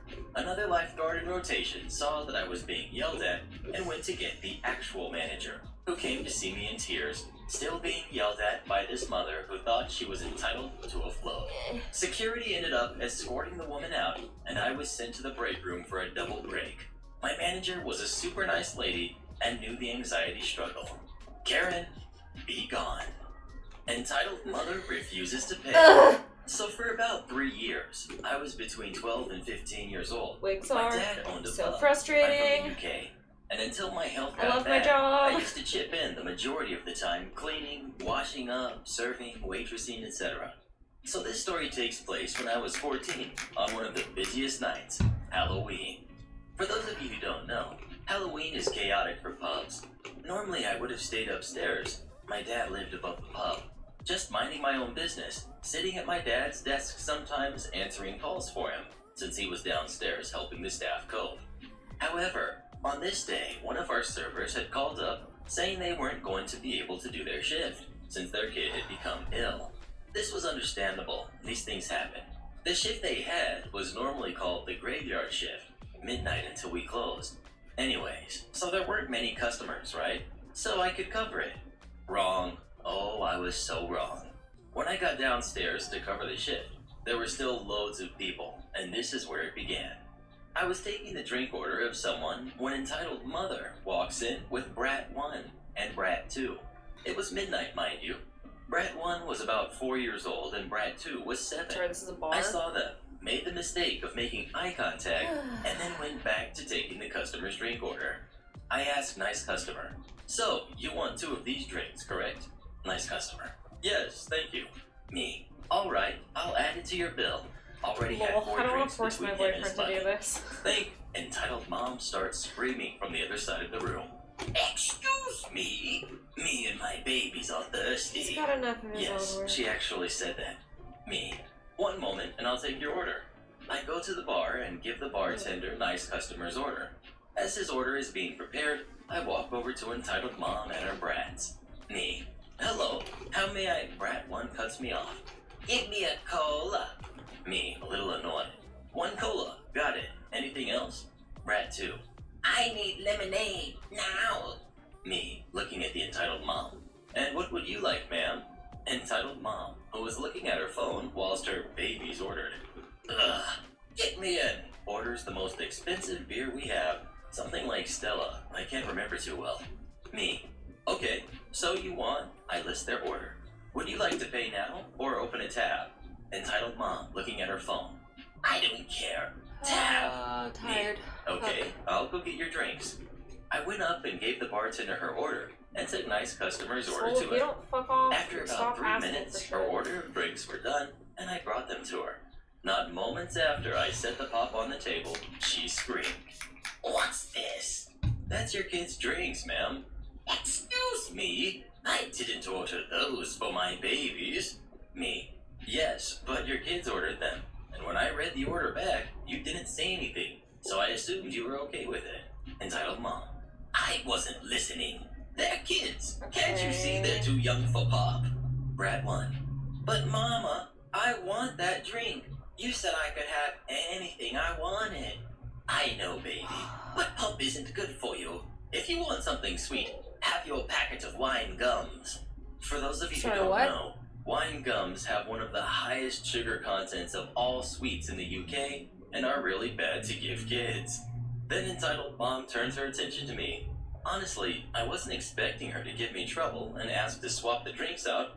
Entitled customers have asked this before, and I guess it's what she meant. But, entitled mom, turning her attention to me. "Take the pop. I want 2 fruit shoots." Me, "Okay, ma'am, I'll grab them now."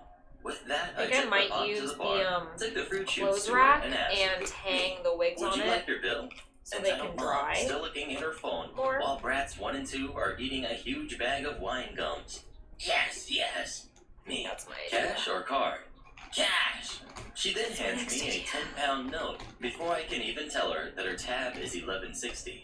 She looks at me when I don't leave and snaps. Why are you still here? Go get me my change. Me, sorry ma'am, but you still owe $1.60. What do you mean I still owe money? I paid for my drink and my baby's fruit chews. Me, but you still owe money for the pop your kids ordered. Now, normally I would have took the pop off the bill, or let her only pay for one if she was a regular, or if she had something when they first ordered the drinks, so we didn't make them. But she was so rude, and her brats had made a mess of the table, leaving me with more cleaning up than I already had before. Entitled Mom, my babies didn't even drink the pop, so I don't have to pay for it. I just looked at her and spoke. Ma'am, in a firm tone, you owe $1.60. Pay up or I'm getting the owner. I was so done with her BS and wanted to cry out my frustrations, but I just gritted my teeth instead. Plus, my dad would be able to handle her much better than me. Good. Then he'll explain why a kid thinks she knows better than an adult. That was it. I had already dealt with one Karen that week, which meant I was on a short fuse. So when she said that, I was done with dealing with her. I grabbed my radio from my apron pocket. Everyone on duty had one, and spoke. Me into the radio. Dad, can you come to X section? I have a problem customer who won't pay all of her bill. Her face turned white when she realized she was in fact speaking to the owner's daughter. Before he could even come, she opened her purse, producing the money she owed, threw it on the table. It fell on the floor, picked up Brat 1, and stormed out with her brats. Barely touched her beer, but Brat 2 put the fruit shoots in their Halloween sweet bags. My dad came, asked where she was, and I explained. He let me and the bartender have the untouched pop and poured the beer away. He was proud of me for how I handled this one without him, and how I didn't cry. The last Karen I dealt with brought me to tears, and my dad had to intervene. Always clear your memory card before pawning an item. A lady who we'll call Leech, for reasons made clear at the end, spent a year helping her best friend, Psycho. Okay, I think I should hang them up first. Leech before I wasn't related start to the on the family other at side all, of this. just a friend with an affinity for causing drama. She would make fake profiles along with Psycho Let me grab and the tried to rack. fish information about us out of friends and family. Just some real nasty stuff. Be right back. Leech would take the online harassment further than Psycho, which never made any sense to me, because I never had a personal problem with Leech. We had known each other back in grade school, and were even casual friends. She used our past history to try to weasel into my friends list, but I already saw that she was helping Psycho slander my name online, and didn't buy into her malarkey. She then tried copying my display pictures and making them into ugly memes. Any post I made public was instantly captured and mocked on her stepmother's support page. Leech was dating the best friend of Psycho's husband. Her boyfriend had a daughter from a previous relationship, and Leech was a proud and attentive stepmother. Most of her identity revolved around being a stepmother. The page on which she posted the memes she made and posts she stole had been running for a number of years and had nearly 10,000 members. She created it herself. She and Psycho also started a handful of other pages for the sole purpose of harassing and mocking us. A couple I had to have legally removed. Police were involved in everything. This had been going on since before March, and for Christmas that year, my wife's grandmother got each of the great-grandkids a 3DS. To save some money, she went to a pawn shop for some gently used consoles and games. This is where karma had dealt us a sweet hand. Nana had purchased 4 3DS in total. The one my daughter just happened to get had a memory card inside full of photos. Grab some hangers. Upon a quick scan, I realized the people looked familiar. It was Leech and her boyfriend. Over and over, dozens of photos, some a little sketchy. Why else would I be given this opportunity? Of course, I was meant to use them, right? I immediately get to work, uploading every photo and file, and set up a fake email account with bits of her information to make it look like hers. I joined any and all free dating sites I could think of, even downloaded some apps that aren't advertised as dating. Oh, you little but we all know bitch! That's how they're used. You In fucker! short, I blasted Get her out! photos everywhere. Out! Out. I refrained from Out. using the inappropriate Out. ones Out. I just didn't feel right Get. about that. Implied loose boundaries was Out. as far Get as the I fuck wanted out. to take it. Pop I off. answered a couple of messages on each site. You guys didn't to even make it try look to more stop authentic. her. What the Even sharing hell? more innocent enough selfies Thought to you had my back, prove I was the chat. real deal. A while ago, I had come across Leech's cell number online. She had shared it in a public comment, and I was in the process of screen capping any post she made about my family. I had screen capped that comment too, but I hadn't done anything with Damn, it. you can tell I I'm was tired just when gathering and retaining all the almost information fully I steals my could, and my food. patience was about to pay off. After giving a few guys the number, Alright, let's see I what she didn't got. bother logging on anymore. That was enough damage, I thought. It would be easy for her to prove Damn, that she she had don't never have visited it. those sites, and that Fucking they should be asshole. able to recognize the photos as being taken with the crappy lens of an early 3DS. This is But why I then can't have the nice other group things. dropped. After a few weeks, maybe a month, I go snooping on Leech's stepmother's support page to see if she had anything to say about my Grr. antics, but it was quiet. Okay, Weird. let me hang these I up. check out her profile and find all her past posts have been hidden, and the boyfriend scrubbed all photos available. When I check out his profile, there's this gigantic rant about unfaithful people. Oops. Turns out, Leech had been with her boyfriend's best friends, the guy Psycho was married to's older brother. It had been going on for some time, and no one knew anything, not even Psycho. If the boyfriend I'm so hadn't tired, confronted yo. her about the random I can't do texts she was this. getting from guys, he never would have seen the other texts that were clearly disguised to hide what was going on. Being a self-proclaimed God damn stay-at-home it, she dropped stepmom, crumbs he in had the wig. visitation every other I weekend and 2 weeks My in the dog summer. so much right Leech now. had no interest in I'm gonna holding kill a her. job. The boyfriend owned and paid for everything, including her cell phone. When he found out Why about is she this, like this? he kicked her out of the house and took her phone. He pawned it off to pay for the enormous debt that she had put him in. The reason the 3DS was in the pawn shop at all was because he needed some extra cash. It was his 3DS, and he had pawned it for some money for a present for her. He wasn't able to pay it back in time, and the shop owner resold the item. That's why the memory card wasn't wiped or anything. I'd say it was meant to be. You already have kids. You should give me one. This is the most manipulative and ugly, classist person I've ever met. She's married to my uncle. Let's call her Mary. Towel and Mary has pulled a lot of entitled stunts over the course of her life. I probably have over 100 stories that I can share that I know of. I don't talk to that part of the family because it's horrible, but there are a few family gatherings in which we meet. Good old Mary is raining over infertile. here, my She God. has 2 daughters. One was conceived in vitro and then introduced into her womb. The other one popped out of nowhere, literally. We suspect she bought it out from someone since she has a record of trying this, but whatever. Before having her first daughter, when I was around 10 years old, my mom broke the news to the family that she was pregnant. Yay! Mary wasn't happy with this because she had been trying for years with her husband and wasn't able to get pregnant. She always had this sort of competition with my mom and with everyone because she has this need of being the best one in everything.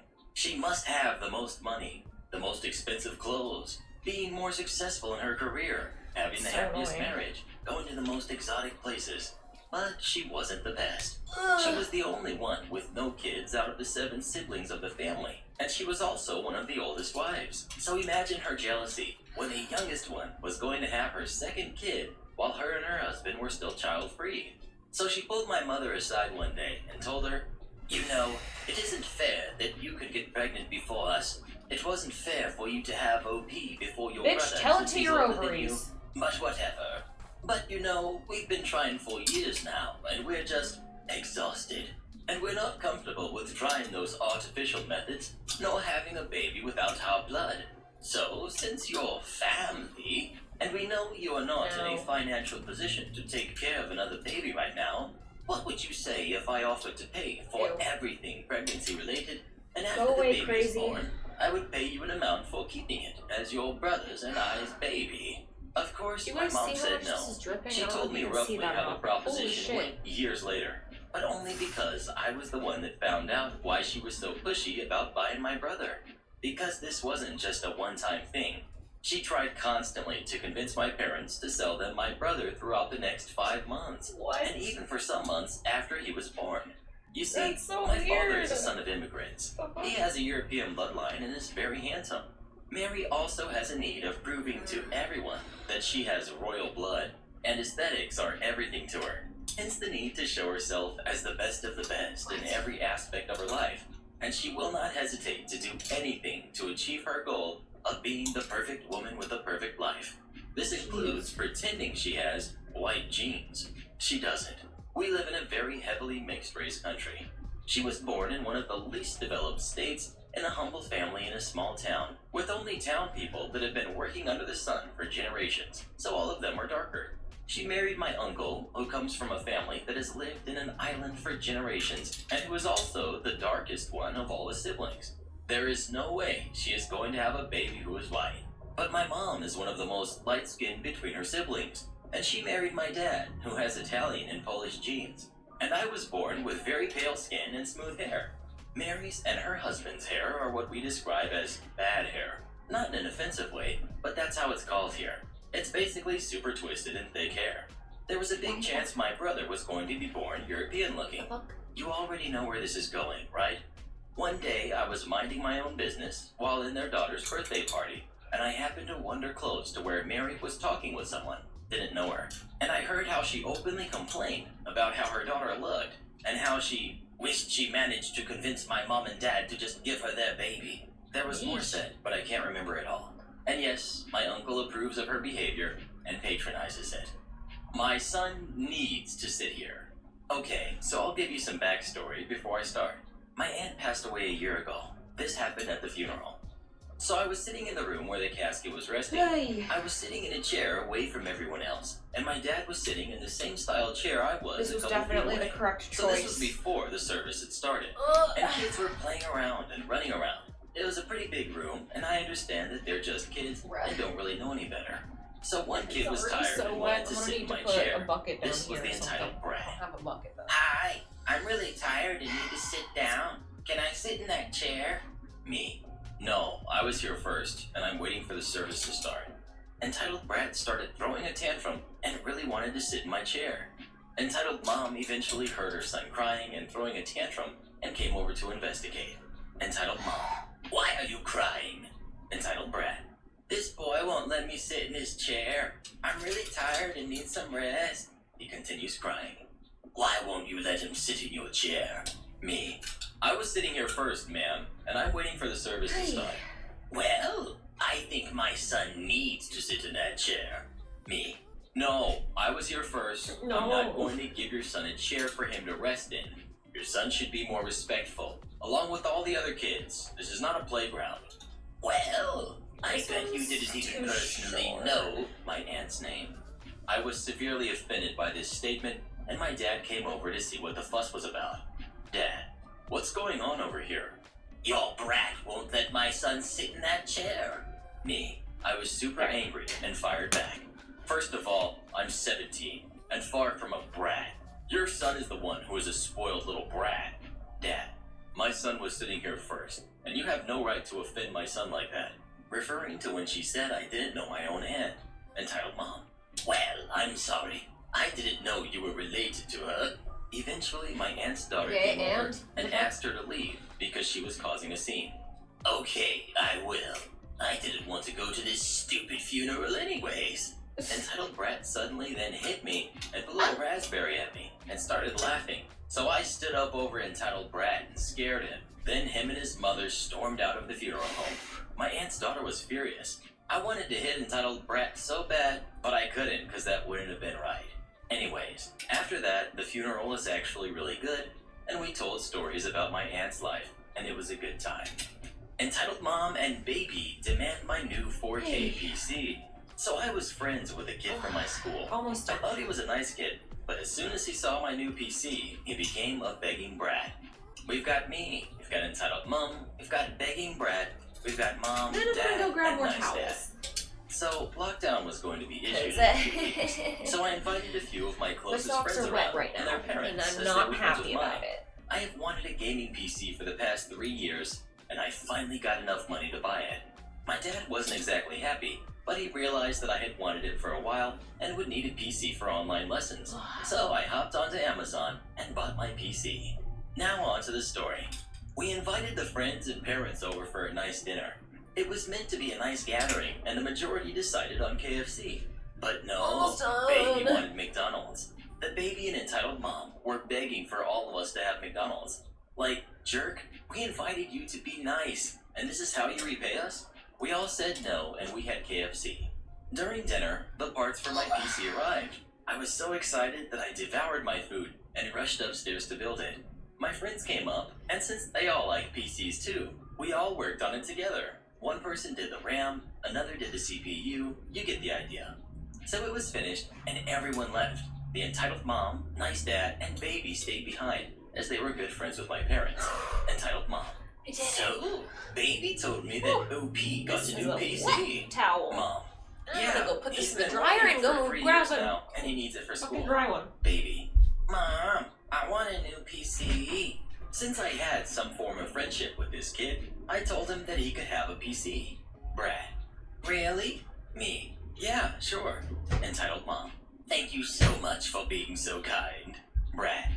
Let's go get it. Me. I'll bring it down for you. I brought him my old PC. Like I said, it was bad, but could run most games at 60 frames per second, 720p. I fitted some RGB fans to disguise the looks, so if anyone came and saw it, they wouldn't know how bad it was. However, it was considerably smaller. Baby noticed. So, Brad, get the fuck your out of PC here. is Ouch, much bigger ouch, than ouch, that. ouch, ouch, Me. ouch. I know. Before I So, fucking where is it?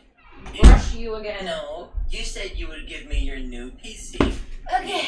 No, I said I would give you a PC, and this is my old one. It runs all modern games at 720p 60. Brad. No, I want the new one. Entitled mom walks in. What's all this shouting about? Brad. OP won't give me his PC. OP, you said you would give him your new PC. No, I said I would give him a PC, and this is the one I'm giving him. I've been saving up for 3 years, and won't just give it away. But you're like 12. You're too old for this PC. Keep in mind that baby was 11, and she claims to be such good friends with my family when I'm 15. Dad, what's going on? Me. They are demanding. He has traumatized my son after lying to him. He said he would give him his new PC. Dad, OP, why are you giving your new PC away? Me. I'm not. I told baby that he could have my old one, and now he's demanding my new one. Dad, to entitled mom. Yeah, that's not going to happen. Oh, God. How dare he? Hey, He's only 12. He's too young. No, my family aren't really famous. Okay. But people know us as we are constantly And now donating this a lot one's of all money fucking to help our park wet. and things Hold like up. that. Dad, don't try and impress people by saying you are a friend when you don't even know my son's age. Nice dad. Entitled mom, stop. You always do this. And baby, be grateful or don't take it at all. Baby and entitled mom. Fine. They storm out of the house. Nice dad. Sorry about that. As he hands me 40 pounds. Me. It's okay, and thank you. We cut contact with the entitled mom and baby, but my dad still goes to the pub sometimes with nice dad. No, I'm not the manager. So this was a few years ago, so the details are a little fuzzy. Backstory before we start. I'm a male with a shaved head and a neat goatee. I was working overnights at a hotel, and my uniform was a suit and tie. I have a gold come name with tag with weapons. my name and no logo. I needed to pick up a few things at Walgreens after work, and being right across the street, I'm a regular there, and I'm on a first-name basis with a few of the employees. Cast includes, not real names. We've got me, we've got Bob, the cashier, Maria, actual manager, and the Karen. I walk in at about 10 a.m. and immediately pass by Bob and Maria with the usual, morning Maria, morning Bob, busy morning? Just a little small talk since I'm there enough and they can vent to me, being a regular. I notice it's a little busy, so I leave them to work and go to the food section to grab a snack and see that a guest has pulled all of the cans of something off the shelf. Being a decent human being, I put them back, and Karen asks where the paper towels were, and I tell her where they are. Again, being there nearly every day, and they were busy. I get what I need and go up to the register. Karen is in front of me and in the middle of a screaming match with Bob and Maria. Karen, Holy get the shit. manager, now! There are no cans that will expire next month. They are all expiring next ma'am. month. Maria, yes ma'am, I am the manager. I'm very sorry, but the shipment comes in tomorrow, and we Bruh. can set some aside for you. Stop lying, you stupid jerk. I was just talking to the manager. Oh man, I'm tired, guys. He turns to see me, and with a polite, excuse me, sir. Can you give me a discount on this can? Me, ma'am, I don't work here. I'm just shopping. You were putting cans away. Don't lie to me. Now give me a discount. Ma'am, he is a guest. Karen proceeded to God. take the can, Okay. threw it hard at me. It misses, Let's see. and shows us her favorite finger as she yells and storms out of the store.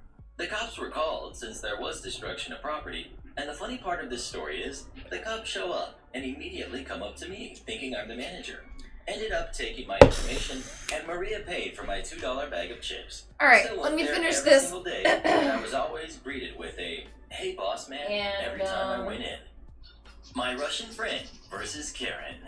So I currently work at McDonald's, as I am an entitled young person. You'll figure out why I quoted that. This McDonald's is across from a Walmart, and today I decided to take a shift for someone. A good solid 8-hour shift, actually.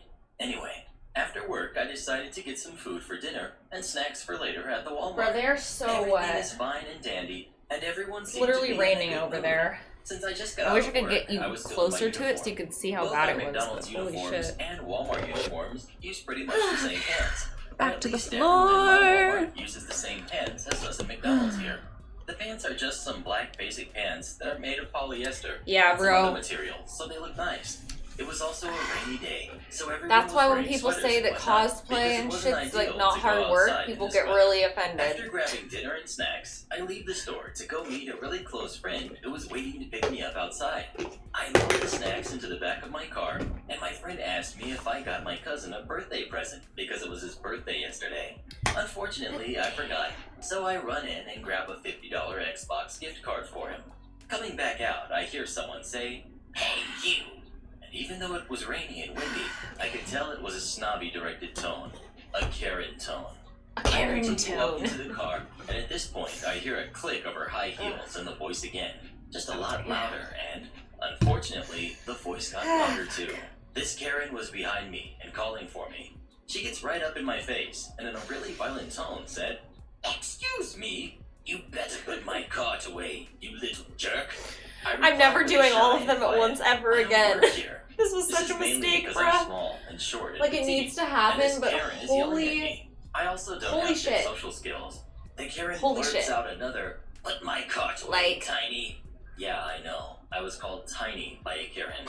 Thank God my friend was watching, because she got out of the car and was like, Oh my "She god, doesn't work at okay. Walmart." The Karen scoffs and replies back, "He looks like he does. Besides, he's a young person." I'm gonna have You to can go keep put doing that this cart tomorrow away while I'm anyway. streaming and My stuff. friend walked over to this I have Karen no and was other like, option. "He is a she, and she doesn't work here. She's also not your slave, regardless of their age or anything." My friend raises her voice way higher than this Karen, who's bickering on how hard it is to push a cart away. Ironic, I know. And screams out, "You better take your stupid, lousy, no good, overprivileged self over there to that cart return yourself, and you're going to put it there." The Karen just shut up and put the cart away. The Karen was I'm gonna about have to to film open my her 0 mouth 2 and say video in my something, bedroom, but my friend obviously. just screamed something at her, which basically meant "go forget yourself" or something like that in Russian. Go That was forget that. yourself. My friend told me she was Yes. getting the last word That's in the F word regardless. that was We used. drove off and went home to eat dinner and hang out. Okay. Entitled Mother Wants to Sue Therapist for Saving Her Kid's Life. The year is 2017. I was on therapy for a lot of problems. My many and varied problems had also caused me a very deep depression, and despite 10 years of therapy, I was unable to have any improvement. My psychologist, an adorable woman whom I had only seen for a year, asked me to have a session with my mother too. She wasn't happy about it, but somehow the psychologist managed to convince her. This is how the session went. For this post, my fictitious names will be Bob for the name of choice and Rose for my birth name. Therapist. "Hi Bob, how are you feeling?"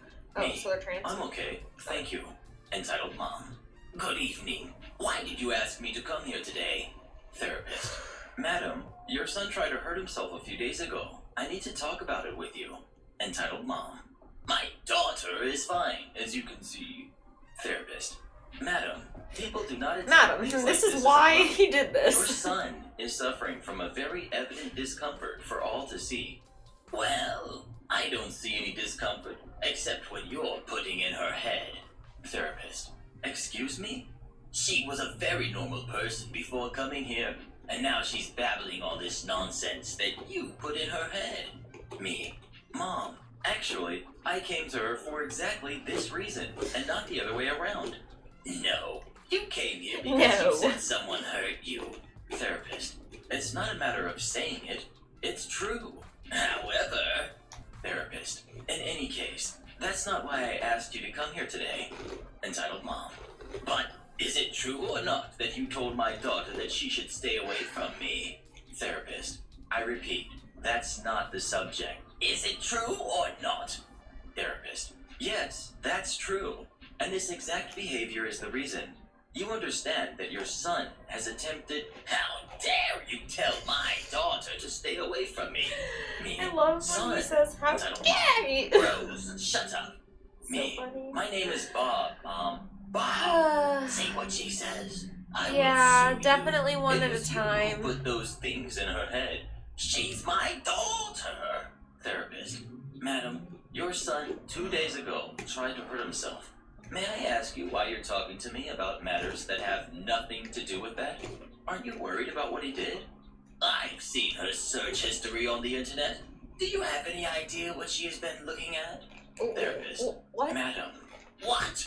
I'm sick of dealing with you freaks.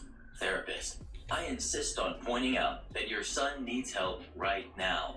So what? You want her to leave home and pretend to be something she's not?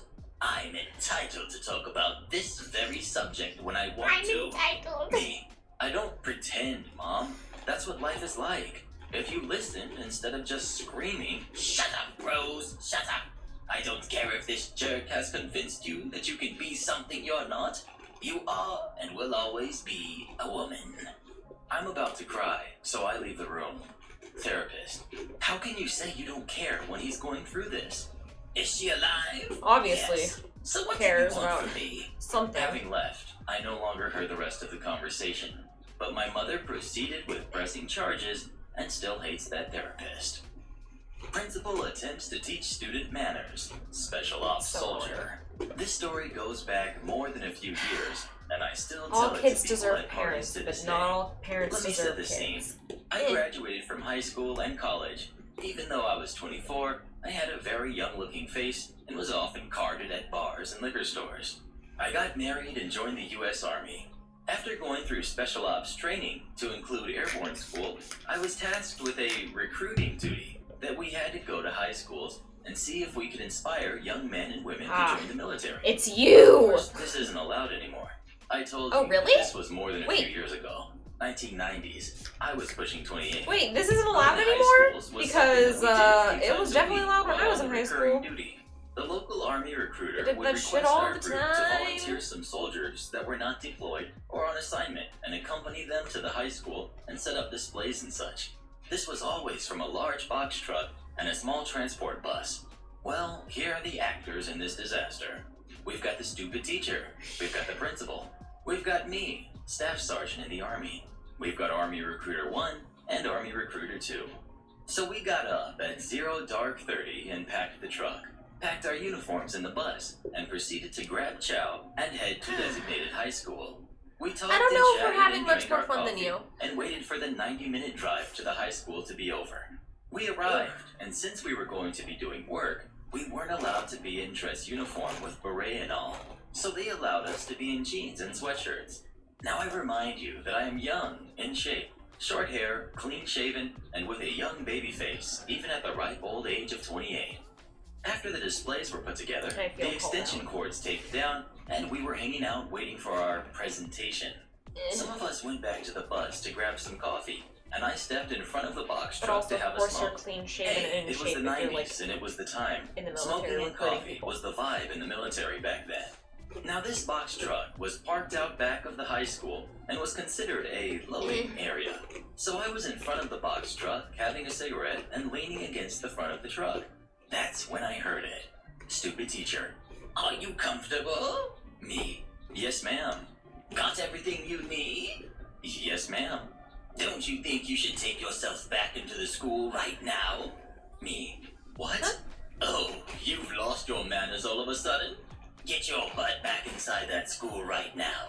Yelling in a high tone that would have upset every dog in the country. Me. Ma'am, I'm not. Oh, yes, you are. Me. Ma'am, I'm trying to explain. If you will just, stupid teacher cuts me off and grabs my arm. I said march, young man, before you regret it. Me. Get your hands off me. You should know better. Pulling out of her grip. Fine. I'll get principal. And don't say I didn't warn you, you little jerk. I was shocked at her behavior. This wasn't a big school. Maybe 800 kids in a rural area. So I proceeded to finish my cigarette, my coffee, and I heard footsteps and yelling. This was enough to get the attention of the military men and women in the bus and the kids running laps on the field and the kids inside the classrooms on that side of the building. I mean, I was wearing dog tags under my shirt and a wedding ring. Really? Stupid And a teacher. wedding ring. He's over there. Principal, who the heck do you think you are? You think you can just come have a smoke and coffee and skip class? How would you like me to knock some sense into you, you arrogant jerk? Me, annoyed. Look, I tried to explain. Wait, this is actually really I don't funny. go I have to school pause. here. I'm telling you the same thing. I don't go to school here. I'm I here have to for pause because I your have a similar education. story. You want a butt Wait. to go with that lesson today? Wait, this totally happened to one of my fucking friends. So I had a friend in high school who was like older than me and he'd like gone off to the military or whatever. And so he was like doing the same thing, like he was recruiting and stuff at our high school. And but like he had been there like the year before, so he had just been at that school and he was only like 19 or something. So it wasn't like that weird for them to think that he still went there. And he was like talking to like me and a few of our other friends and stuff. And it was like I think like the bell had rung or something and the other people, I was currently going to school at the college, so I like actually didn't have to be at class because I didn't have a class at that time. But like our other friends did, so like they started walking back to class and me and him kept talking and the fucking vice principal who hated me came up to us and was just like, why aren't you guys going to class? And I was just like, well, as we've had this discussion multiple times, bitch, I'm at the college. The fuck? Because she was annoying. But, and then he just like looked at her and was just like, do you not, he was in full uniform, by the way, like full uniform. And he was just, he looked down and looked at her and was just like, ma'am, I graduated. It was so fucking funny. And then she just kind of like walked away awkwardly. That's the whole story, but yeah. Well, I had enough. If he wanted So I to actually teach me a believe that lesson, this totally fine. happened. It's just Me, hilarious. I've had enough. You can buzz off and take her with you. You have no idea who I am, but I'd like to know who you think you are threatening people like this. I put my cigarette in my mouth and reach for my wallet. Me, I'll show you who I am, jerk. Principal smacks the cigarette out of my mouth and grazes my nose. He grabs my sweatshirt. Principal, I'll teach you some manners, you jerk. Boom, scream, thud, pop. The sound of gravel. Recruiter 1. Whoa, whoa, whoa. Stop, stop, stop. Recruiter 2. What are you doing? Principal, muffled groan as his face was in the ground. Recruiter 2. Principal, this is Staff Sergeant. He's part of our Special Forces recruiting team today. What on earth are you doing? Recruiter 1. Staff Sergeant, would you like to let Principal off the ground, please? Me. Sure. He's not going to do any more harm. Teacher looked like she had just seen a train wreck and still couldn't look away. Me. Hey, teacher, you might want to call an ambulance. He has a broken nose and a dislocated shoulder. He's going to need medical attention. Recruiters 1 and 2 were just stunned, not knowing what to do. By this time, it must have gotten around school. There were classrooms and windows on the back side of the school, as well as a gym class that was running laps around the field. Me. Oh my god. Should I get my uniform on, or just chill on the bus? Recruiter 1. No, we need your appearance for this presentation. Me, shrug. Okay. I got my uniform on while watching the EMTs put Principal on a stretcher and take him away. I grooved myself up, put my beret on, and walked out of the bus. Went into the school and into the auditorium. Recruiter 1. So that is why we are here today. To explain your service opportunities and here to explain the Elite Forces training and perspective, I'd like to introduce Staff Sergeant. Thunderous applause and standing ovation. We were all a bit confused. Standing ovation. We thought it was for the beret. Come to find out, they were clapping Obviously because they principal watched had it. been a jerk and roughed up students to shake them up. He had only been there 2 years and everyone hated him, except for stupid teacher. Another teacher heard that principal That's so had gotten fucking funny. his butt handed to him and told us it was the talk of the school. Like taking out the bullet Yeah, on the definitely playground. don't try to fight He a said fucking it made his actively day. duty He wasn't soldier. principal very much longer after that. He took Especially a medical staff time sergeant, off are you and stupid? then left the school system to take a job God. at another school out of state. I heard from recruiters 1 and 2 that the next year, when they went to do their presentation, they asked who we were going to rough up this year. They had a math teacher that everyone disliked. This was in jest, only a joke.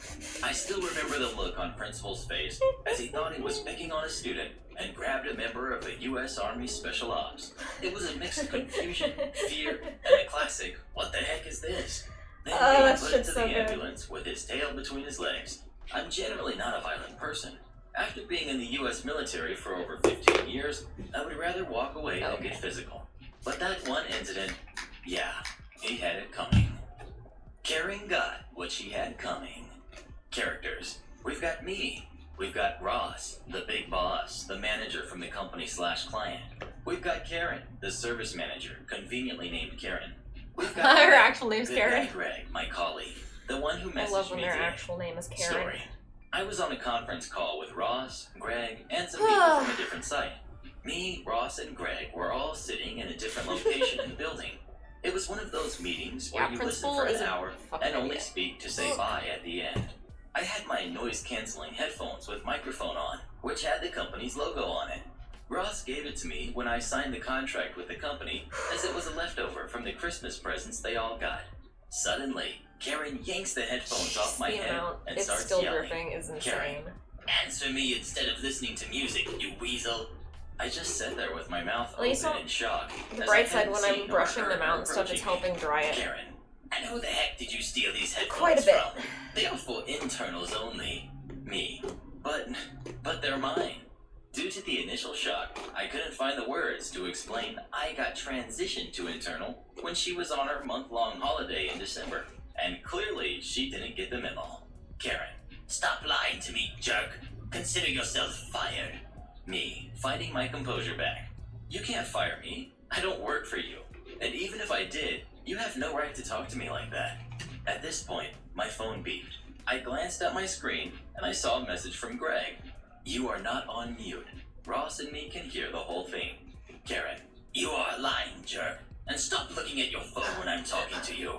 Me, I don't work for you anymore. And if you keep talking to me like that, I will call security to have you removed. Who the heck do you think? She was interrupted by her own phone ringing, which apparently was a call from Ross. She answers her phone with all the fake jolliness she could muster after her tirade against me.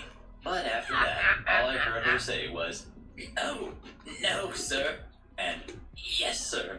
Maybe I have to note that Ross, my manager, was the most senior manager on our site, and therefore also the country manager, who signed the contract with my old employer for which Karen worked. This was the only time in my life I saw someone aged 20 years in a mere 15 seconds. Her face shifted from red to white, as if someone flipped a light switch. She hung up and left without saying another word to me. Later, I found out people had complained about her behavior before, but now she was caught red-handed, and my manager made sure her services were not needed anymore. She also got fired from my old employer, as the company was their biggest contract, and they couldn't afford to lose it due to Karen's actions. In some way, I have to thank her though, as I haven't had any problems with shutting down someone ever since that event. Entitled Mom will do anything to obtain her son's favorite newspaper. A few months ago, I worked as a paper boy. As the name suggests, my job was to deliver papers in the morning, usually from 6 a.m. to 7 a.m. Prior It to literally the event sounds like I'm it's about to raining. describe, a woman had been standing outside her house to smoke at around halfway through my round, usually staring at me as I rode past on my bike. I had never seen this lady before. It's important to note that I was delivering paid papers, so there were specific houses to deliver to, instead of delivering to the entire road. On the morning of the event, I'd woken up as usual, dragged myself out of bed and onto my bike, picked up the papers, and started to deliver. Everything went as usual until I reached the woman I described earlier. This time, she approached me. We've got entitled mom, we've got the kid, and we've got me. The entitled mom approaches me and my bike as I walk up to the house beside hers to deliver a paper. Entitled mom. Hey, you got any spare Daily Mails? A British newspaper, tabloid. Yes, Me. we all know what the fucking Daily I've Mail got the is. exact amount I need, no more. Well, that sucks. Me. I don't see how. You don't suppose I could give you a couple quid and you could give me one? Quid equals pounds. Basically the equivalent of bucks in the US. Oh my god, shut up. Me. I'd lose my job. No chance. Stop you could acting always like we pop don't down know. to the newsagents to get one. Don't you understand? Stop I need acting one like we now. don't have TV. Newsagents is half an hour walk away. Me. So, I'm not losing my job so you don't have to walk for half an hour. The entitled mom starts to get angry. Listen, my son loves reading his mail, referencing to the Daily Mail newspaper I mentioned earlier. My car's messed up, and I can't be bothered to walk. All you have to do is give me one, and you get 2 quid for free. No. Me, seeing as I get decent pay, above 15 pounds a week, I think that won't be necessary. Entitled mom begins to walk towards my paper bag. Me, hey, back off. Entitled mom is shouting now. You've lost your chance at 2 quid. It was your choice and you threw What? it away. As with the rest of the street, she's woken up her son. She and I argue for around 30 seconds with nothing said of note, until her son comes to the doorway. He looks around 4 years old, which is most definitely not a suitable age to be reading the Daily Mail at. Kid, Mommy, where's my breakfast? Entitled mom, red-faced by now. Go inside, now. Kid looks like he's about to cry, and reluctantly trudges inside. Me, nice job. Oh my god. Entitled mom, shut up. Me, have a pleasant morning. I cycle away and finish No. my deliveries. I promise Around you, 10 minutes most behind my usual Americans time. know I know what a usually quid people want is, some they know sort what a of pound righteous is, and they reward. know what the She Daily gets Mail arrested or is. sued for X I amount of promise money. you. But literally, nothing I happened. after promise this. you that All I got 90% was of a bad Americans taste in my mouth know for what the those rest of things the day. are. And all she They're got referenced was irritated constantly. Kid at 6 a.m., which she most likely deserved. Karen mistook me as We have an a idiot. shit ton of British Okay, media So here. in this story, I'll give you some background. I'm Like, 18. My literally brother-in-law so is much. the owner of the hotel in this story. There's a restaurant in the hotel too. I don't know This who told hotel you we is don't, located but in Kerala, India, Bruh. and this was a tourist season, so the place was full of tourists, including Americans. Characters. We've got Karen. We've got my brother-in-law. We've got the general not to manager. mention they We've teach you got this shit in me, school. and we've got the waiter.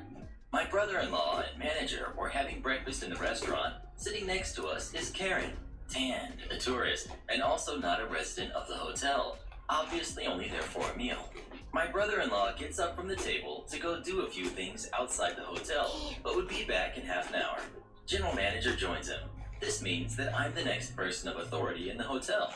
As waiter hands Karen the check, she takes one look at it, and this is how it went. Karen, I know the owner. He said that the food is free for me. Waiter, I'm sorry, ma'am, but we would require some confirmation from him for you to get a discount. Karen, I told you, I know the owner. Waiter, how, ma'am? Are you his friend or relative? I'm his cousin. Now, I obviously had to step in, as she wasn't. We had no Americans in his side of the family, even half Americans, so I'm now sure she was lying.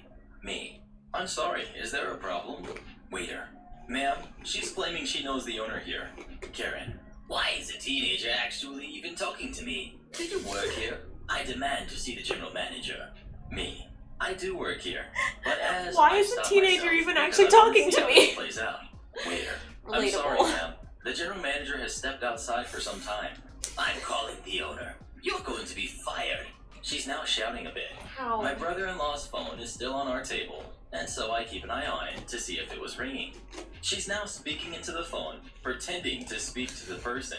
She turns off her phone, turns to us, and says to waiter and me, "You're fired, and you too," pointing at me. Me. Ma'am, Does she I'm really- going to have to ask you to pay and leave, or I'll call the cops. How dare you? Who do you think you are? Me. I'm the owner Oh, of that the gets me every Sarah time. Fuck. Karen. What? Nee. Pay the bill and leave. She still refused and called me names. Got the hotel security to kick her out and get the money out of her. Turns out she pulled this at other hotels and restaurants too. Karen Of tries to course. keep my nephew out of his house. A little bit of backstory. My nephew, let's call him A, is currently engaged to his girlfriend of 4 years. Let's call her B. A few months back, she found out she was pregnant, and she's due July 19th for a boy. I've never seen my nephew so happy, and his fiancée is a wonderful woman, and they plan to get married, but are taking it slow and wanting to have the baby and let B finish up college, as she only has 1 more semester to go. Anyway, apparently B's mother is a nightmare. Unfortunately, she hates A. She wanted her daughter to marry a doctor or a lawyer, basically someone with money. And my nephew, who is a manager with city maintenance, just isn't good enough. And when she learned her daughter was pregnant, That's pretty practically fucking disowned her outright. That didn't last long, as she needed B to babysit her 4 other siblings, so her mom could go out partying and drinking as she always did. I say She if you've used gotten to the B point of as being a practically manager her or slave. something, I B think that's cooked, definitely cleaned, babysat, and took care of everything, so her mom wouldn't have to lift a better than a finger. lot of people. Now that B is getting closer to her delivery date, she can't do everything her mom is asking of her, and she had recently moved into A's apartment. They got a place together so they can set up the nursery and such and start planning their life. B's mom went ballistic on her, screaming and yelling at the top of her lungs how she can't just abandon her and her siblings like this. Her mom didn't care about her. Honestly, I think what she cared about is that she was losing her cook, maid, and babysitter. B did all these things for free and knew it was all going to stop as soon as B had her baby. B tried to tell her that she would happily visit her mom and her brothers and sisters could visit anytime they wanted. But of course, that wasn't what she wanted. She wanted her slave back, and that simply wasn't going to happen. Recently, B woke up with some minor bleeding and was rushed to the hospital. And due to the lockdown, A wasn't allowed to see her when she was being treated. Okay, Everything is I okay, don't by the way. understand why B's some mom hospitals showed are up allowed and doing was that and screaming some and aren't. throwing a I've gone to the tantrum hospital since she could not see because I had nuts my baby. a few times No one since could the see her. lockdown They're started, in and my lockdown boyfriend's right been now, able to come and with it's a me risk they will every not single take. fucking A time. had talked her down on the phone. Maybe it's because and I'm about offered to her that die, option, and but they it made an simply wasn't exception. good enough. She was told to calm down, or she Maybe would have that's to why. leave. But So still, she like behaved when you're herself. pregnant, I feel B like that apparently needed to should be be kept exception overnight making. for observation to make sure everything was okay, and A wasn't about to go home for the night. B insisted he go home and not just sit around at the hospital. When the mother-in-law started screaming again how she couldn't leave B all alone like this, and she lived too far away. She did live Let's almost 2 to stretch 3 for a hours, sec. not sure exactly. Well, even though she has been nothing but unkind, my nephew offered her their spare bedroom. It was set up a little like a nursery, but they had an inflatable mattress, and it would be fine for her to stay with him so she would be close by. She initially agreed, but apparently when they arrived home, she kept on staring at my nephew, like expecting something. And as he tells it, this is how the conversation went. "What are you waiting for?" she asked, apparently very snobby. "What do you mean? I'm about to call B if you want to join for a FaceTime talk," he said. "I mean, what are you still doing here? You need to leave if I'm staying here. I don't want you here," she snapped. "Listen, I offered you a place to stay while B is in the hospital, but this is my apartment, and I'm not going anywhere. Here. You can stay here if All you over like, me! but you can't expect me to leave just because you're here." He couldn't believe this lady wanted him to Did leave. you guys see that "Just get out of backstretch on here Twitter right now. that was going I have around? every right to It was be like, here and you don't. You do. She's my daughter. You do this. And you have ruined her life," she screamed. "That's it. Wait. Get out of my apartment right now. You have no right to say such horrible things to me. We are in love and we are getting married. We're feels having a really son, good. and nothing you do or say can change Try that. it. And regardless of everything, you only have a right to stay here under my invitation, as this is my place. Feels so good You on can your find a hotel shoulders. for all I care. Now get out, or do I need to call the police?" Apparently he was firm. He had always tried to be nice to her for B's sake, but he was apparently stressed and worried with her in the hospital, and didn't feel like being her punching bag that night of all nights. She left, saying a few things about this Texting apartment Katie, hold being on. disgusting, and she couldn't sleep there anyway, and got a hotel as far as A knew. He wasn't sure, because when B was discharged, she was nowhere in sight, and B tried calling her but got no answer. We guess she went out and got drunk somewhere, but we're sure she will call wanting B to come back home. B has a new home now, and is starting her life, and I hope her mom will realize Do that it. she will lose her Do the if she doesn't stretch. shape up. If you I have was it. earlier considering myself lucky that aside from my sister's moments of entitlement, It's mostly just Okay, let's try the selfishness. short As one. bad as she is nothing compared This to this should be one. easier. We are inheriting a very entitled parent through Because marriage. it's so short. Oh, joy. You want to speak to the supervisor? While in college, I worked as the escalated transfer supervisor at a call center for a large Canadian Let's see, pizza we've got chain. an hour One New Year's Eve, almost it was left so to busy go. in the call center that the customer service department started taking orders to ease the traffic, myself included. Suddenly, I get connected with Karen. Before I even have a chance to speak, she's already irate and rude. Karen, why the heck was I on hold for 30 minutes? Me. It's I a really apologize for the express wait, trend. but it's New Year's Eve, and everyone in the country is ordering pizza. Karen, that is unacceptable. I demand to speak to a customer service agent. Me. I can transfer you if you'd like, but I am in the customer service department and can talk to you about your complaint. Like heck you are. Transfer me to customer service immediately. Me. Okay. But due to the busy day, you may be on hold for a while. I said now. I So just I added her realized. to my I'm gonna- customer service I'm gonna queue, move the which was straightener 20 calls deep. After 30 over here. minutes, she's up. Me. Hi. You've reached our company customer service.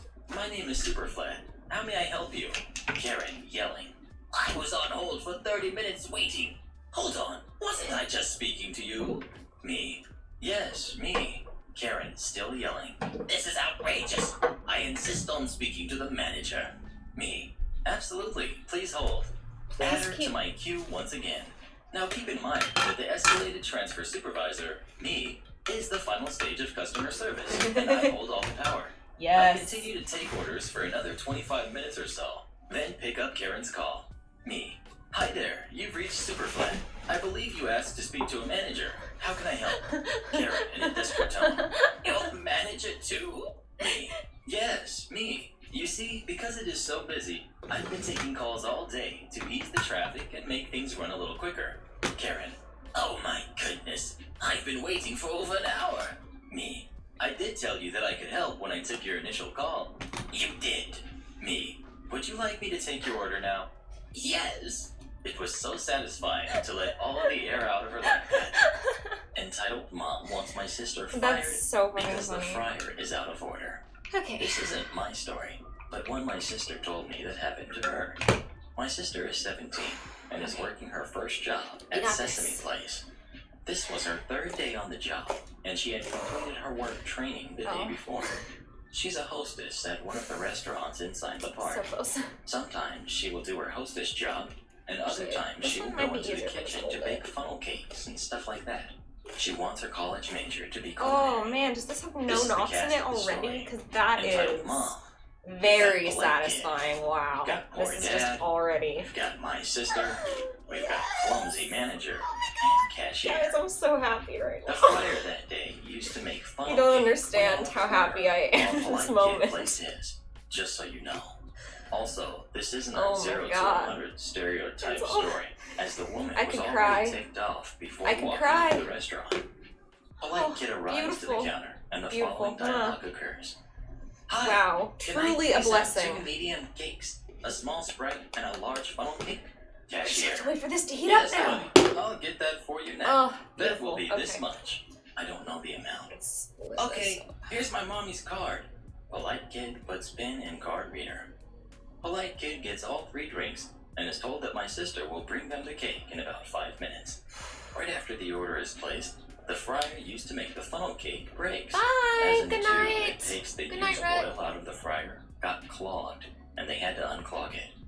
My sister went out to Polite Kid's table to let them know what had happened. Sorry, I'm just Sister. happy about the wig. Hi, I just came to let you know that the funnel cake will be a bit late Alright, because I of think some it's issues warm. with the fryer.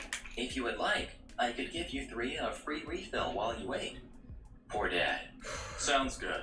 As long as we get our cake, then you, surprise, surprise. Entitled Mom turns on ghetto mode. What you mean we ain't getting our cake?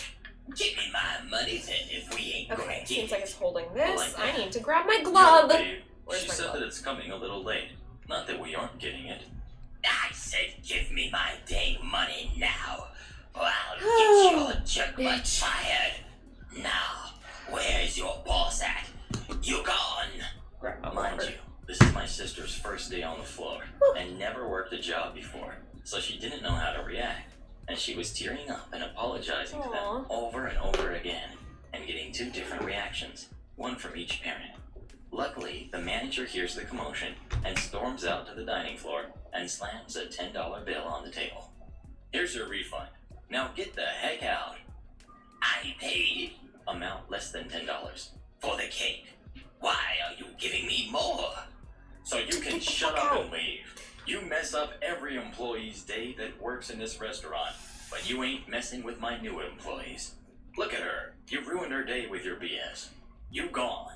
Security will show you the door to leave the park. You're not welcome back here anymore. The manager wasn't taking any crap today. Within 5 minutes, they showed up and escorted the family out of the park. 2 days later, poor dad calls my sister's restaurant to apologize for his wife's behavior. How the park was supposed to be polite kids present for moving on from kindergarten to 1st grade. Oh. He also joked about if the funnel cake was ready yet. Entitled parent trespasses on our property after dark and gets bitten by our German Shepherd. I had a very large, Love very shepherds. protective German Shepherd named Kaiser. We never Hell trained yeah, him to be Kaiser. protective, but he was naturally so. Good. We had a boy. fence around our entire home and yard, with the exception of the side door off the kitchen. The fence stopped on either side of the doors. I had a beware of dog, no trespassing sign every 15 feet along our fence line. People who knew us knew to come around to the side door. This system worked beautifully for 10 years. We've got our entitled person, we've got myself, and we've got our Karen. I should mention that entitled person was friends with my brother. He had been to our home on a few occasions, but always with my brother. Kaiser loved my brother, so Kaiser was okay with entitled person being there. My son had a for sale sign on his truck, and his phone number was listed as well. He had had several inquiries, all by phone. Because those people can read, apparently entitled person could not. I was home alone one night. I should mention we had 5 dogs. Kaiser was outside. All 4 other dogs were in the house, being lazy and sleeping in various Probably spots. shouldn't be using It this was to dark dry outside, it, but all the lights in my home were off, but my bedroom light towards the back of the house. It looked as if no one was home. This is important later. About 6:30 p.m., my phone rings. I see Karen's number pop up. I only have her number because her husband, who is a nice guy, is our mechanic. Me. Hello? Karen. Your dog bit someone. Her voice was a highly judgmental and an almost Karen-like manner. I jump up in a panic to see if somehow my dog got out of our fenced yard. Gate is latched and locked. I see Kaiser laying on the porch. He looks sleepy and relaxed and wags his tail at me and lays back down. My sweet baby boy, watching over us like always. I am relieved to see him inside the yard and gate still closed. Me. What? How? All my dogs are home. I don't understand. Karen. No. She literally starts every sentence with, Entitled person went to your house to talk to your son about buying the truck, and Kaiser jumped up and bit him. His hat is torn to shreds. Me. Why was entitled person even trying to come in my yard? I have beware of dog, no trespassing signs everywhere. Plus, my gate is locked. This makes no sense. Karen. I don't know, but his hand is pretty bad. He wants to know if your dog has all his shots. Me. Does entitled person have all his shots? I let her know I have insurance, and if entitled person needs to see a doctor, he should go ahead. But I would also be reporting the dog bite and the trespassing onto my property. I have to, for the sake of my insurance company. At this point, I am more than a little annoyed. Dog bites are serious accusations. Karen. He doesn't want to go to a doctor. That's why he came to me. She used to work for a vet. I've cleaned his hand and wrapped it up. We just want to make sure Kaiser had all his shots. Okay, whatever. I reassured them that he was up to date on all of his shots and could show his records if needed. I saw entitled person a few days later, and his hand was a gauze-wrapped mess.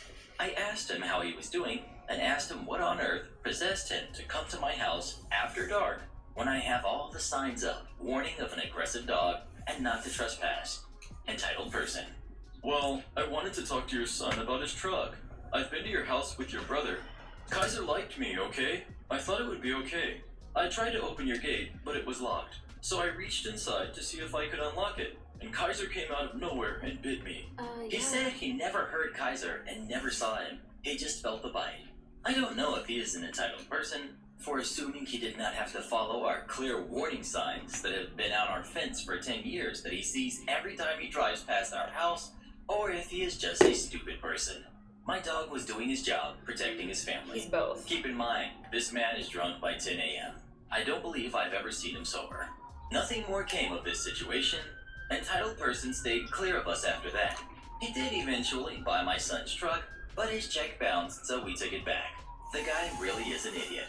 Rest in peace, Kaiser, you brave, precious, loving, protective beast of a dog. You saved us so many times. Thank you for reading. Unfortunately, this kind of thing happens all the time. People assume that they're going to be safe around an animal, and they end up getting hurt. This is why Mr. Reddit says to never pet an animal without its owner's permission, and stay out of people's yards as well. Have you ever had a bad experience with someone's pet? If so, please let me know in the comments. I would love to hear from you. New owner wants us to carry garbage bags through a crowded restaurant. Okay, you're the boss.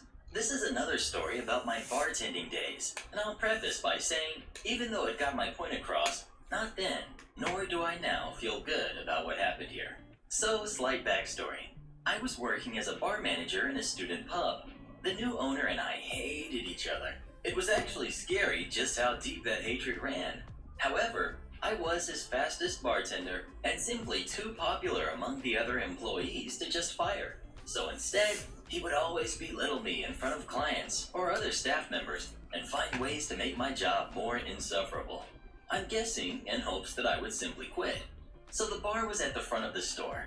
The exit was right by the front entrance, which led through a caged-off alley, which led to the alley where we dumped all the garbage from the bar and restaurant.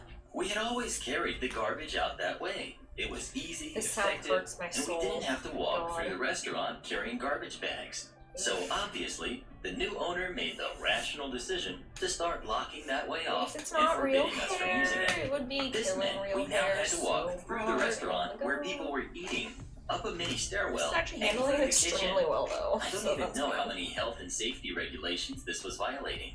I had protested this at several staff meetings, explaining to him that us not being allowed to go that way doubled the trip, which left the bar a man short for double the time.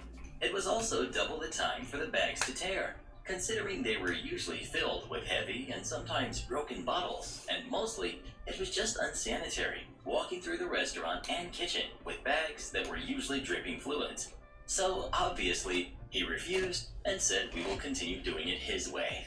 Cut forward a few nights later, and the place was packed, likely to overcapacity. But for in case it wasn't clear, safety concerns weren't much of a priority for this jerk. I should also point out that the bar only had one garbage bin, which it filled up several beer bottles ago. The other bartenders had been ignoring it because if you're carrying out garbage bags, then you're not serving customers, and if you're not serving customers, you're not making tips. So I decided to take this task upon myself and to venture out of the bar. I felt like Frodo carrying the ring to Mordor. As I mentioned, the bag was already over its recommended weight capacity, so I had to get through this crowd fast because I could feel it was going to tear quickly. Some of the glass had broken into the bag too, and it started cutting into me as I tried carrying the bag from the bottom to keep it from tearing open. That's why you don't put all the sharps while in a fighting my garbage way bag. through a crowd of Ugh. drunk students. I finally made it to the mini This is number stairwell one by the rule of kitchen, science where the class. drunk Broken owner glass and a random goes drunk into girl a were sitting plastic on the stairs. container and then The goes bag into the was now garbage. super close to tearing, Okay. and my hands had been cut by the glass. I tried getting the stupid boss's attention, begging him to move so I could get past. The boss ignored me. I'll say that the first time, it was entirely possible that he may not have heard me over the crowd and the loud music. So I tried again. This time he looked straight at me, and then continued to ignore me anyway. Cue the malicious compliance, as I lifted the bag right over him and the girl, just for it to tear open right above them, and everything inside poured out onto them. I felt bad for the girl. She had not deserved this. As for the owner, forget him.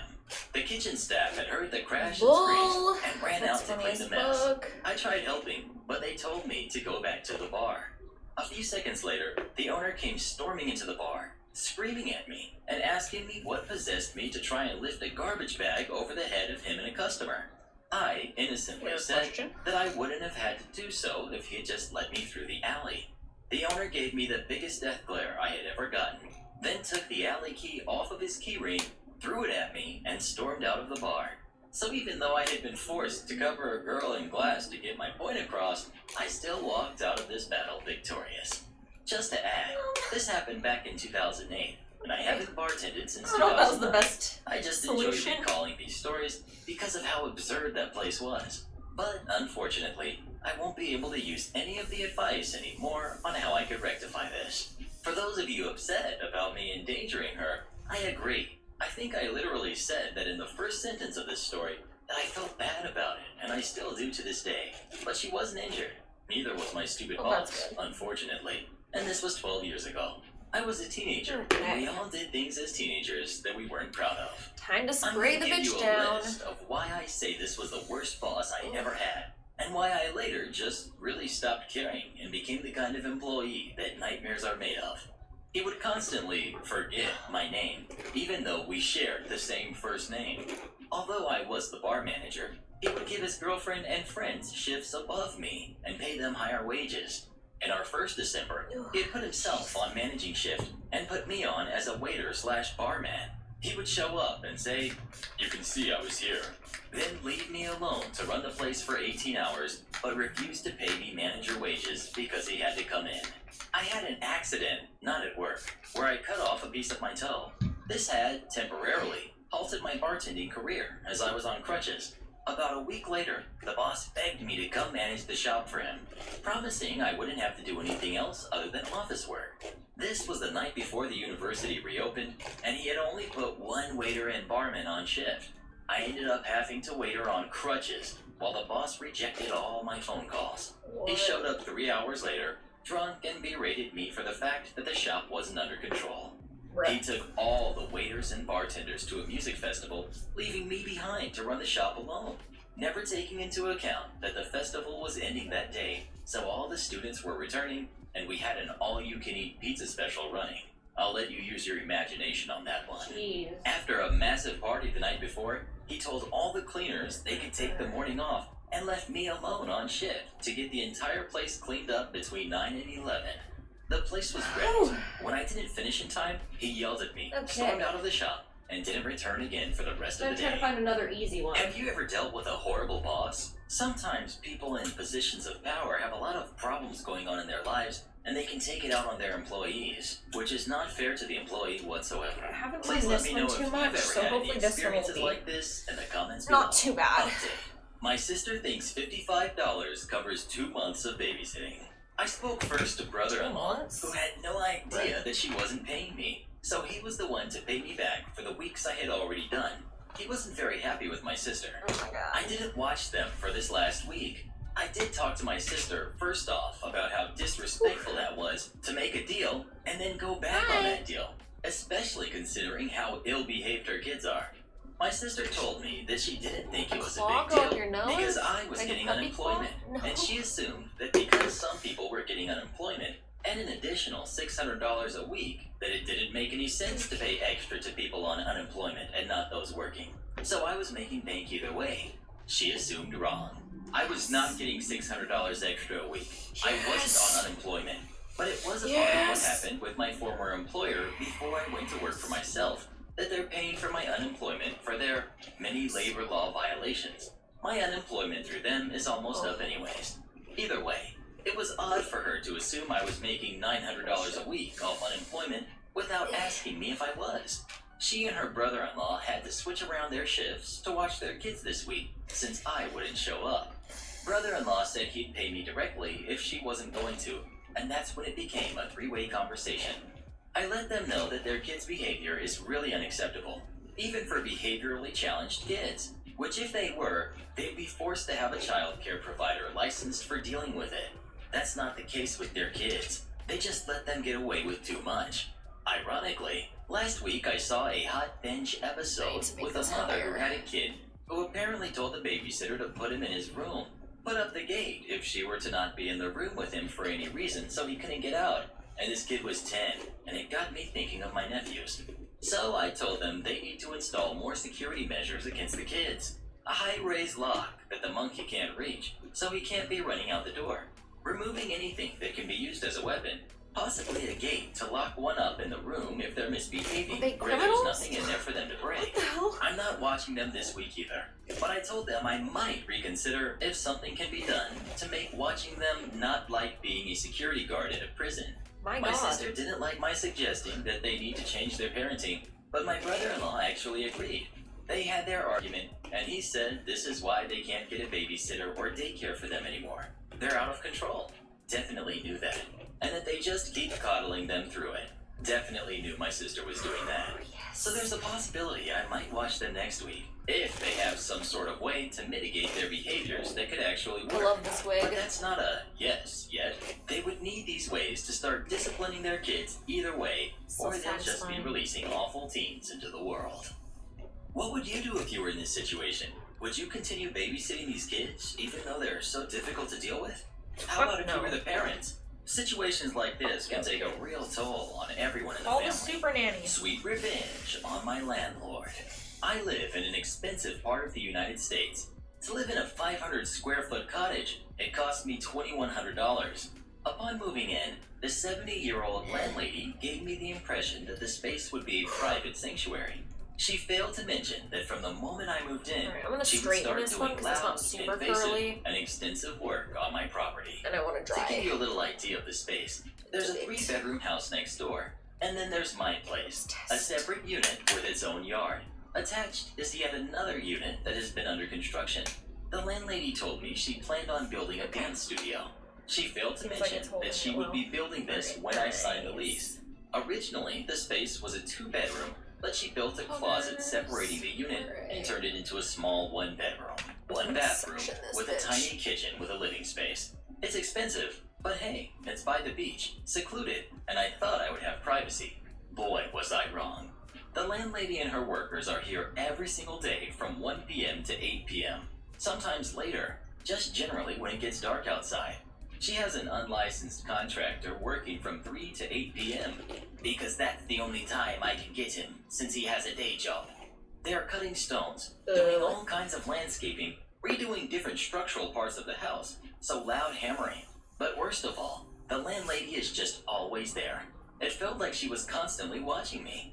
I can't keep my windows open because there's someone always there. The last thing I want when I come home at 5 p.m. after a long day of work is to hear loud noises, let alone my landlady. I put up with this crap because I didn't want to create conflict.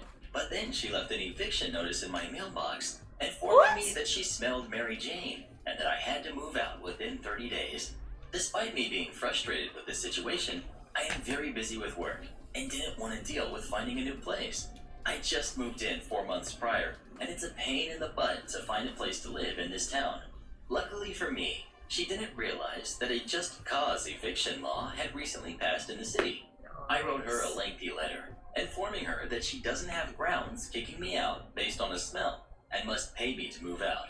Here is the revenge. I went down to the city and informed them that I have a hunch she had illegally turned her unit into a duplex. They came to my place the next day. I let them inspect my residence and showed them the work she had been doing in the unit connected to mine. Nice. They said they would look into it. I got a response from her lawyer letting me know that she was in fact wrong and can't kick me out. She told my wife that she thinks I'm evil and that she had to go to therapy because of my letter. She also told her that the house got red tagged because I reported her to the city. So now she can't have a duplex anymore and is going to have to occupy the other half as a room. Sucks, Say bitch. bye-bye to your plans on building a dance studio, jerk. She will also have to demolish all the work that she has already done because she didn't get permits. All Idiot. because she was upset that she thought she smelled something in the house. I have never felt so good getting someone back using the city laws against them. Forget landlords that try and jit people out of a home because they are control freaks. I definitely taught her a lesson and am moving out at the end of the month because I don't want to live here anymore.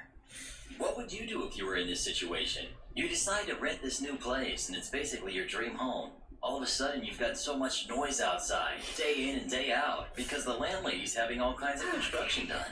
Do you think OP went overboard by going and getting the city involved? no. Let me know in That's the comments hilarious. below. Clean up the trash. A few things first. I grew up around snakes. I've owned a few different breeds. I know how to handle snakes. I also know what breeds of snakes live in my area. Our cast. We've got me, we've got Karen, Okay, serpent. and we've got the kid. Tongue, I was out whatever at a the park fucking where the trail parcel went now, around the lake, that one in and the Harry section Potter. of the trail I was walking on was about 10 feet wide. There was grass a little higher than my ankles, and a few bush-like trees that grew over the water. This is important. I was looking around one of the trees when I hear someone clear their throat. I didn't think anything of it, because allergies are super common this time of year. Karen, excuse me. I look over, and she's doing one of those bent-over waves at me. Karen, yeah, hi, excuse me. Me, hi. I'm confused as to why she needs my attention. There is garbage all over the park. I'm trying to have a nice day out. Me, yeah, I know, it sucks. I'm trying to have a nice day too. I'm dumber than a box of rocks, so I didn't understand why she was telling me, but I understand not wanting litter all over the park. Karen, so clean it up. Me, what? Clean it up. I was getting kind of upset because she was talking to me like I was stupid, not like a normal person. Me, do it yourself, lady. What did you say to me? You heard me, but it's your job. At this point, I realized what was going on, so I just chuckled to myself. I turned back around to continue looking for snakes. She starts yelling at me, and because I have 3 younger siblings, I tune her out. It also helps I have a CAPD. I can hear some of it, however, and she was saying I was disrespectful, something about her son, and then starts yelling at me. Just as I'm about to move to the next spot, I see a black rat snake. I grab it and quickly stand up. It was about 2.5 to 3 feet long. Black rat snakes can grow up to 6 feet long. Karen had a delayed reaction. Maybe she thought it was a stick. It was like something out of a movie. She went from enraged to terrified. She started backing away, dragging her son with her. You're not very ladylike. Then the wild Karen fled back to her hovel. I wasn't trying to scare Karen on purpose. I just found what I was looking for. You should never purposely scare someone with any animal, because the animal could get hurt. I think we've discovered it, the secret weapon to stop the Karens. Snakes. On a side note, are you afraid of snakes, or do you think they're really cool? Please let me know. I like snakes. Karen tries to eat my friend's birthday cake. We've got me. We've got Karen. We've got Karen's brat. Wouldn't We've want to be got around my a poisonous boyfriend. one in the We've got wild, friend but who's I having think the snakes are birthday, chill. friend 1. We've got random guy. We've got craft shop owner. So my friend's birthday is coming up, and I actually have a big friend group. So we decided to have friend 1's birthday party at a craft shop in the mall. Then have a girls' night at my house, since my older brother was away at college, so I had a spare room. Anyways, after school, my boyfriend and I go to the shop and make sure everything is set up. Since the shop does parties in a little room in the back, there's a window next to the birthday party door where you can kind of see in and watch what's happening, but it's really fuzzy through the window. The cake was in the fridge, our food was all ready, the crafts were out and ready, etc. So I call my friends over to bring friend 1 to the shop. So my friends say that I want her to come to the shop, etc., etc., so she comes. Everything's normal. We surprise her, do some crafts, eat food, and then finally it's cake time.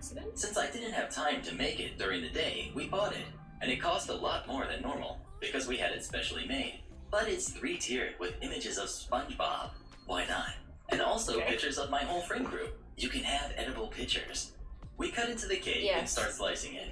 It's a really big cake, but we're a really big group, and so there actually won't be any left over. The shop owner is helping random guy find some stuff. Then we hear a knock on the door. I think it's shop owner, so I open it. It's entitled Mom. She has the complete Karen look, and my friends are all watching her behind me. Excuse me, can I help you? I ask. Yes, my son is hungry, and I happen to see you had a large cake. I would like a slice. Oh no, I think. Here comes trouble. I'm sorry, but this is my friend's surprise party, and the cake is for us. There's a food court. We were in a mall, right next to this shop. Maybe you should get some food there. Entitled Mom didn't give up, and her son comes out behind her. I'm hungry, he moans. My friends and I are trying not to laugh. Her son looks 17 to 18 years old. No, stop. My son wants that cake, and I can't afford food right now. Would you let my son starve? I love the bubble scent. No, you listen here, Karen. I don't know you, and I have no obligation to give you food I bought with my own money. I'm sorry you're too lazy to get a job, but it isn't my problem. Go yell all you want. but yelling won't buy you more Not the brain cells. 17-year-old. Entitled mom is mad, but then she stops. Wait, how did you know my name is Karen? My friends and I are cracking up now. No, You stop. Turks, how dare you laugh? How Her dare yelling you? caught the attention of the shop owner and random guy. Please get out of my shop Every right time. now. The So shop funny. owner isn't joking around. You have no right to talk to these girls like that. Random guy didn't see my boyfriend, but my boyfriend was the only guy there. And you have every right to listen to the shop owner. Get out. Random guy is staring daggers at entitled mom, so she yells some more and drags her adult son out of the shop. Never feel like you have to share your birthday cake with Karen because you don't. Entitled brother gets me evicted. Or wannabe Oh my God. Ink Star continues to be a dumb donkey and Why are you gets put crying? down. Are you Hello, crying 'cause once the wigs again, are dripping? I me, know, it's Arnie. really weird and It's been annoying. 2 months since my last post, and it's a sort of continuation from that tale. As in, it's another story involving Chris, my entitled brother. I'll post a link to it at the end of the story, but it's not really important. What you need to know is Chris is my entitled sibling who sells sandwiches. If you've watched What? How I Met Your Mother, you'll Oh. understand. And if you don't, Got it. enjoy laughing and putting the pieces Weed. together. Smells weed. We've Smells also got weed, sells Miss weed. L, my mother, a saint. And we've got me, side character in my own story. We've Wow, also How I got Met Your Tim Mother and Ryan, reference. my little brothers, background It's characters. been years. Now, Chris up there has done a lot of things since my last tale, but none of them were good enough for a proper entitled story. He's had his son over for the summer to dump him on other people cause he needed a break. Cause, as you know, being a parent is a punch clock job, like construction work or any office job. Don't worry, he's back in Chicago with his mom. He's not harmed in this story. Constantly invited random people over at all hours of the night, none of which we knew. And even when he wasn't around, people kept coming and asking for him, and nobody wanted him about. Got cops to investigate the premises for bad things he was doing, and he ate every scrap of food in the house, not even leaving a crumb for the mice that we, thankfully, didn't have in our hotel. Now, none of these are big enough for a proper story of their own, even combined. They all came and went the same way. Chris acts like a jack-a-mule, gets mom angry, she turns the other cheek and warns Making him to lots of stop, progress. and he stops and promises to learn his lesson. Then the next episode airs, and it happens all over again. With the set stage, the actual story. It was a late night when I got up and headed to the bathroom. I noticed Chris wasn't in his usual spot, but I didn't remember seeing him walk about, and by now, it was 4 a.m, so I figured he was in the bathroom. But I needed to go, so I dragged myself to the bathroom and went to knock. The door flew open, and my eyes nearly bugged open when I saw Chris walk out. He was mumbling under his breath and made way for me to go in. There were sandwiches everywhere. The sink was stuffed with them, the floor painted with pieces, and he reeked of the stuff. Painted Chris. with pizzas. Can you hurry it up, Black? I'm busy. This is my secret laboratory. Sorry, what is he selling? Laboratory. No response. He would at least sneer or laugh, but he was so stuffed that he didn't seem Now all there. confused. I rolled my eyes, used the bathroom, and washed my hands in the shower. Once he went in and shut the door, I looked closer at the floor and saw a trail of sandwich material. Wherever he went, a mess had followed him. I was tired and didn't feel like picking a fight, so I just made my way to the bed and tried to get some sleep. But I was roused by the sound of my mom waking and trying to use the bathroom. I didn't hear much as I was drifting in and out of sleep, but she was let in, came out, and made her way back to her bed to get more sleep before she had to hurry for work. But before she drifted back to sleep, Mom, this is the last straw, Chris. I'm not dealing with this anymore. Ma, come on. No, I mean it. I want you and your sandwiches out by the time I get back from work. Chris then, from my perspective, was incoherent slurring. But my mom later told me, he said, Man, I don't care. I don't care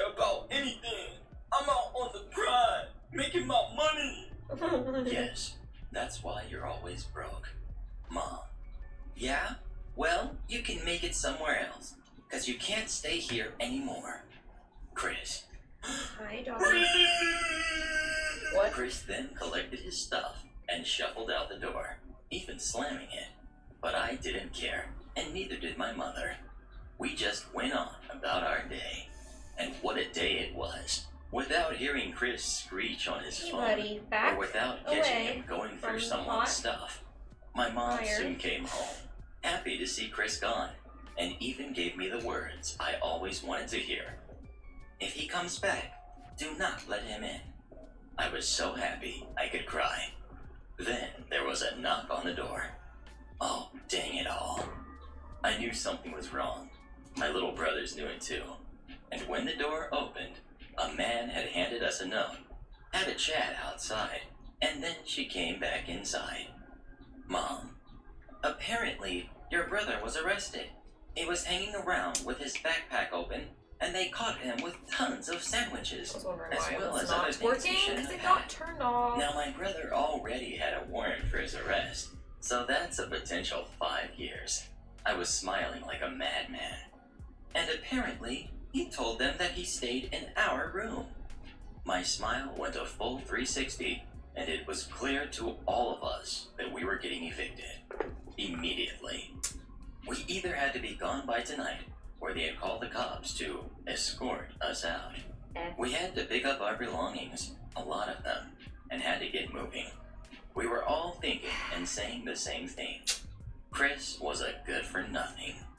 It didn't help that we kept finding sandwiches around the place and had to dispose of them so we didn't leave any of his trays. Mom, this is exactly why I didn't want him around. Because I knew he would do this. See this? Or we If the should kick him cops out came way and take the sooner. door in, we'd all be lunch meat. I'm typing all of this Yeah, from no my shit. aunt's house. My mom is planning to not stay for long. I'd be lying if I said that I wasn't still taking this as a blessing. Yeah, we all nearly got arrested. And yes, we're back to square one because of Chris. Debatable. But he's gone now, for at least 10 years. And it seems my mother finally understands that he's a leech and has no intentions of changing. The entitled family who ruined our class trip, and the Karen who stood up for me. Hey, Mr. Reddit and the Re-Army. This is my very first post, but only the first of quite a few, because I've known a few entitled people in my life. My first language is English, and I like to think I can write pretty well, but roast me if my grammar or spelling is wrong. Also on mobile, yada yada. This is a long one, so buckle up for a wild ride. Our cast. We've got me. We've got Mrs. Huckleberry, our entitled mom in this story. The family was dubbed the Huckleberries because they were hillbillies. We've got entitled kid, the entitled brat girl, Mrs. Huckleberry's precious baby. I mean, like, We've got huckleberries Huckleberry are Girl, yummy. the oldest daughter in my class that was I love Mrs. Huckleberry's huckleberries. stepdaughter. We've got art teacher, my awesome high school art teacher I'm still friends with to this day. And we've got Huckleberry Grandma, Mrs. Huckleberry's mother, That's a cute who name. for some reason joined us on the trip. We've got the chaperones, not all that involved, but still relevant. Why are you We've got stressed? Karen. It wouldn't be an entitled parent Oh story no, without you can her. do it. But don't be I fooled. believe in you. This is a unique Karen that only appears once every 10,000 Karens. The story. This happened about 4 years ago when I was still in high school, so it's not word for word anymore. I listen to Mr. Reddit every day, and it encouraged me to join Reddit because boy do I have quite a few stories about entitled people. My first encounter with an entitled mom and her bratty kid was on our international school trip to England and France. A bit of info about this family. Their eldest daughter was in my class. We were seniors at the time, so we were around 17 to 18 years old. The entitled mom was her stepmom, who treated her very poorly, such as giving her a crappy old phone while she bought her 12-year-old bratty daughter the newest iPhone. I didn't feel too bad for the older girl though. Let's call her Huckleberry Girl. She constantly lied about stuff. The little brat, let's call her the standard entitled I mean, kid. she probably lied about stuff because she was Wander living in into our that hallway. environment. It was K through 12 private school. And steal stuff from other students, giggling and running down the hall, waving it in the air, making them chase her down, and cause them to be late to class. This happened to me quite often. The family ran this homemade jelly business, and being totally honest, their jelly and jam was actually pretty good. But I'd never pay for it, as I don't want to give these awful people business. The people on the trip had a code name for this family, known as the Huckleberries, since they were hillbillies who ran a very unclean little farm in the woods on the same street as my house. We spent the entire first half of the school year Is the name selling Huckleberry these people's supposed to be jelly at offensive? farmers 'Cause- markets with the promise of them paying us to raise money for our trip. I got stung by not. plenty of bees and wasps that were attracted to the samples and got a lot less money than was expected. Come to find out, we were really funding their own family to go on the trip, since they took most of our promised pay for themselves. We didn't find this out until later.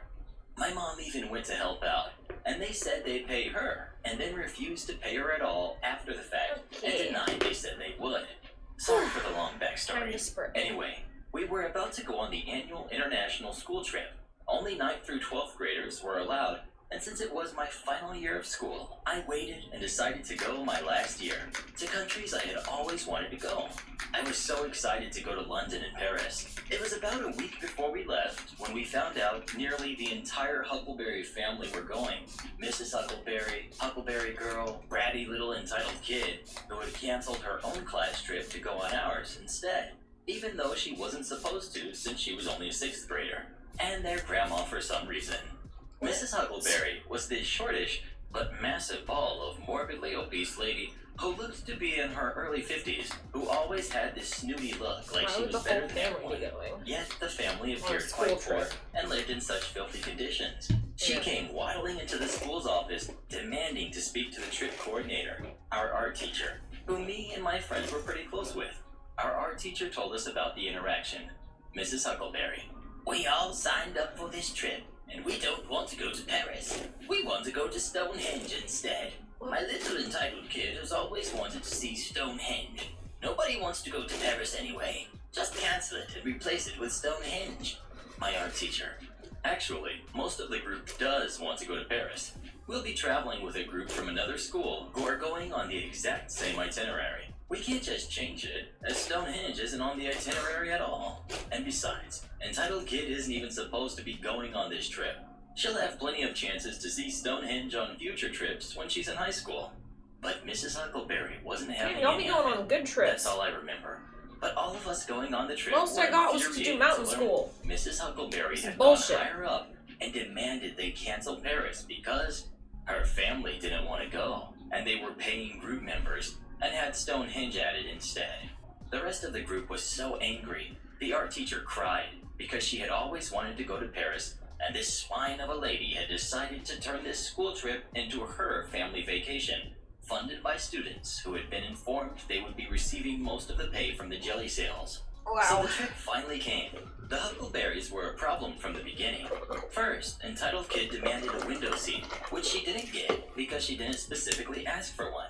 So Mrs. Oh, it's Huckleberry 6. waddled around, Fuck. demanding other students to give over their window seat tickets. A nicer guy in the group caved and gave entitled kid the ticket. The entire Okay. 8-hour flight from Atlanta to London, Mrs. Huckleberry was telling other passengers about their jelly business, and that they sold their famous jelly to the Ritz Hotel. Let's see. It was locally famous, but not Hey, anything they finally more. stopped Whether dripping. they actually sold it to the Ritz is unknown, but I doubt Well, a for the famous most fancy part. hotel would hire these dirty people Ooh. who ran a filthy, unkempt farm to sell internationally to them. Their property looked like something you'd see on a hoarder show, complete with like 15 cats. It's my room Anyway, right now, our bro. first night we spent in an airport Okay, let me hotel think. in London. And of course, most of the group went to play in the indoor pool area. My first encounter with Mrs. Huckleberry. I had just gotten out of the pool and was drying off, my phone to the side on the chair behind me. Suddenly, entitled kid splashes Well, me. A I bit got through a frustrated, I lot. say, "Hey, I I'm got drying through 1, off. Can you 2, not splash me?" 3. Entitled kid just giggles and splashes me 4, more. Water 5, flies all 6. over me and on my phone. "Hey, I said cut it out. My phone screen is cracked and I don't want We had water getting 6. into the cracks." I turn to look at Mrs. Huckleberry, who That's is pretty good. laughing with entitled kid, and taps her nose like she's tapping the nose of a whiny infant. "No, no," Mrs. Huckleberry says in a sickly, playful tone. Entitled kid Yeah, giggles no more kidding. as her nose Oh is my bumped. gosh. I'm annoyed. All I grab right. my phone and leave, still dripping wet, as well, is my towel. Later in France, I had to spend I should the probably go entire get some day real in a food. village I wanted to explore, And watching these people's grandma. And I'm because gonna keep Mrs. doing this for Huckleberry had taken her two the rest of the daughters night, I and think, abandoned because the I old need to woman get this who was done easily before I lost. can really So me, feeling move on to bad the next for her part. because she wasn't nearly as bad as the others, decided to stay with her and guide her around town. So since yeah, I'm gonna everyone just keep else had doing already this, I left. guess. The poor old woman looked so lost, I couldn't just leave her there. She really appreciated this, and even told Mrs. Huckleberry about how I had helped her, and spent the whole day showing her around town.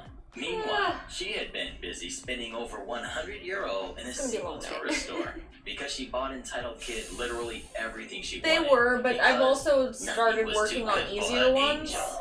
And if she because wanted, it she'd was get like too this happened much. frequently in a lot of the souvenir shops. Entitled kid I would see a got, ton like, of stuff 1, 2. and would rush her mom in to buy it all. But of course, Mrs. Huckleberry didn't buy her stepdaughter, Huckleberry. I've Girl, got at a least single 6 thing. more that are like But that's not really, the end. really Not even tangled. close. We spent the So- next day exploring the D-Day beaches of Normandy. We had all gotten back on the bus Aw, to head thank back to you the hotel for being a dinner simp. when all of a sudden, entitled kid cries out, "Where's Oh my my gosh. phone?" Mrs. Huckleberry tosses stuff around in the seats, as they were quite messy and left their trash everywhere. Even the bus driver called them filthy pigs Yeah, for there's this. And Mrs. Huckleberry unfortunately a said few in her more. loud, booming a voice, few more "Who that are took my difficult, sausage spoon? Speak up!" but Our tour guide.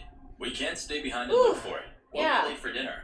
No, we are not leaving until it's found. Get the students I'm to gonna help keep us look doing for this. it, and has her credit cards and ID in its case. Why a 12-year-old had her own credit card and ID, And- I don't know. She was just spoiled like that. By this Yeah. time, it began to hit, but this massive Tomorrow- jerk was not here, I'm going to gonna let us pause this. go until her brat's phone was found. It's almost over. Okay. So tomorrow I've got therapy early in the day, so I'm gonna do that. Hopefully I will have finished the rest of these by tomorrow, or at least most of them. And then we can just like finish it off. But yeah, if I do finish them by tomorrow, we'll just see what happens. And we'll just start cleaning up from it. Okay? So, yeah, all right. Well, thank you guys for hanging out with me for so long. Thank you for keeping me company while I did these wigs. It was a lot of work. It's gonna keep being a lot of work, but yeah. Thank you to everybody who donated. Thank you to everybody who became a simp or white knight. Thank you if you liked it. Thank you for hanging out. All of the things. I'm so fucking tired. Okay, yeah. So I'll see you guys tomorrow. I don't know what me and Katie are planning to do yet, but we'll let you guys know. And yeah. Okay. All right, I'll see you guys tomorrow. Goodbye. Thank you, thank you. Enjoy the outro. If I can get up to the computer. My gosh. Okay. Enjoy the outro.